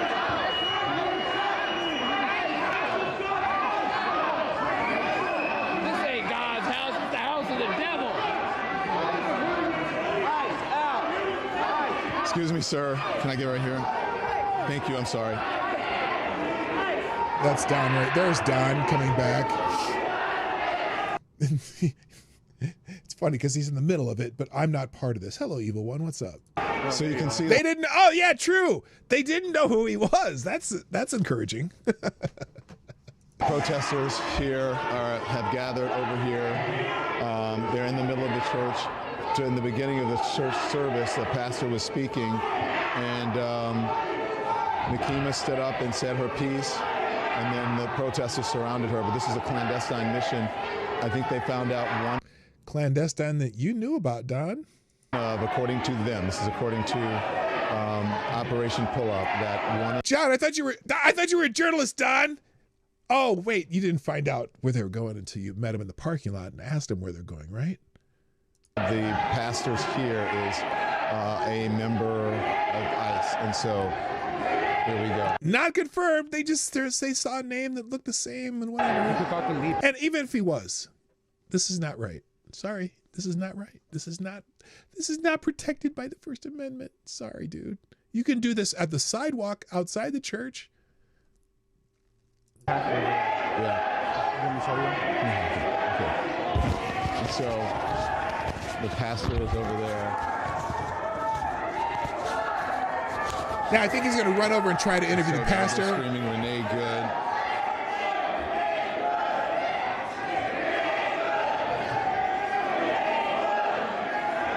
Uh-oh, they're going to get in trouble. Do you all know why they're going to get in trouble? Could you hear what they were yelling? Could you hear what they were yelling? They were yelling, say her name, Renee Good. You're not allowed to say that about a white woman. That's for black women only. There's people on the internet who make sure you know that that's for black women only. You know what else is interesting about this? Do you know what else is interesting about this?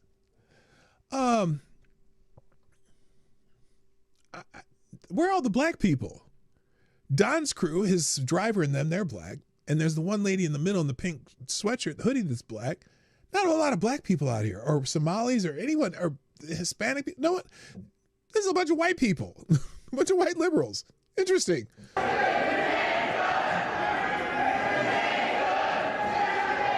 Oh, there's a brother over there in the back. Okay.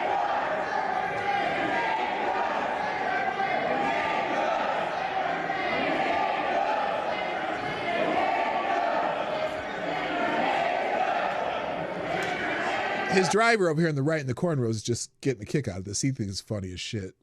But he's not part of it. He's just working. He works for Don.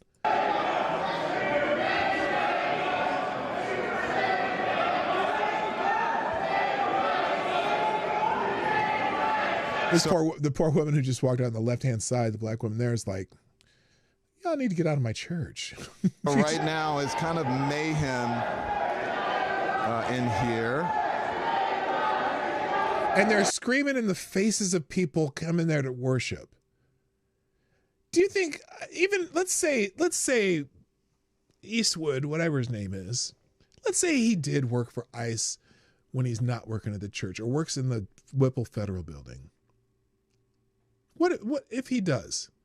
Do you think a lot of people in this congregation know or care where he works in his private life? I don't get it. And there are some folks here who are praying. Some of the members are chronicling, and there are, it's a surprise effort, obviously. You have violated these people's civil rights. Every person protesting in this church and Don Lemon himself have violated these people's civil rights. Period. In trying to protest something that you think is wrong, you violated someone else's civil rights. And the folks here are not happy about it. And so they're trying to figure out what to do about it. That's the lead pastor over there with the thing. And I don't know if he's the one that works for us. We don't know. That's what they're saying. So we're here just chronicling and reporting. We're not part of the activists, but we're here just reporting. But you sure knew they were going there, because you got stuck. You didn't follow them there. You knew exactly where to go. They told you where they were going. Journalists. On them.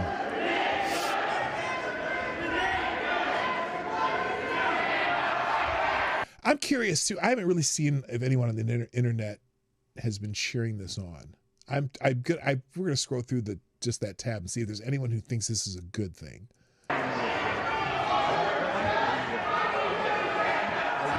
I'm not. Because if they're going to protest the church and this is okay and they don't get any charges, well, let's go protest in some other churches.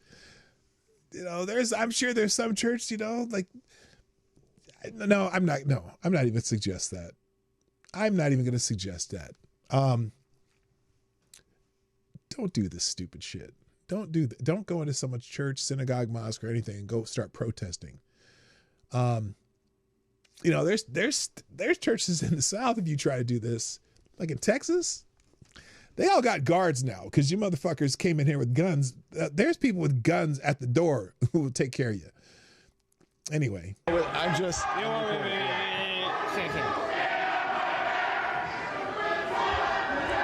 Oh, we're just here chronicling. So this is what the First Amendment is about? No, it's not what the First Amendment is about, Don.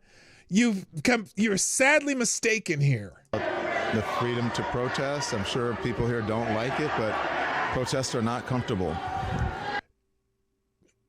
You cannot come into my property and protest. You can stand outside my property. You can stand on public property and protest. You cannot come into my house and do this stuff. This is not what the First Amendment's about. You violated these people's First Amendment right to worship. Don, you're interrupting their service. In fact, in the end, they're saying we shut it down. Oh, really? Now you've really fucked up. And there are people here who are, I'm looking at a young man who's in the corner. He's frightened. He's scared. He's crying. People are leaving church. Is that what it's all about, Don? This is what the First Amendment's all about. Right, Don? So, yeah.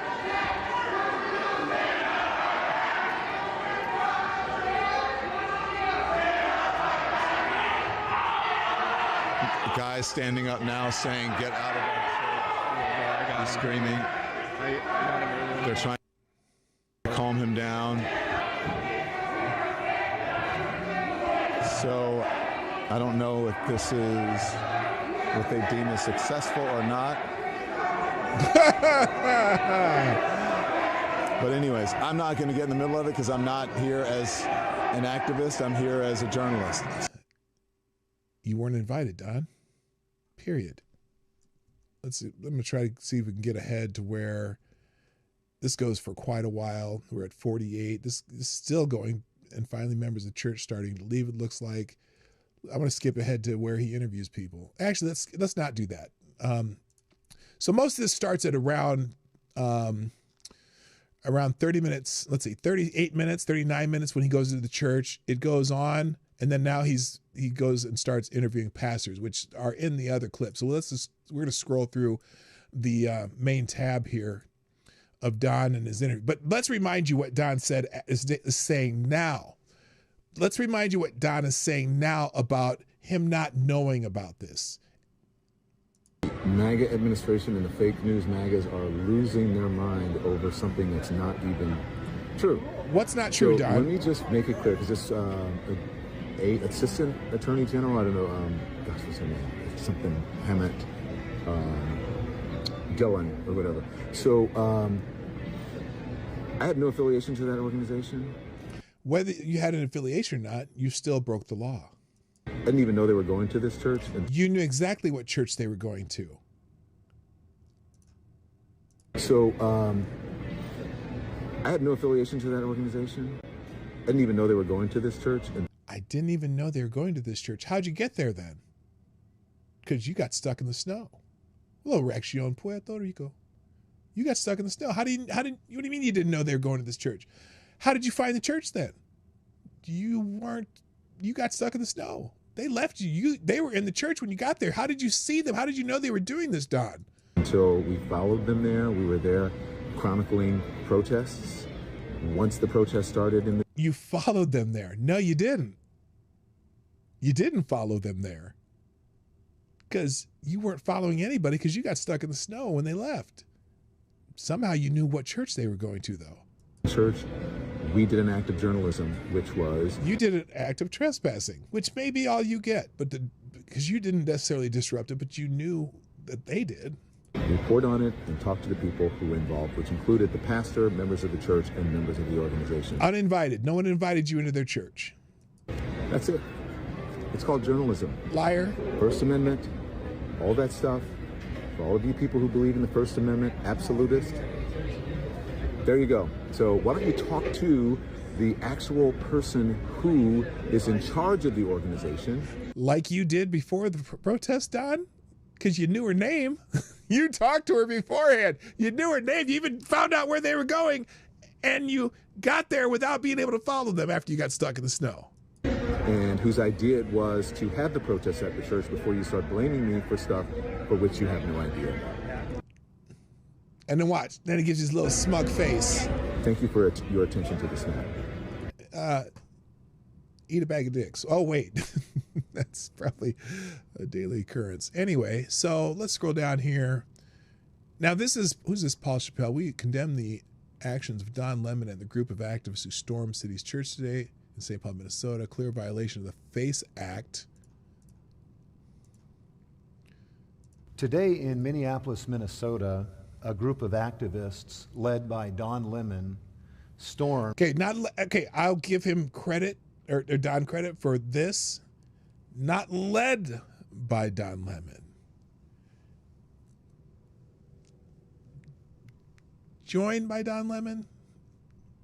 Don Lemon knew about it. Don Lemon knew that they were going to do it. Don Lemon knew exactly where they were going, but they weren't led by Don Lemon.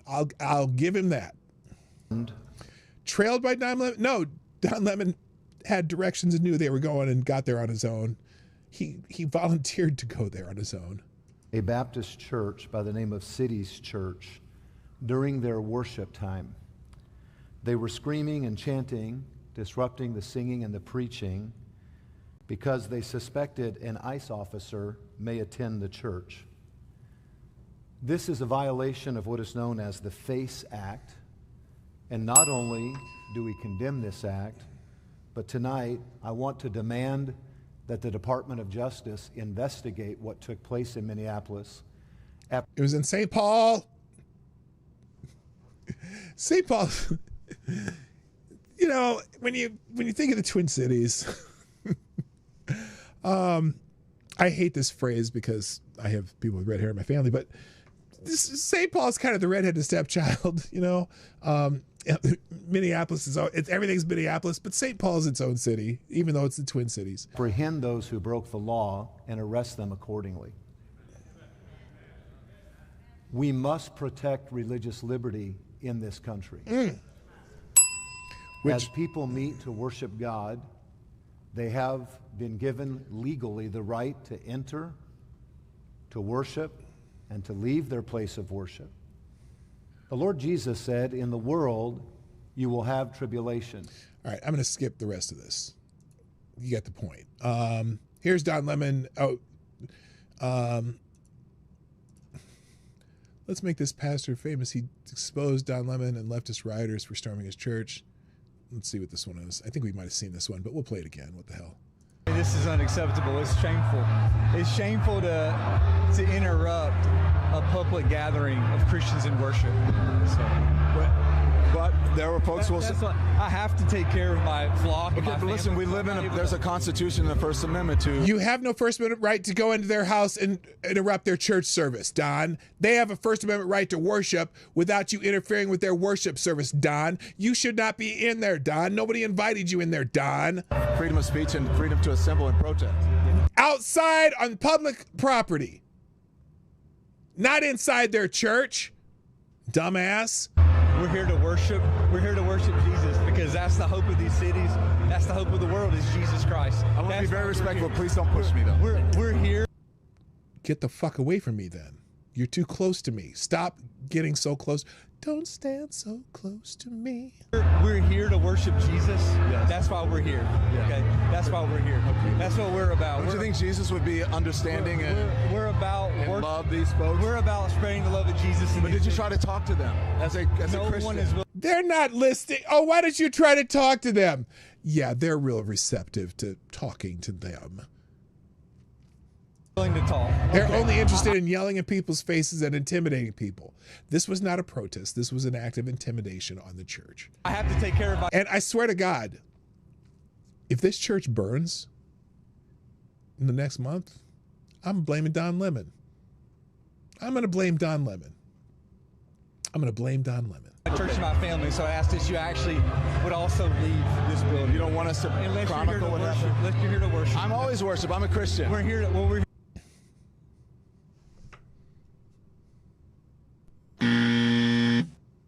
here to worship. We're here to worship. Okay. Thank you very much. This is unacceptable.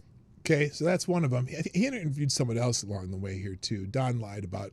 Here's the FACE Act that people are talking about. So this is the Freedom of Access to Clinic Entrances Act of 1994. Amends the Federal Criminal Code to prohibit 1, intentionally injuring, intimidating, or interfering with, or attempting to injure, intimidate, or interfere any person by force, threat of force, or physical obstruction because that person is or has been, or in order to intimidate such person or any other person or any class of persons from obtaining or providing reproductive health services.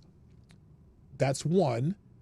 2, intentionally injuring, intimidating, or interfering with, or attempting to injure, intimidate, or interfere any person by force, threat of force, or physical obstruction exercising or seeking to exercise the First Amendment right of religious freedom at a place of religious worship. And then there's a third one, intentionally damaging or destroying property of any facility or attempting to do so because such facility provides reproductive health services, or intentionally damaging blah, blah, blah, blah, blah. Or place of religion, either reproductive health services or place of religious worship. So they're both in there. I believe they violated number 2 because they're intimidating people who are in the middle of a worship service. Now, let's see. There's conservatives are now demanding Don Lemon and the leftist agitators who took over Minneapolis church while people were worshiping to be charged with the FACE Act, the same law the Biden administration used to jail 9 pro-life activists. And that's Don with the pastor again. Let's move down here. Oh, listen to this. Assistant AG Harmeet Dillon announces DOJ investigation into anti-ICE agitators after Don Lemon allegedly stormed a Minneapolis church, terrifying people in the middle of worship. Dillon says this could be a FACE Act violation. So it kind of sounds like it. Look, were they attempting to intimidate the people in the church? Yelling in someone's face in the church would be pretty intimidating, wouldn't it? Anyone disagree with that? Is anyone watching that wouldn't agree with that? Because I don't know who's here or not here. Some of you may just be lurking for all I know.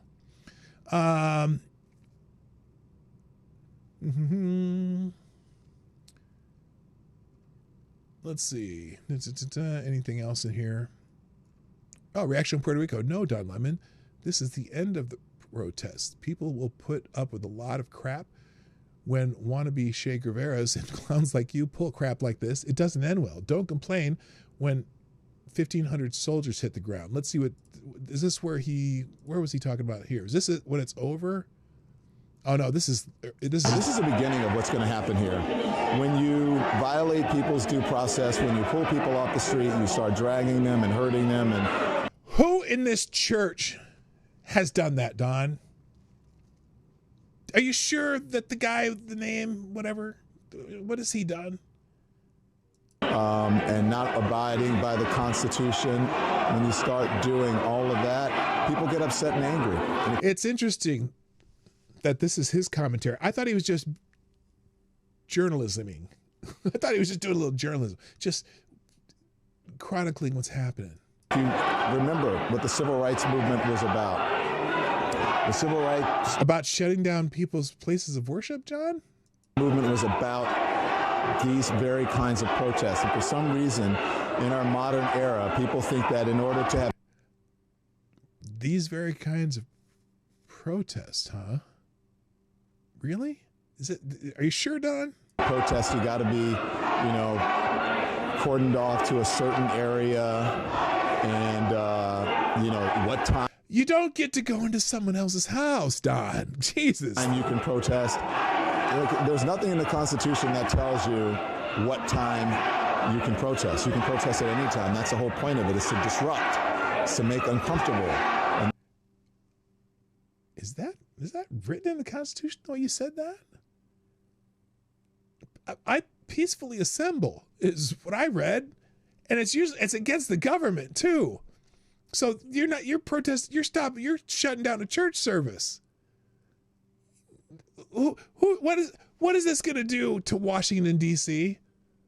other than get some people down here with some badges that are going to be investigating all these shitheads? That's what they're doing, and that's what I believe when I say everyone has to be willing to sacrifice something. You have to make people uncomfortable in these times. If you see how uncomfortable people, uncomfortably, and how harsh people are being treated. Maybe I should run down somewhere, find where Don Lemon is right now, and I'm going to make him feel uncomfortable. Maybe, should I do that? Just go make Don feel uncomfortable? Let's just see if he's streaming today. Find out where he is and make him feel uncomfortable. Because that's what he just said. You have to make people feel uncomfortable. Don, you... Good God. Yeah, I'm not going to do that because I don't feel like leaving my house today. It's -6 degrees. I don't get, well, it's probably warmed up now. Oh, yeah, it's up to 0 now. It's up to 0. On the streets, you have to be willing to go into places and disrupt and make people uncomfortable. So Don is advocating for this. Does it sound like he's just reporting? Or does it sound like he's advocating for this? Don, you're encouraging people to do more of this right now. Do you even realize what you're saying? You in that other video said, I'm not part of this group. I'm not doing this. I'm not doing that.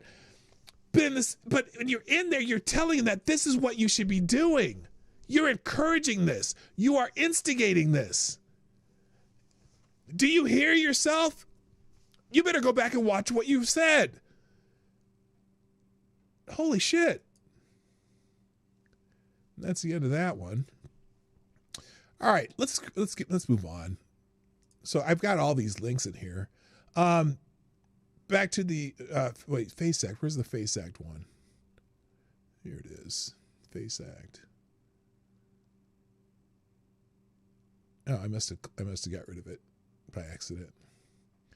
Is it this one? Oh, that's First Amendment. Yeah, who shut this down? We shut this down. That was what they were intending to do, to shut down they were there to shut down a worship service. Now, also, so I went to the Facebook page of this church, City's Church, with 1,600 followers. And now, but by the way, they do have a YouTube channel where they broadcast their services, and that they've shut off the comments on that because they're being harassed. And here's their, they said, happy 80th birthday, John Piper of Christianity Today. In the comments, committed to loving one another, huh? You ask your ICE agent pastor about that. Do you know that he's an ICE agent? And what if he is? What would Jesus do? Not become an ICE agent, that's for sure. ICE agent pastor, wowzers. You need to show proof of citizenship at the end of service, but to not get detained as you leave. It's just their Facebook page just be inundated with assholes. Words from the ELCA bishops to give you something to think about. True Christians. Christian nationalism confuses the gospel with political power. This church is in St. Paul, assholes! Do you know where you are? There's no chance that this is some Christian nationalist church. Whatever that even means. You fucking morons. Oh my God, it's amazing. No hate like Christian Baptist love. And to credit how many people in the comments are standing up for criminals. Oh, that's someone else. It's insane. These and this is on the happy birthday post for the John Piper. But it's you go into every one of these now. They are just a bunch of people trolling their Facebook page. Leviticus 19:33-34. When a foreigner resides among you in your land, do not mistreat them. A foreigner residing in our land? You mean the one that we invited? Yeah, we'll take those. Whatever. They literally are just going down every post now and claiming that this guy works for ICE. And if he does, so what?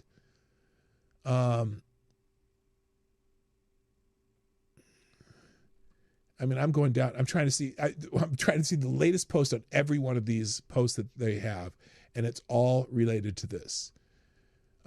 Show us a man who turned against God and his neighbors. A broken perspective is obvious. Okay, someone down here is finally they don't scroll too far because they're lazy as fuck. All right, let's move on. Now, this is interesting. So we talk about ICE officers and federal agents being attacked, right? Well, this is in Seattle, Washington, Como News. A jury on Friday acquitted Victor Vivanco Reyes of 4 felony counts of assaulting federal officers with a deadly weapon stemming from a June 2025 confrontation on Camano Island, in which prosecutors said he rammed a truck and trailer into agents during an arrest attempt, injuring officers and damaging government vehicles. He was acquitted. There's the truck. Victor Reyes, Vivanco Reyes, a citizen of Mexico, was illegally living in Stanwood at the time and had fled agents just weeks before on June 6th.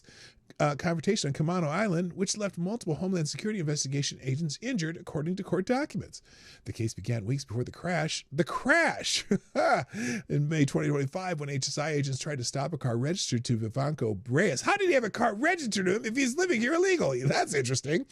To execute an immigration arrest warrant. Oh, they had a warrant! According to court documents, agents in unmarked SUVs activated their lights and sirens in a residential area in Stanwood. While other drivers pulled over, the car driven by Vivanco Reyes continued driving before briefly stopping near a driveway, according to court filings. Agents identified Vivanco Reyes as the driver, but prosecutors say he suddenly sped off, driving dangerously and nearly hitting a pedestrian, other vehicles, and a school bus. He could have killed kids. He could have killed children. Agents called off the chase, citing public safety risk. So they didn't even chase him because it was a public safety risk. That earlier escape, prosecutors argued, shaped how officers approached him the next time.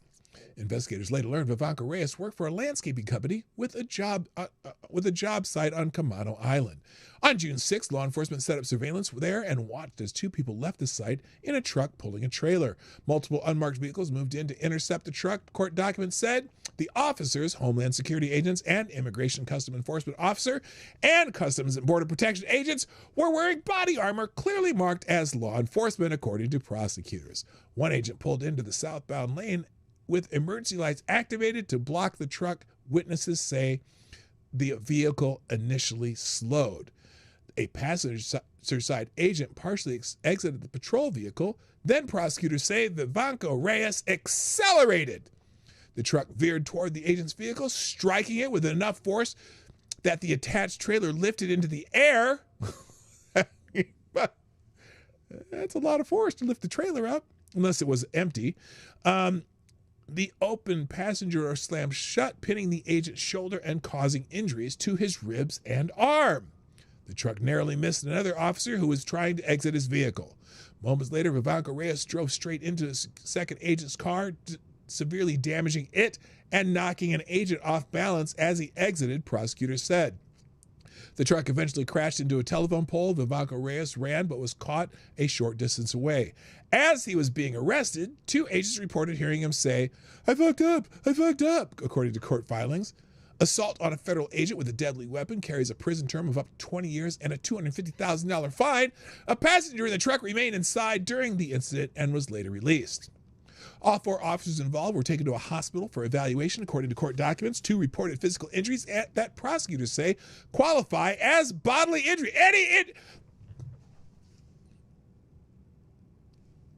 They wouldn't even have to been injured.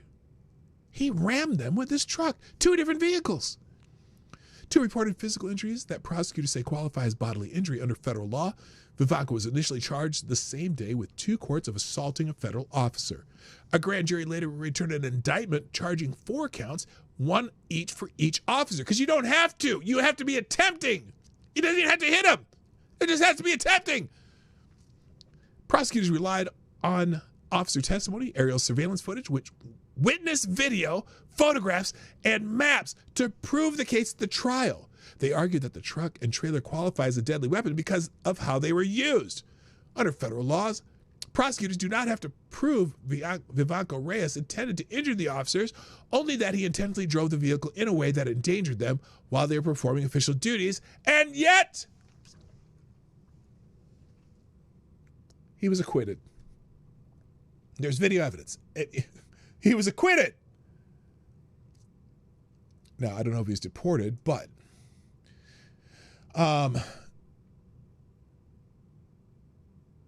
this is Front Page Magazine. Oh, is this the FACE Act one? No, anyway. So listen. So it's official. Sanctuary cities and states make it legal for illegal aliens to ram police officers.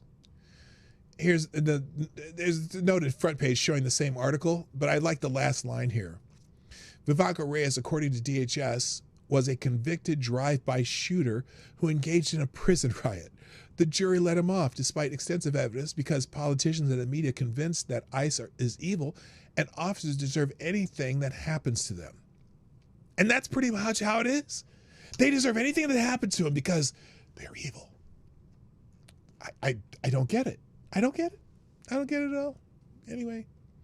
So, what's this? I'm going to keep moving here. Oh, by the way, I think you've seen this one. I'm going to come back to this if I have time. But I'm going to come back to it. By the way, this is the World Socialist website. Reaction in Puerto Rico sent me this, who says, I didn't know that postal workers paid with tax dollars could tell the president, DHS, and the Justice Department who can use the parking lot. Okay, so what is this? Minneapolis will not lay down. We will not. Well, let's see what this guy says. I'm curious. Is this a postal worker? Hang on. Is this a postal worker? Hang on. Let's listen to this. Minneapolis will. Oh, he's a postal worker. The postal worker is going to tell. Okay, let me hear that. I can't wait to hear it. I cannot wait to hear it. Not lay down. We will not roll over, and we will not lick the boot of the oppressor. We're already under occupation. Oh my God. He's a revolutionary. He's a postal worker. It wouldn't surprise me if he wants to send in more troops. We're demanding that ICE stop using postal property. Oh, the Postal Workers Union. Postal workers demand ICE off postal property. You mean federal property? Really? Oh my God. To stage their raids. We don't want to be around thugs, masked thugs, secret police with guns. Your letter carriers and postal workers are not working with ICE, and we want them out of our town as much as you. We're also demanding the arrest and prosecution of Jonathan Ross for the murder of Renee Good, a mother and community member, who was who just had her head blown off for standing up for her neighbors. We are. No. Not for standing up for your neighbors. Again, Renee Good didn't deserve to die. And she wasn't shot in the head either, but she didn't deserve to die. But her actions caused an officer to legally shoot her. She did not deserve to die. But she earned it, unfortunately. And it's sad. It's sad for her family. It's sad for her kids. It's sad for all of us. Because she did something so incredibly stupid and just not well thought out. And she put someone else in jeopardy, probably more than just one person in jeopardy, but particularly the officer in front of her car. No matter where she intended to go, her first move was straight ahead. Her wheels spun before the wheels turned. If her wheels would have caught at that moment, she would have ran directly over him, with hitting her with the middle of her vehicle. After she backed her vehicle moving the front of it right directly in his path. If her wheels would have caught that first time she hit the gas, she would have hit him directly head on and killed him. Because no matter how fast she was going from that distance, 4,000 pounds moves whatever, 180, 200 pounds, whatever that guy weighed. It's laws of physics. He would have been gravely injured or possibly dead. Send me a link, Carlos. Are really living in scary times. We support the protests. We want people to be out there observing and taking videos and documenting what's going on. Do you want them getting in the way? Do you want them to put themselves in the line of fire? Is that what do you mean? And by the way, you can't, like, as if you own the Postal Service. We don't want them on our property. You don't want them on federal property? What? Is there anything else you wanted to say? Free Palestine. Minneapolis. Oh my God! I didn't mean it. Oh my God! Free Palestine? What? Oh, he's kind of wearing a keffiyeh, but you know what that symbol's on the keffiyeh? Those are Iranian fishing nets. They're not even Palestinian. That's stolen symbolism. Free Palestine. Oh my God. Oh, Reaction. Why did you send me that? Yeah, he wants the protesters to get in harm's way. By the way, I found this humorous. Now, there's a little problem here, and I kind of prefaced, don't share everything that you see on the internet, and I'll tell you why in a minute. But anyway, this is interesting. Tom Homan, is he the director of ICE, or what is he the director of? He's the director of, I think he's the director of ICE, or Border Czar, whatever they call him. But he's the guy who's kind of in charge of all these people, right? Did you know that Tom Homan won an award from the Obama administration? Because remember, Tom Homan's been around for a long time. He's been in this game a long time. It's not like Donald Trump said, hey, I need to find myself a real hard-ass ICE guy, and we're going to have our own private police, right? Because ICE has been around since 1983, too. ICE has been around for a long time. And so has Tom Homan. Well, it's hard to believe, but there was a time, not that long ago, that Democrats actually believed in border security. Before Donald Trump made border security his key campaign issue in the 2016 election, Democrats were all about cracking down on illegal immigration and even supporting a border wall. It was their idea. Because remember, I always say Donald Trump's just like an early 2000s or late 90s Democrat, right? He is. Because he was a Democrat back then. Anyway, but then Trump made it his thing, and they decided it was racist, and went completely bonkers trying to import as many illegal aliens as they could, right? So now it didn't work out for them in 2024, and voters sent Trump back to the White House and to stop the invasion. So now spearheading Trump's immigration policy is border czar Tom Homan. Okay, and this is the article I'm reading here from PJ Media, right here. That guy, Tom Homan, right? And these days, Democrats say a lot of bad things about him, and they've even tried to destroy his career with the bogus allegations. But there's something about Tom Homan that they probably didn't know. And their favorite former president, Barack Obama, certainly hopes will be forgotten. 10 years ago, when Homan was executive associate director of ICE enforcement and removal operations at U.S. Immigration and Customs Enforcement, which is ICE, he was one of 3 Department of Homeland Security career executives to receive the 2015 Presidential Rank Award for Distinguished Service. ERO is a big machine with many moving parts. Whether you serve in a support position or are a law enforcement officer, everyone plays an important role, and the machine will not perform if any parts fails. Homan said at the time, I can sit in D.C. and manage the program and develop strategies all day long, but it's the 8,000 employees who put plans into action and cause them to succeed. They are real heroes. I have been in law enforcement for 31 years, and I have never been so honored to work with such a hard-working bunch of people in my life. They get it done every day, he continued.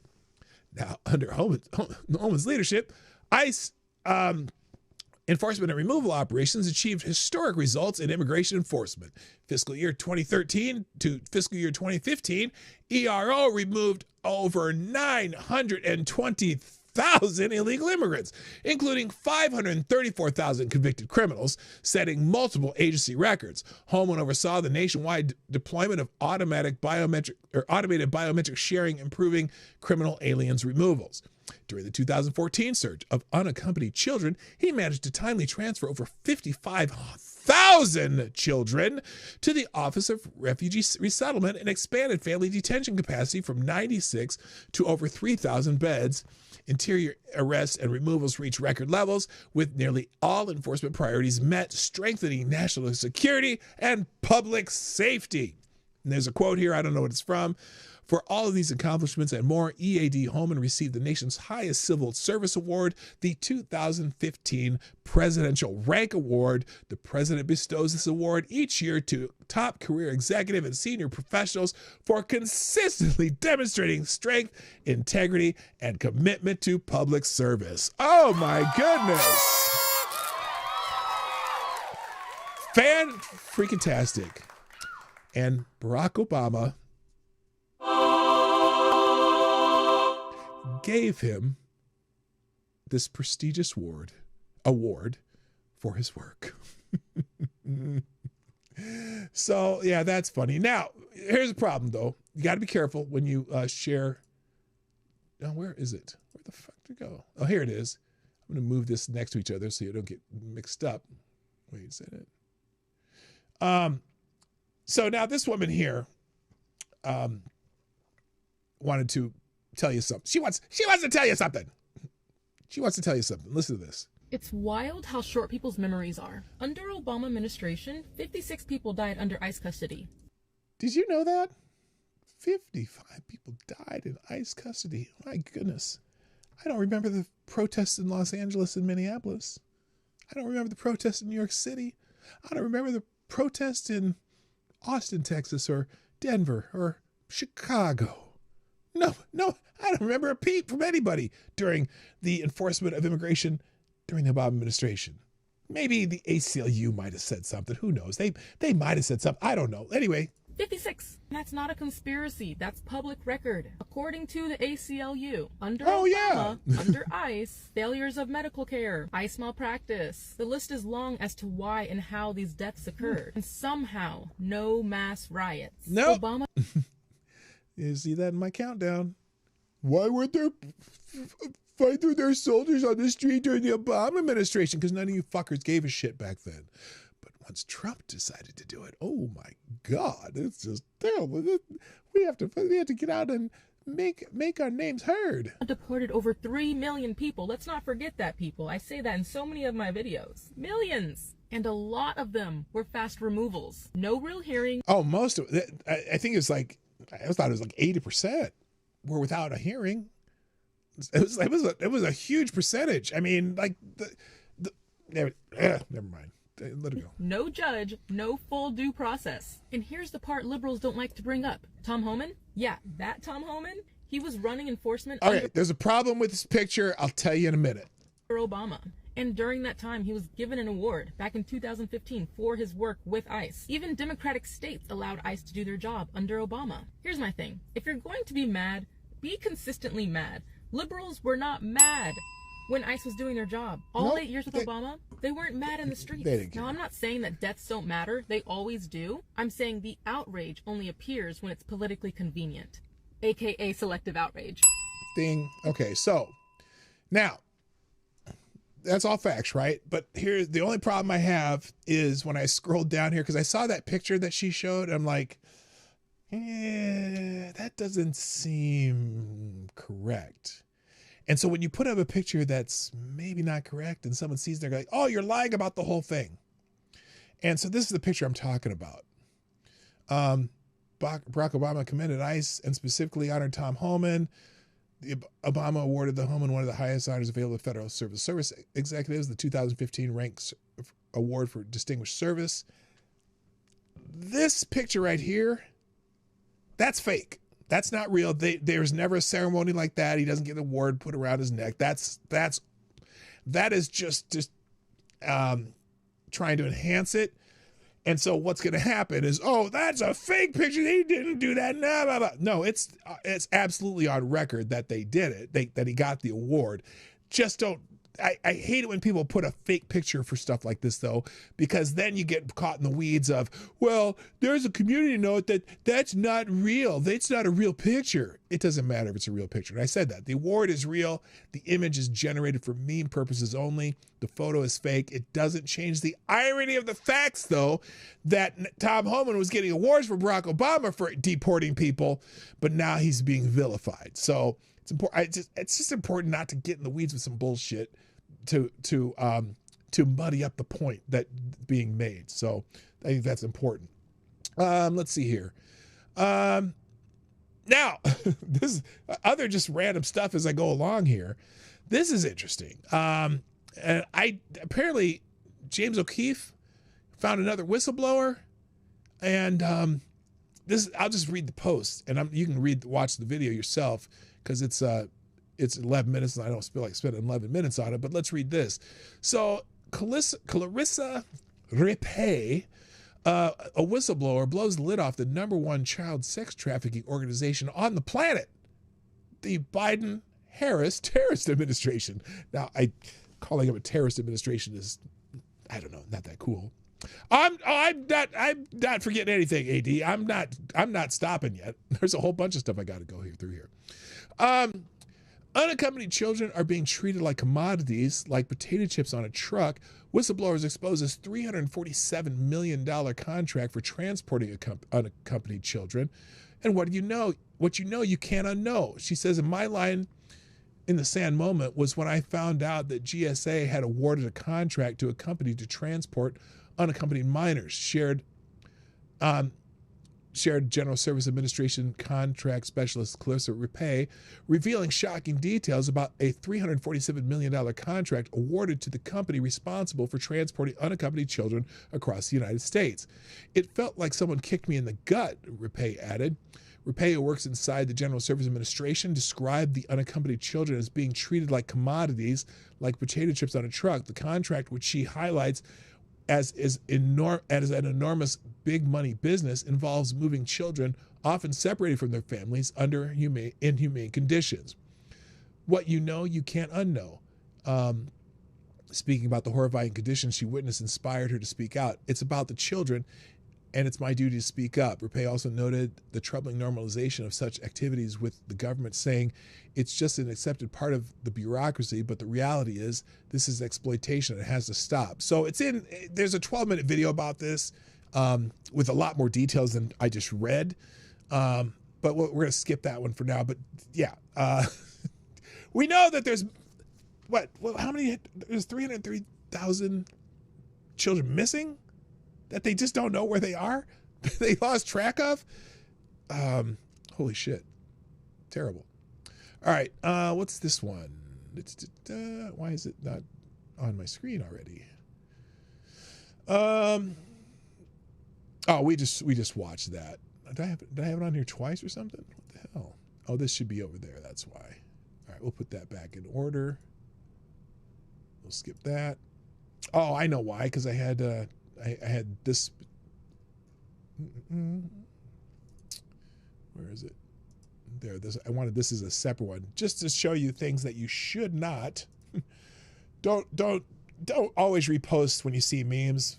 Check them out first. This is the third time this week where I saw something and I was like, I better not repost that until I make sure that it's accurate.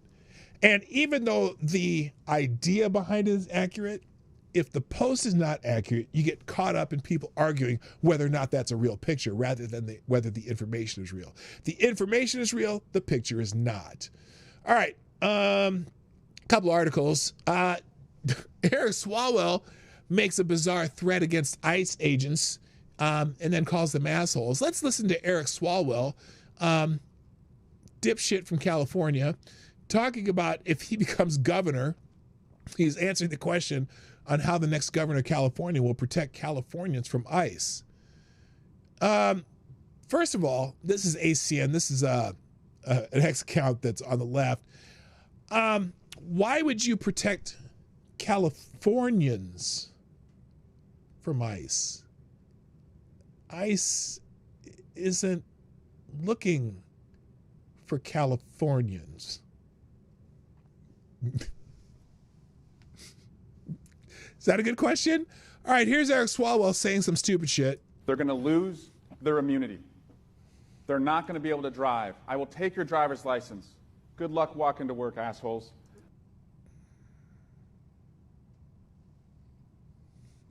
Wait a minute.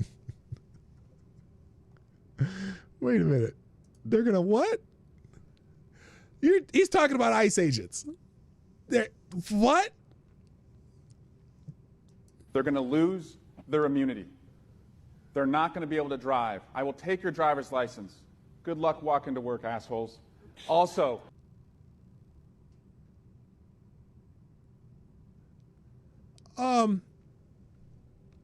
reaction in Puerto Rico. You kind of you're in this realm of government work, or are. Let me ask you something. Are all of the ICE agents working around the country all live in the state where they're working? Immunity was already ruled back in 1870, the Renegel case. Yeah, no, these are federal agents doing federal work. You have no way to, oh my God, there's so many layers of precedent regarding this. Unless they just flat out go out and just directly murder someone in your state that outside of their duties, you're gonna have a real hard time. But how you're gonna renege you're gonna revoke their driver's license? What if they're from Maryland? What if they're from Idaho? What if they're from fucking Chicago? You can't. Listen to this asshole again. they're going to lose their immunity. How? They're not going to be able to drive. I How? will take your driver's license. Good luck walking to work, assholes. And then he says something else stupid, I think. Also, I will direct law enforcement to use every power to prosecute them for battery, false imprisonment, and murder.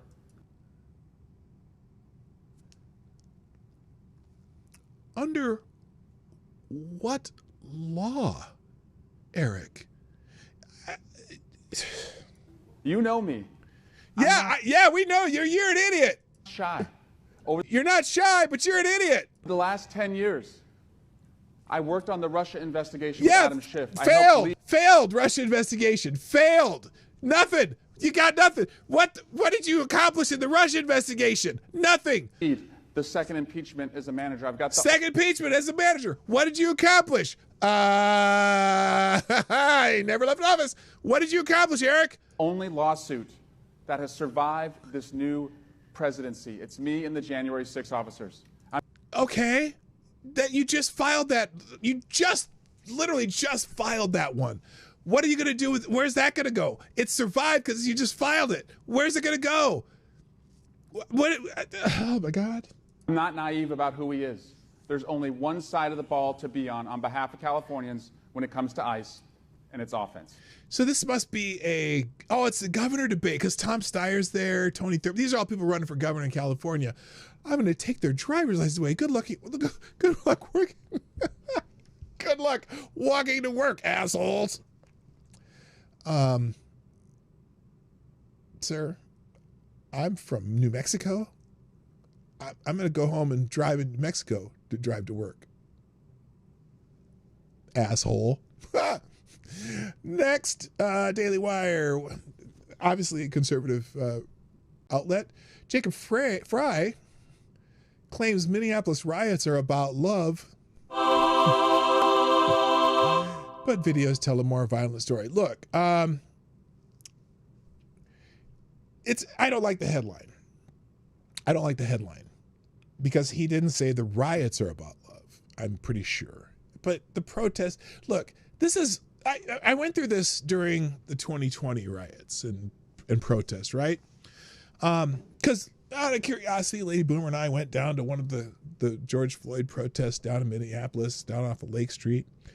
And they were just on a corner and they were praying. They had a vigil. Some speakers, nothing super wild. This is the middle of the day. Everything was peaceful, you know?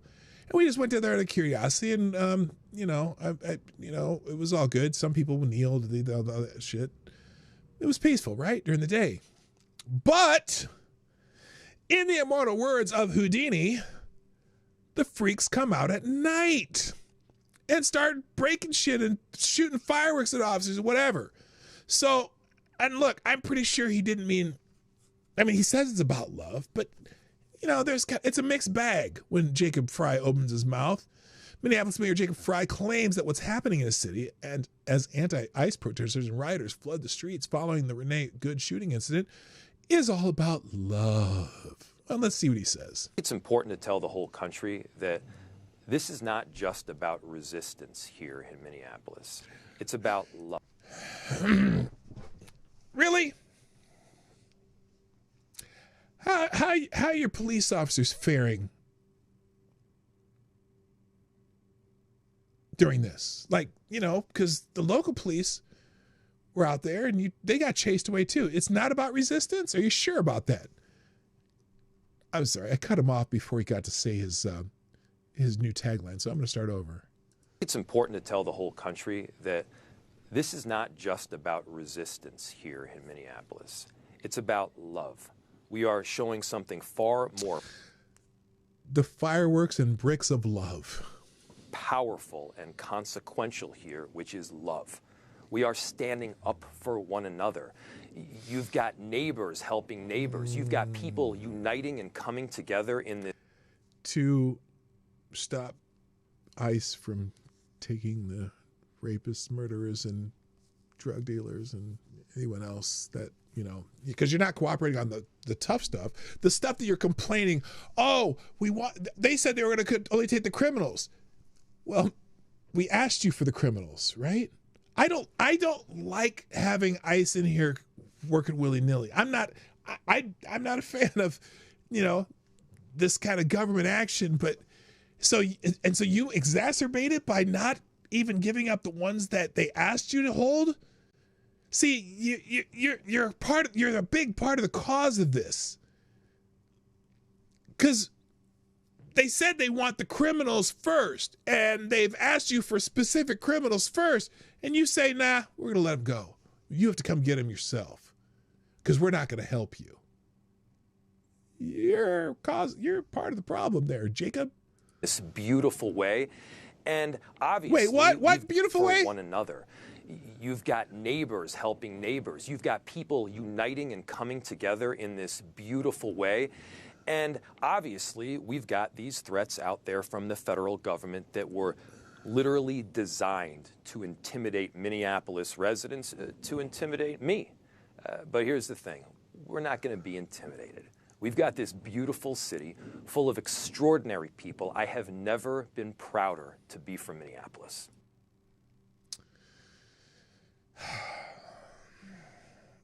I understand what he's trying to say.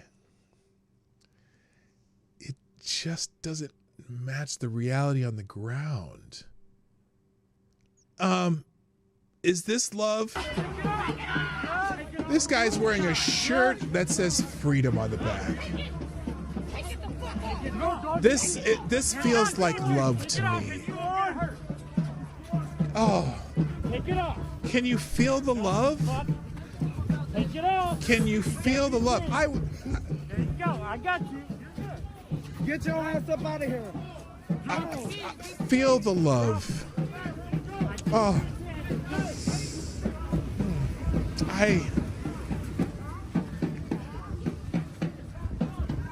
And they took his shirt. They stole it from him.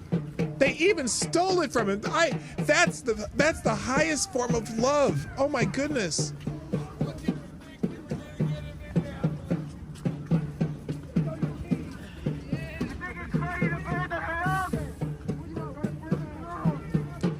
Yes, how loving that is. Oh my goodness, I feel the love. Oh wait, here's some more love. Oh, there's the boot of love. You know, they always talk about, lick the boot. Well, here's the boot of love. Yeah, there you go, TC. Here, I'm gonna do a soundtrack. Thank you for thinking of that one. That's a good one. Here we go. Ready? Can you feel the love tonight?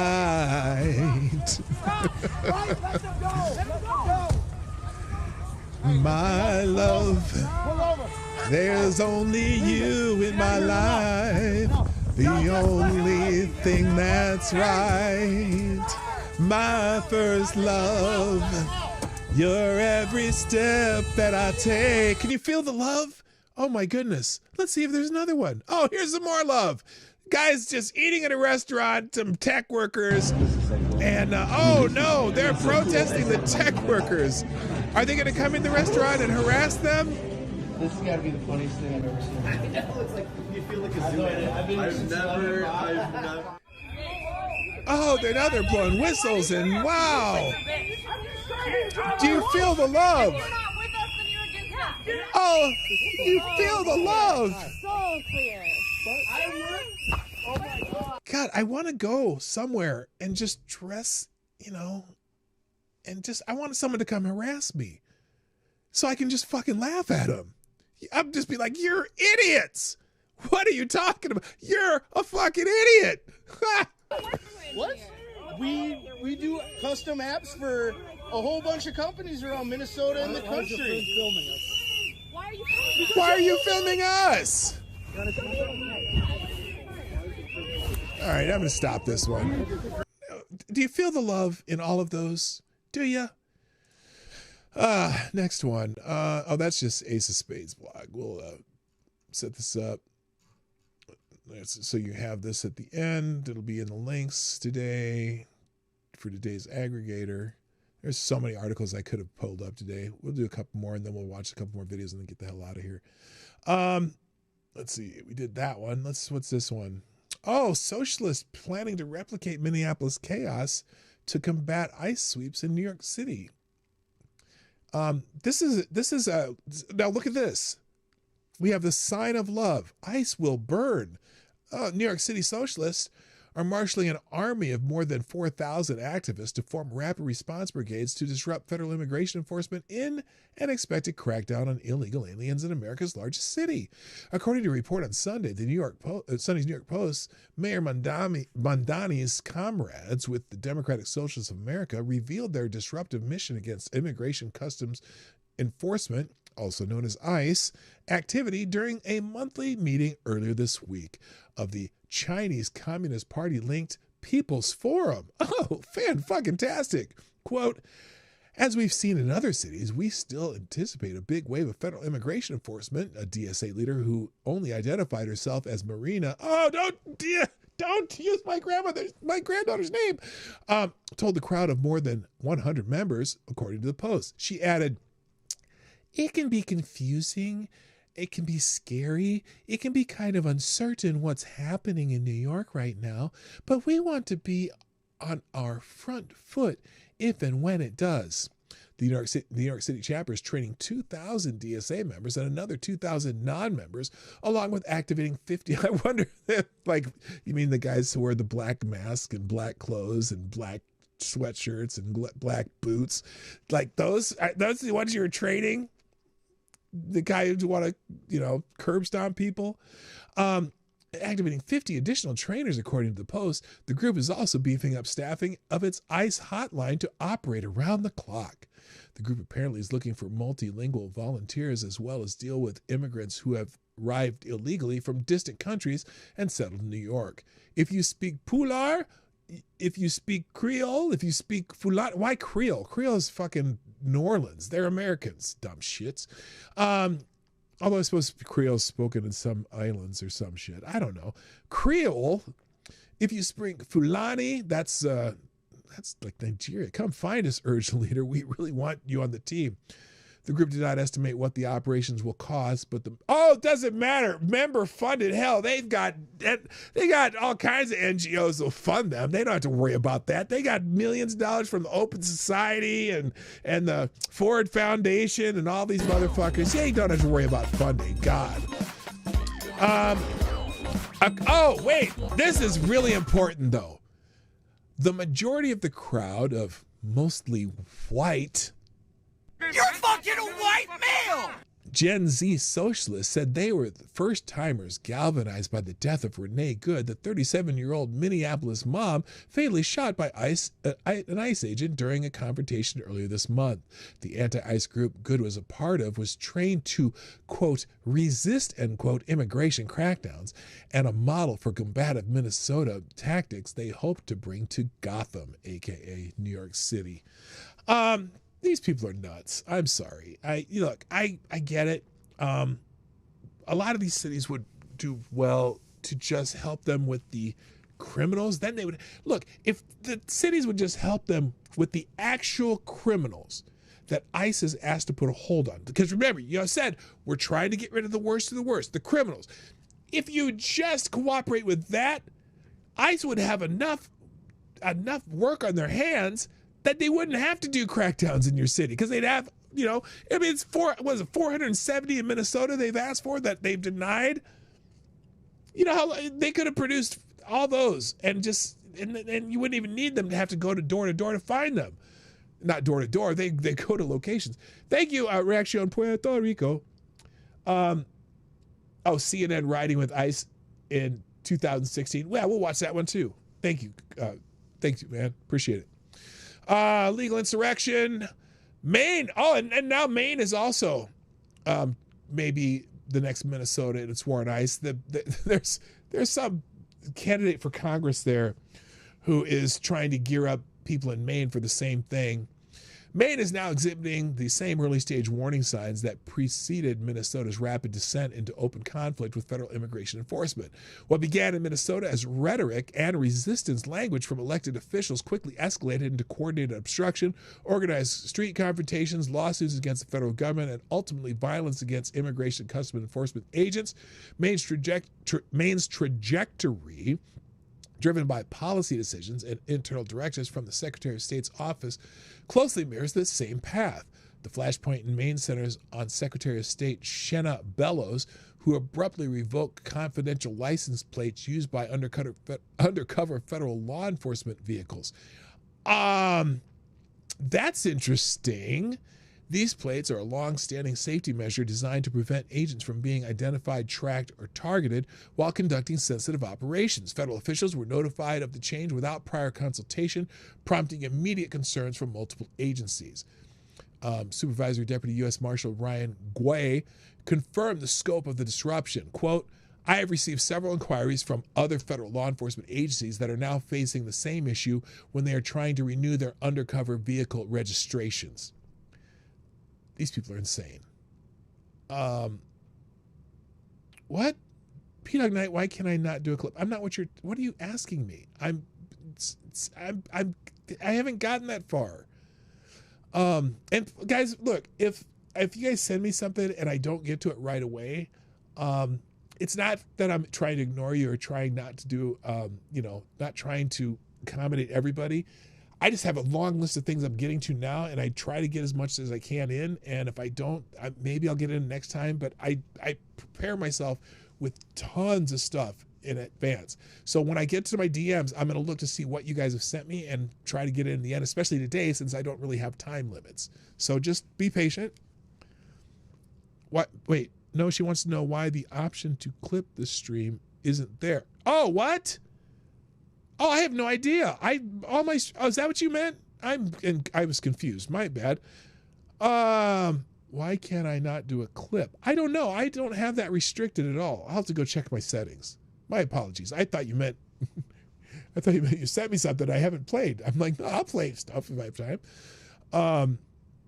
So anyway, yeah. Now, even more alarming. Oh, wait a minute.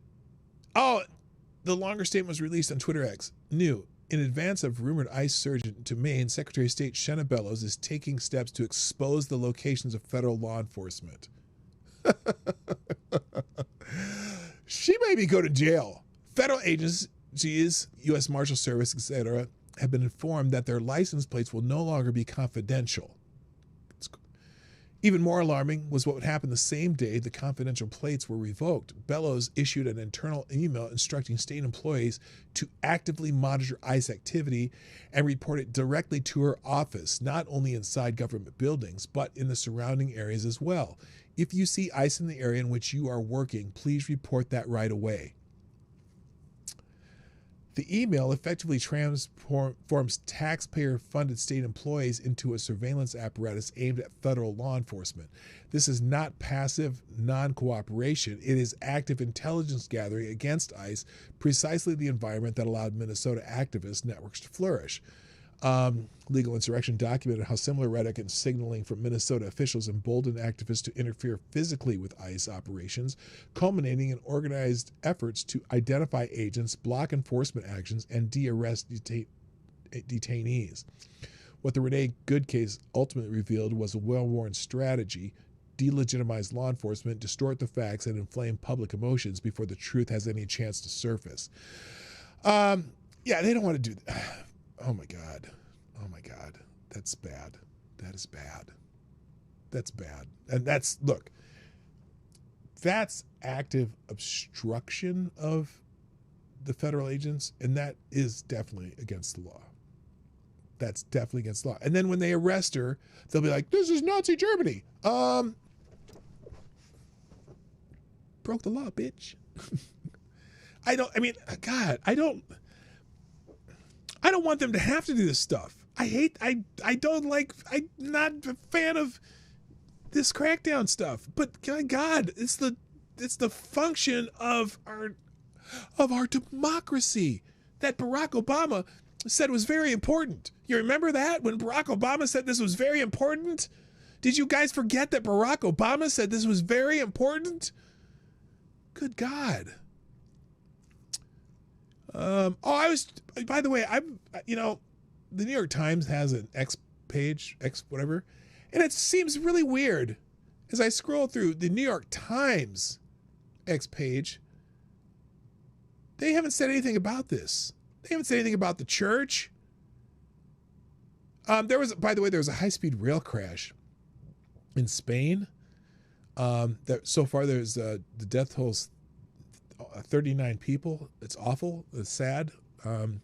But I scroll through here and nothing about the invasion of the church in the Twin Cities. I mean, wouldn't that seem pretty significant that protesters invaded a church? They didn't say anything about it. Although they do have this. This is funny.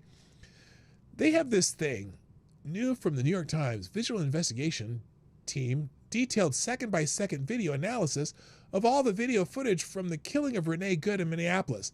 Now, what they conclude in their video analysis is that the officer wasn't hit. That's their conclusion. Their conclusion is that the officer was able to put his hand on the vehicle as it was coming at him and get his feet out of the way, and they say he wasn't hit, and which is interesting because he was shooting with his other hand, right? That's their conclusion, that because he wasn't hit, he murdered Renee Good. At least that's what everyone else's, their analysis says he wasn't hit. So everyone else is saying, well, he wasn't hit, so he just murdered Renee Good. And I keep asking this question. Did he have to get hit for him to try and stop her and protect himself?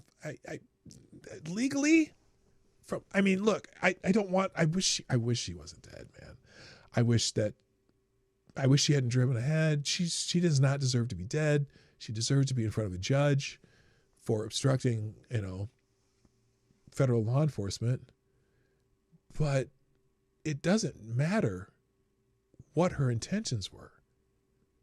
She hit the gas with the officer in front of her, no matter how he got there. It's not like he was jumping out there because he said, I hope she hits the gas and comes at me.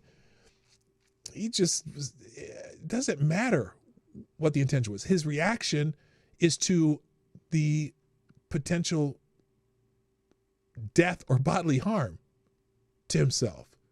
That's what his reaction was. And it had to be a reaction. It wasn't even like, well, he planned it out, well, if I walk right here, that guarantees she's going to drive her car at me. Because he didn't even pull out his gun until she started going towards him.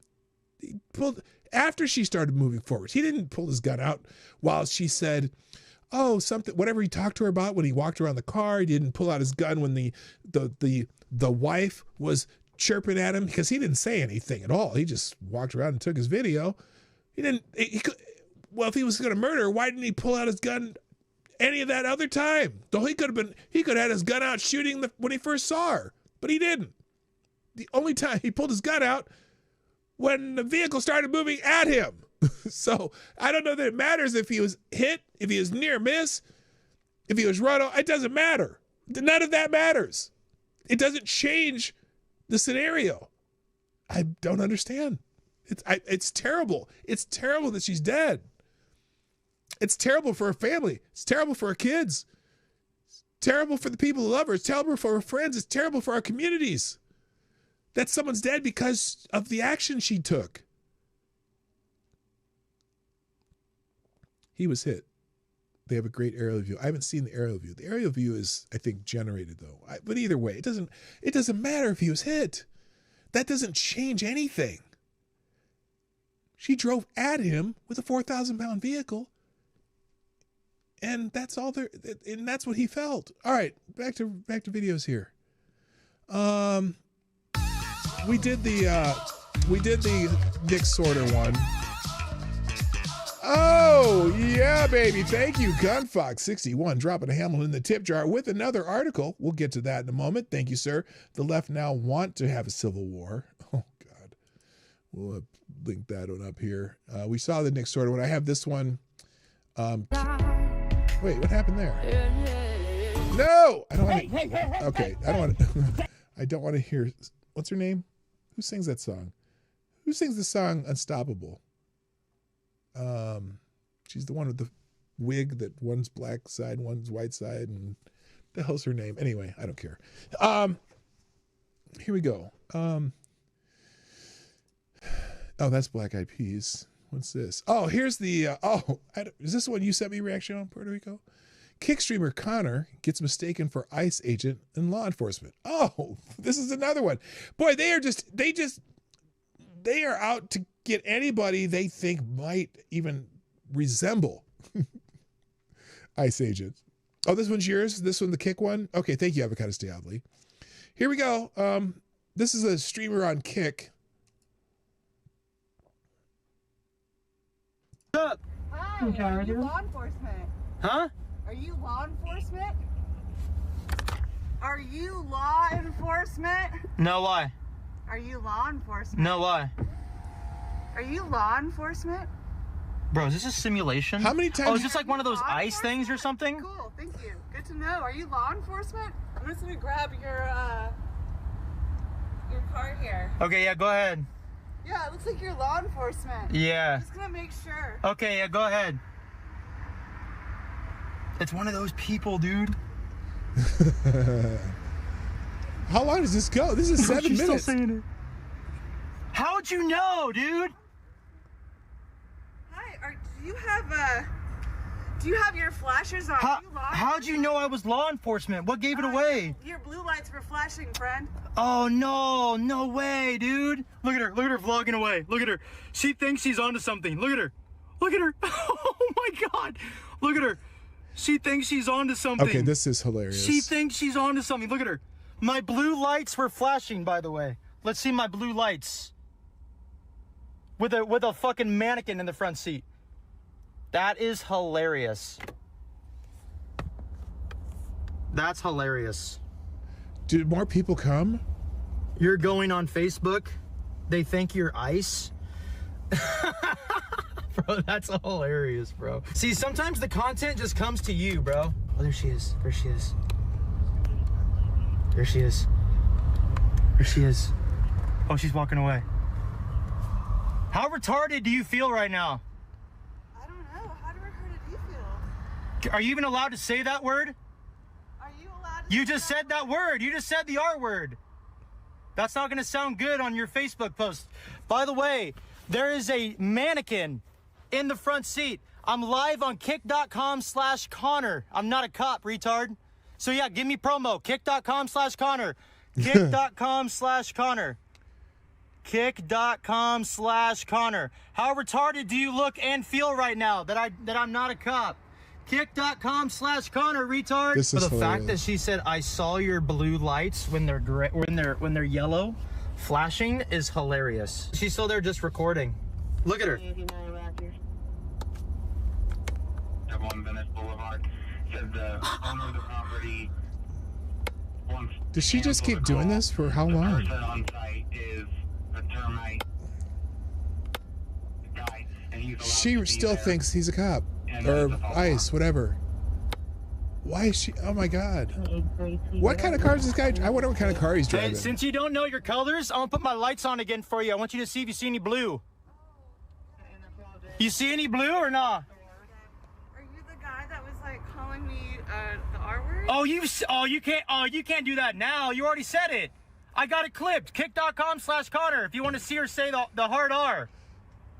I got it clipped. What's your plan here, friend? I got it clipped. What's your plan? What do you mean? Yeah, like, so are you just like observing with your dummy in the car? Yeah, so I go around. Yeah, so like, what's your plan? Like, are you like, What's it to are you? What- anti-ICE? Are you pro? I go around and follow the cops just like you're doing, and you came up to me. Oh no, I didn't follow the cops, baby. I'm just like observing as a pedestrian. Oh, so you're a Right. moron. You're trailing them. Huh? Yeah, so I follow and see what they're doing. Oh, you follow them, so they're doing, and then are you like, oh, these are cool guys? What do you mean these are cool guys? I film what they do. Just as an observant. Yeah, observant. Yeah. No slant. Huh? No slant. What does that mean? Well, you know, you want to say you have no slant, you're an observer, but Mhm. you're trying to create jeopardy and to agitate people into saying the R word, and the R word is Okay, but who came up to who the first? R word is like, oh, I didn't come up Who to you came at all, up? baby. Oh, you didn't come up to me. You didn't knock on my window. First time I came up to you. You didn't knock on my window. Ah, it's hilarious because she's on a stream. She doesn't think she was being recorded. That's hilarious. That's hilarious.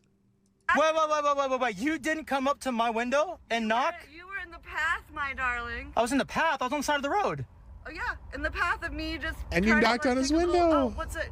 You're following those cops. I just saw you following those cops. You can't spit it out because you know you're wrong. I'm not wrong. You're look at what I'm doing it. Oh, look at you trying to get likes. I mean, do you see this? I mean, you can't see it, but like, do you want to see yourself looking retarded? Go to go to retard. Yeah, go to kick.com/Connor, and you can see yourself. Such a buck. You make such a buck for being such a cuck. A buck for a cuck. A buck for a cuck. Oh What my a God, cool she's just dude. making an ass What of an herself. awesome dude. Look at you making change in the world. Look at you contributing to the positivity of life. A fucking buck for a cuck. What a cool guy.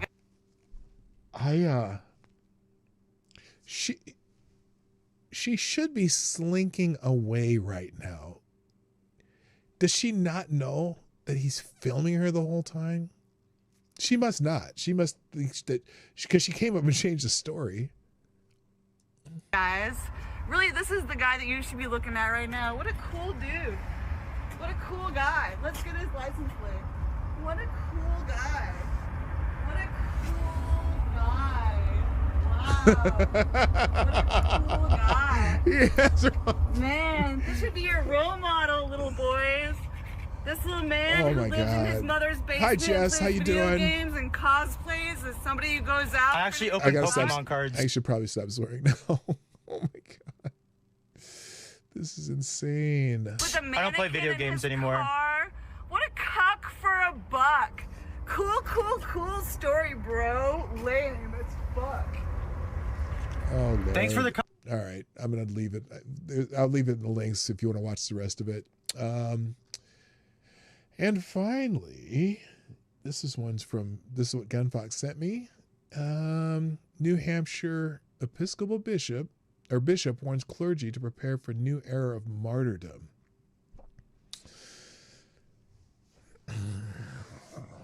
Why are we fanning the flames of this?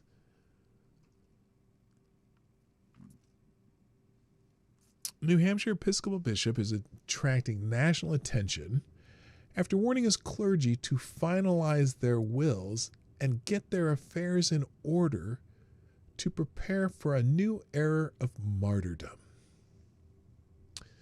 Bishop Rob Hirschfield of the Episcopal Church of New Hampshire made his comments earlier this month at a vigil honoring Renee Good, who was fatally shot on January 7th behind the wheel of her vehicle by a U.S. Immigration Customs Enforcement officer. The Trump administration has defended the ICE officer's actions, saying he fired in self-defense. Now, again, this is an AP article, so just keep that in mind, because there's going to be certain language that's going to be, it's not very neutral language. Let's just put it that way. Saying the officer fired in self-defense while standing in front of Good's vehicle as it began to move forward. That explanation has been panned by Minneapolis Mayor Jacob Frey, Minnesota Governor Tim Walz, and others based on videos of the confrontation.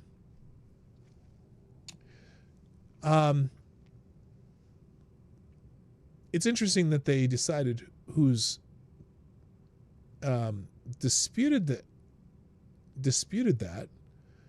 Has anyone say, yeah, that's probably right? As your legal team at AP said, we're looking at this, that's probably right.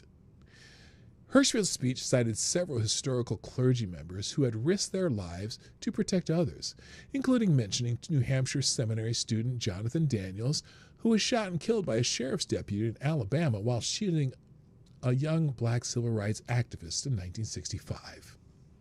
Well, how appropriate on Martin Luther King Day. I have told the clergy of the Episcopal Diocese of New Hampshire that we may be entering into that same witness, Hirschfield said, and I've asked them to get their affairs in order to make sure they have their wills written, because it may be that now is no longer the time for statements, but for us with our bodies to stand between the powers of this world and the most vulnerable. You mean like some of these people that they've captured that have really nasty records? I don't know what he means. Hirschfeld did not call for violence, but instead said people of Christian faith should not fear death. Well, yeah. Those of us who are ready to build a new world, we also have to be prepared, he said. If we want to truly live without fear, we cannot fear even death itself, my friends. Other religious leaders have called on Christians to protect the vulnerable amid the uptick of immigration enforcement under the Trump administration, including Most Reverend Sean W. Rowe, the presiding bishop of the Episcopal Church. Immigration enforcement doesn't have to be a bad thing. I don't even like all the tactics that ICE uses. But unfortunately there's a reason they're using some of these tactics, because some of these states aren't cooperating with the criminals even. You complain that, well, I thought he was just going to get the criminals. Yeah, that's what they've asked you for, and you won't even do that. You literally, a jury in Washington just acquitted someone who tried to kill them with his car, with video evidence, witnesses, everything, and the jury acquitted him because he went after ICE agents, and who had a warrant for being in the country illegally. Oh, I thought, well, you're doing warrantless. Well, what about the ones with warrants then? Can they take them? Well, no, this is a sanctuary city. Really? Well, I thought you were just going to take the criminals. Yeah, we're coming for the criminals. Well, you won't give them to us. Well, this is a sanctuary city, so even the criminals can stay. It's just insane.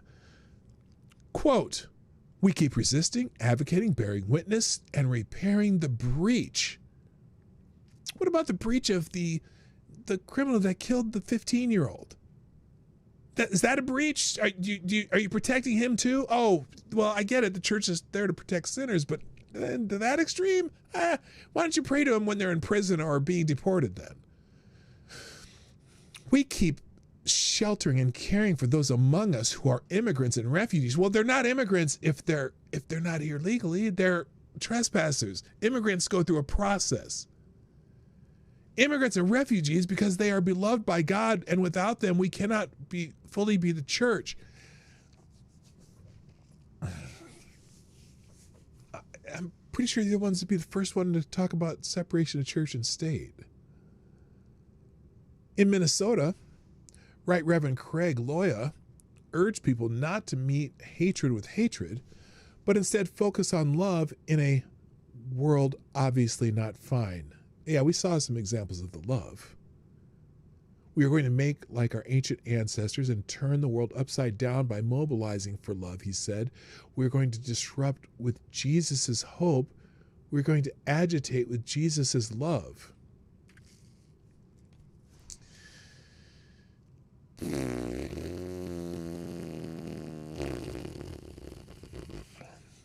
Yeah, I was channeling Archie Bunker there. If you got that joke, let me know right now. All right, gang. Ms. Wildwolf, I'll see if I can figure out what's wrong with clipping. I have never restricted any of that kind of stuff on X. I got some. Let me go on my notifications here because I got one more. Oh no, that one's gone. Is it? Oh, there we go. Let's see. What do I got? I got a link here from. As soon as it pops up, we'll do one more. What the hell? Oh, yeah. By the way, yeah. Did I play this the other day? I may not have.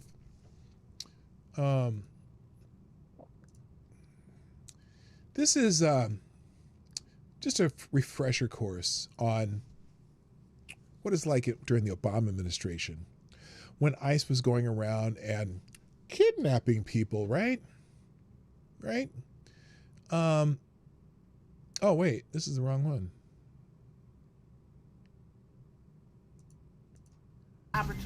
Hang on a second. This is a different one. Where's the CNN one? This is CNN.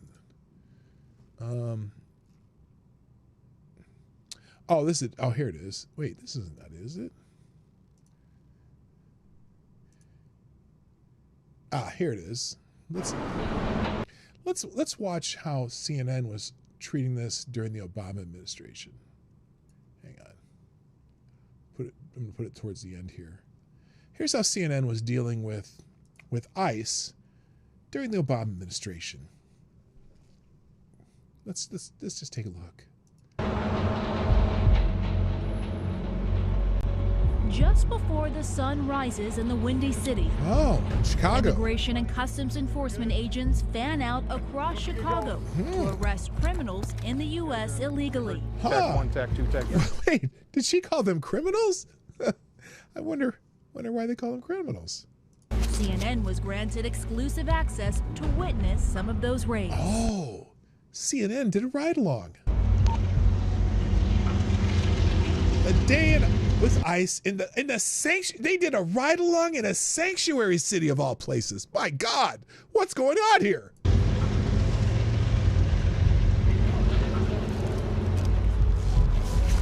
We got 3 targets this morning. You know, some of the neighborhoods a little sketchy, so we got to make sure. Wow, they don't even have to wear masks because nobody cares. No one's going to dox them. Oh, goodness. Not just the target we're looking after, but other people around us. They want to come out extra early, like right now, because they want to catch these people before they go to work. That's why it starts so early in the morning. Is that the reporter? All right, let's roll, guys. This is amazing. A lot of things go through your head. Your adrenaline, blood pressure, of course, goes up when you're getting ready to do something like this. All right, that vehicle behind us is off limits. How many people are involved with this operation particularly right now? I have a 5-man arrest team here situated in this neighborhood here on the street. You see? You know what's weird? You know what's super weird about this?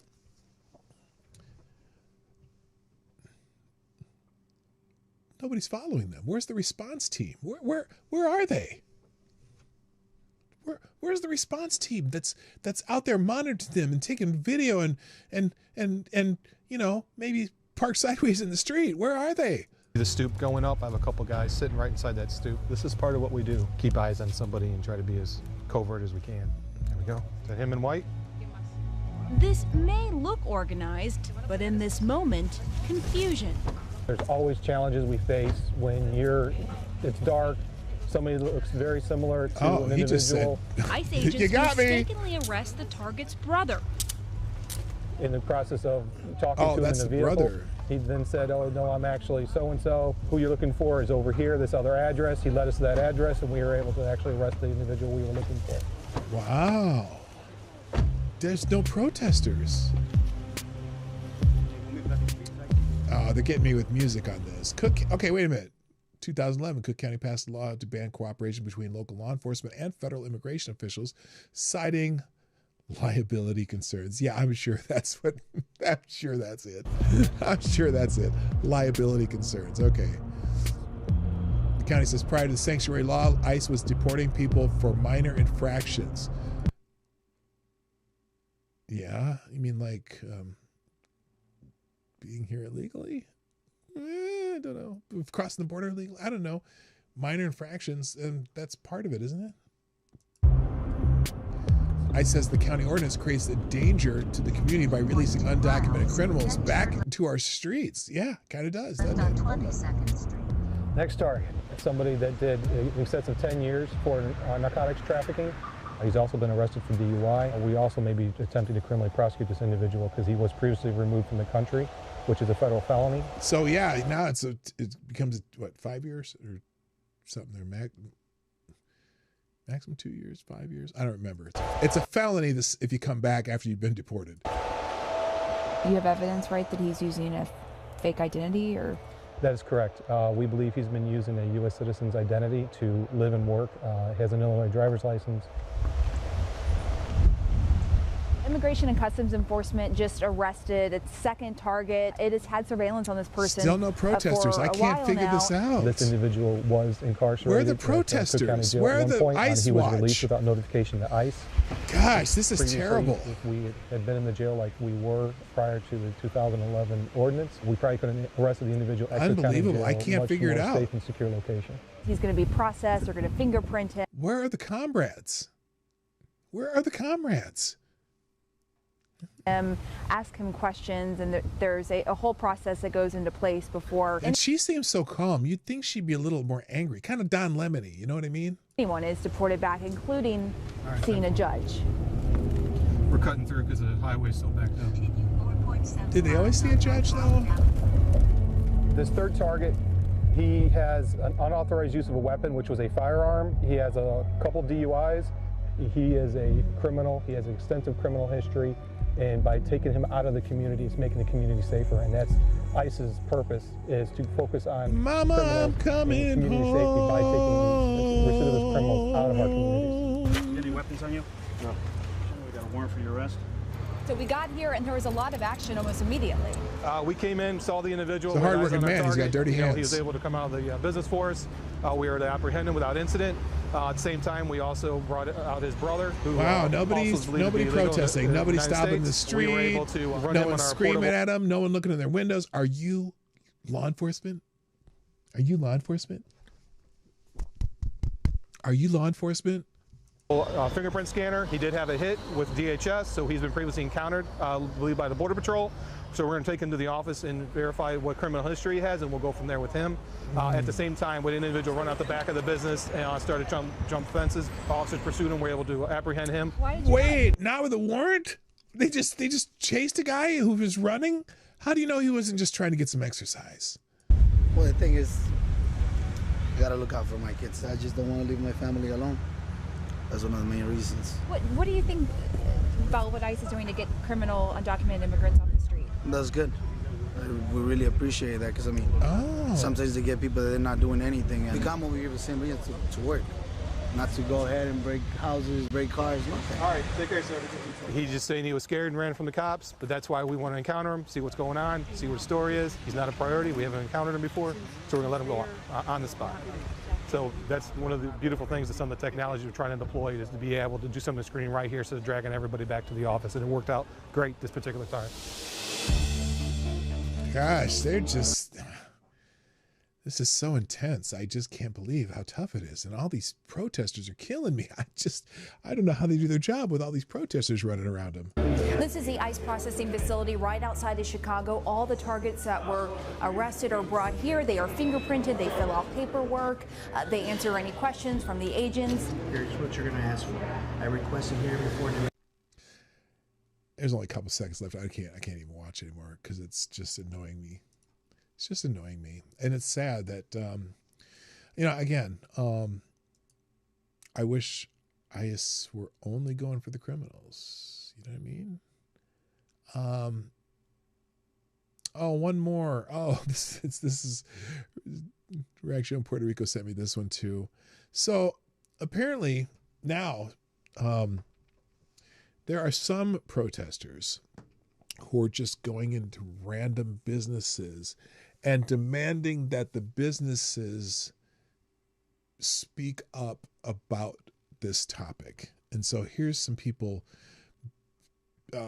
occupying a Target store. Handcuffs don't mean arrest, it means they retained. And so these people are occupying a Target store, demanding what? What are they accomplishing here? We are one. We won't stop fighting. We won't stop fighting. The ice is gone. Oh, so it's performative art. Target says that their mission is to support the joy of everyday life for all families. Okay. And then do it. Do it now. What do you want what do they want Target to do? Put out a statement? Okay, why? What good God. Profit. Justice over profit. People over. I sit here not only as a mother or a grandmother, but I sit here as a great-granddaughter of an immigrant. Okay. And I sit here and I ask Target, you must stand with us. You must stop discriminating. You must stop treating immigrants wrong. You must give them better wages. You must give them an opportunity to have housing. You must give them an opportunity to feed their children. I sit here because this is the right thing to do. I'm completely misunderstood. I don't understand what she's asking them to do. So you're going to sit in their store and demand they do what? That's right. And does she even exist? Okay, I can't figure it out. I just don't understand. I wish I understood. I got to check my notifications here. Thank the people who've been sharing the show. Hang on a second here. Go back to notifications. I'm gonna do some cleanup here before we go. Let's just see. I'm sure there's probably some people bitching at me too.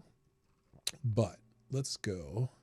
Oh, this is just all the people helping sharing the show. Thank you, TC, dropping the links and posting it. Also, Reaction Puerto Rico, who saw that I put Psycho Sid, aka Sid Vicious from WCW fame, on one of mine, and he posted one too. Also, you knew who it was. Junkyard Dog, baby. No one mentioned that in the chat, but yeah, Junkyard Dog was my first guy. And another Sid. Lots of people like me putting up Sid for today, so thank you.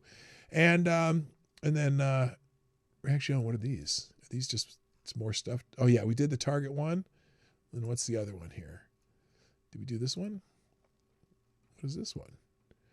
A Day with Eyes, so-called Sanctuary. Yes, CNN. So we did that one too. All right, so that's it, guys. I'm going to post some more videos or just clips of the show and stuff up on my various social media. Make sure you follow me on Locals if you want to get instant notifications. They're much faster than YouTube's. And, you know, if you haven't shared the stream already, do that. And that's it. I finally got to go. Let me drop some links and we're getting the hell out of Dodge, because this was the longest show I've done in a long time, but I had the time to do it. So there you go. Here, let me just click these links in a second and we'll go. Come on. And thank you, sponsors. Thank you, people in the chat. Thank you, people who drop some videos here and there. That's awesome. It's always good to have a little extra content when you have time for it. So there's the links, just a second. Oh, wait, no. What am I doing? There we go, shares webpage. There we go. All right, copy. Here's today's links, guys. There's the links from today. Also the aggregators in there, a couple other things that I didn't get to. And that's it. You all have a wonderful day. I'll be back tomorrow, same time, same channel.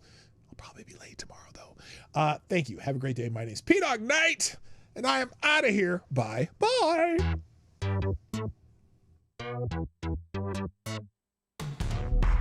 Hey, this is Dawg Knight, and thank you for watching today on the Dawg Knight Channel. If you have an observation or remark you'd like to make about this video or my channel, I absolutely welcome you to write it in the comments section down below. I really look forward to hearing from you. And before you go, if you like what you saw but you're not already subscribed, please make sure you hit the subscribe button and definitely click that bell that pops up afterward so you'll be notified when I post new videos or when we go live. I broadcast my live show, The Morning Night Live, Monday through Friday at 10 a.m. Eastern, 9 o'clock Central. A special thank you to all supporters of this channel who share our videos on social media and who make donations through the Streamlabs link, which is also in the description down below. Thanks again, and until next time, I'm Dawg Knight, and I'm out of here.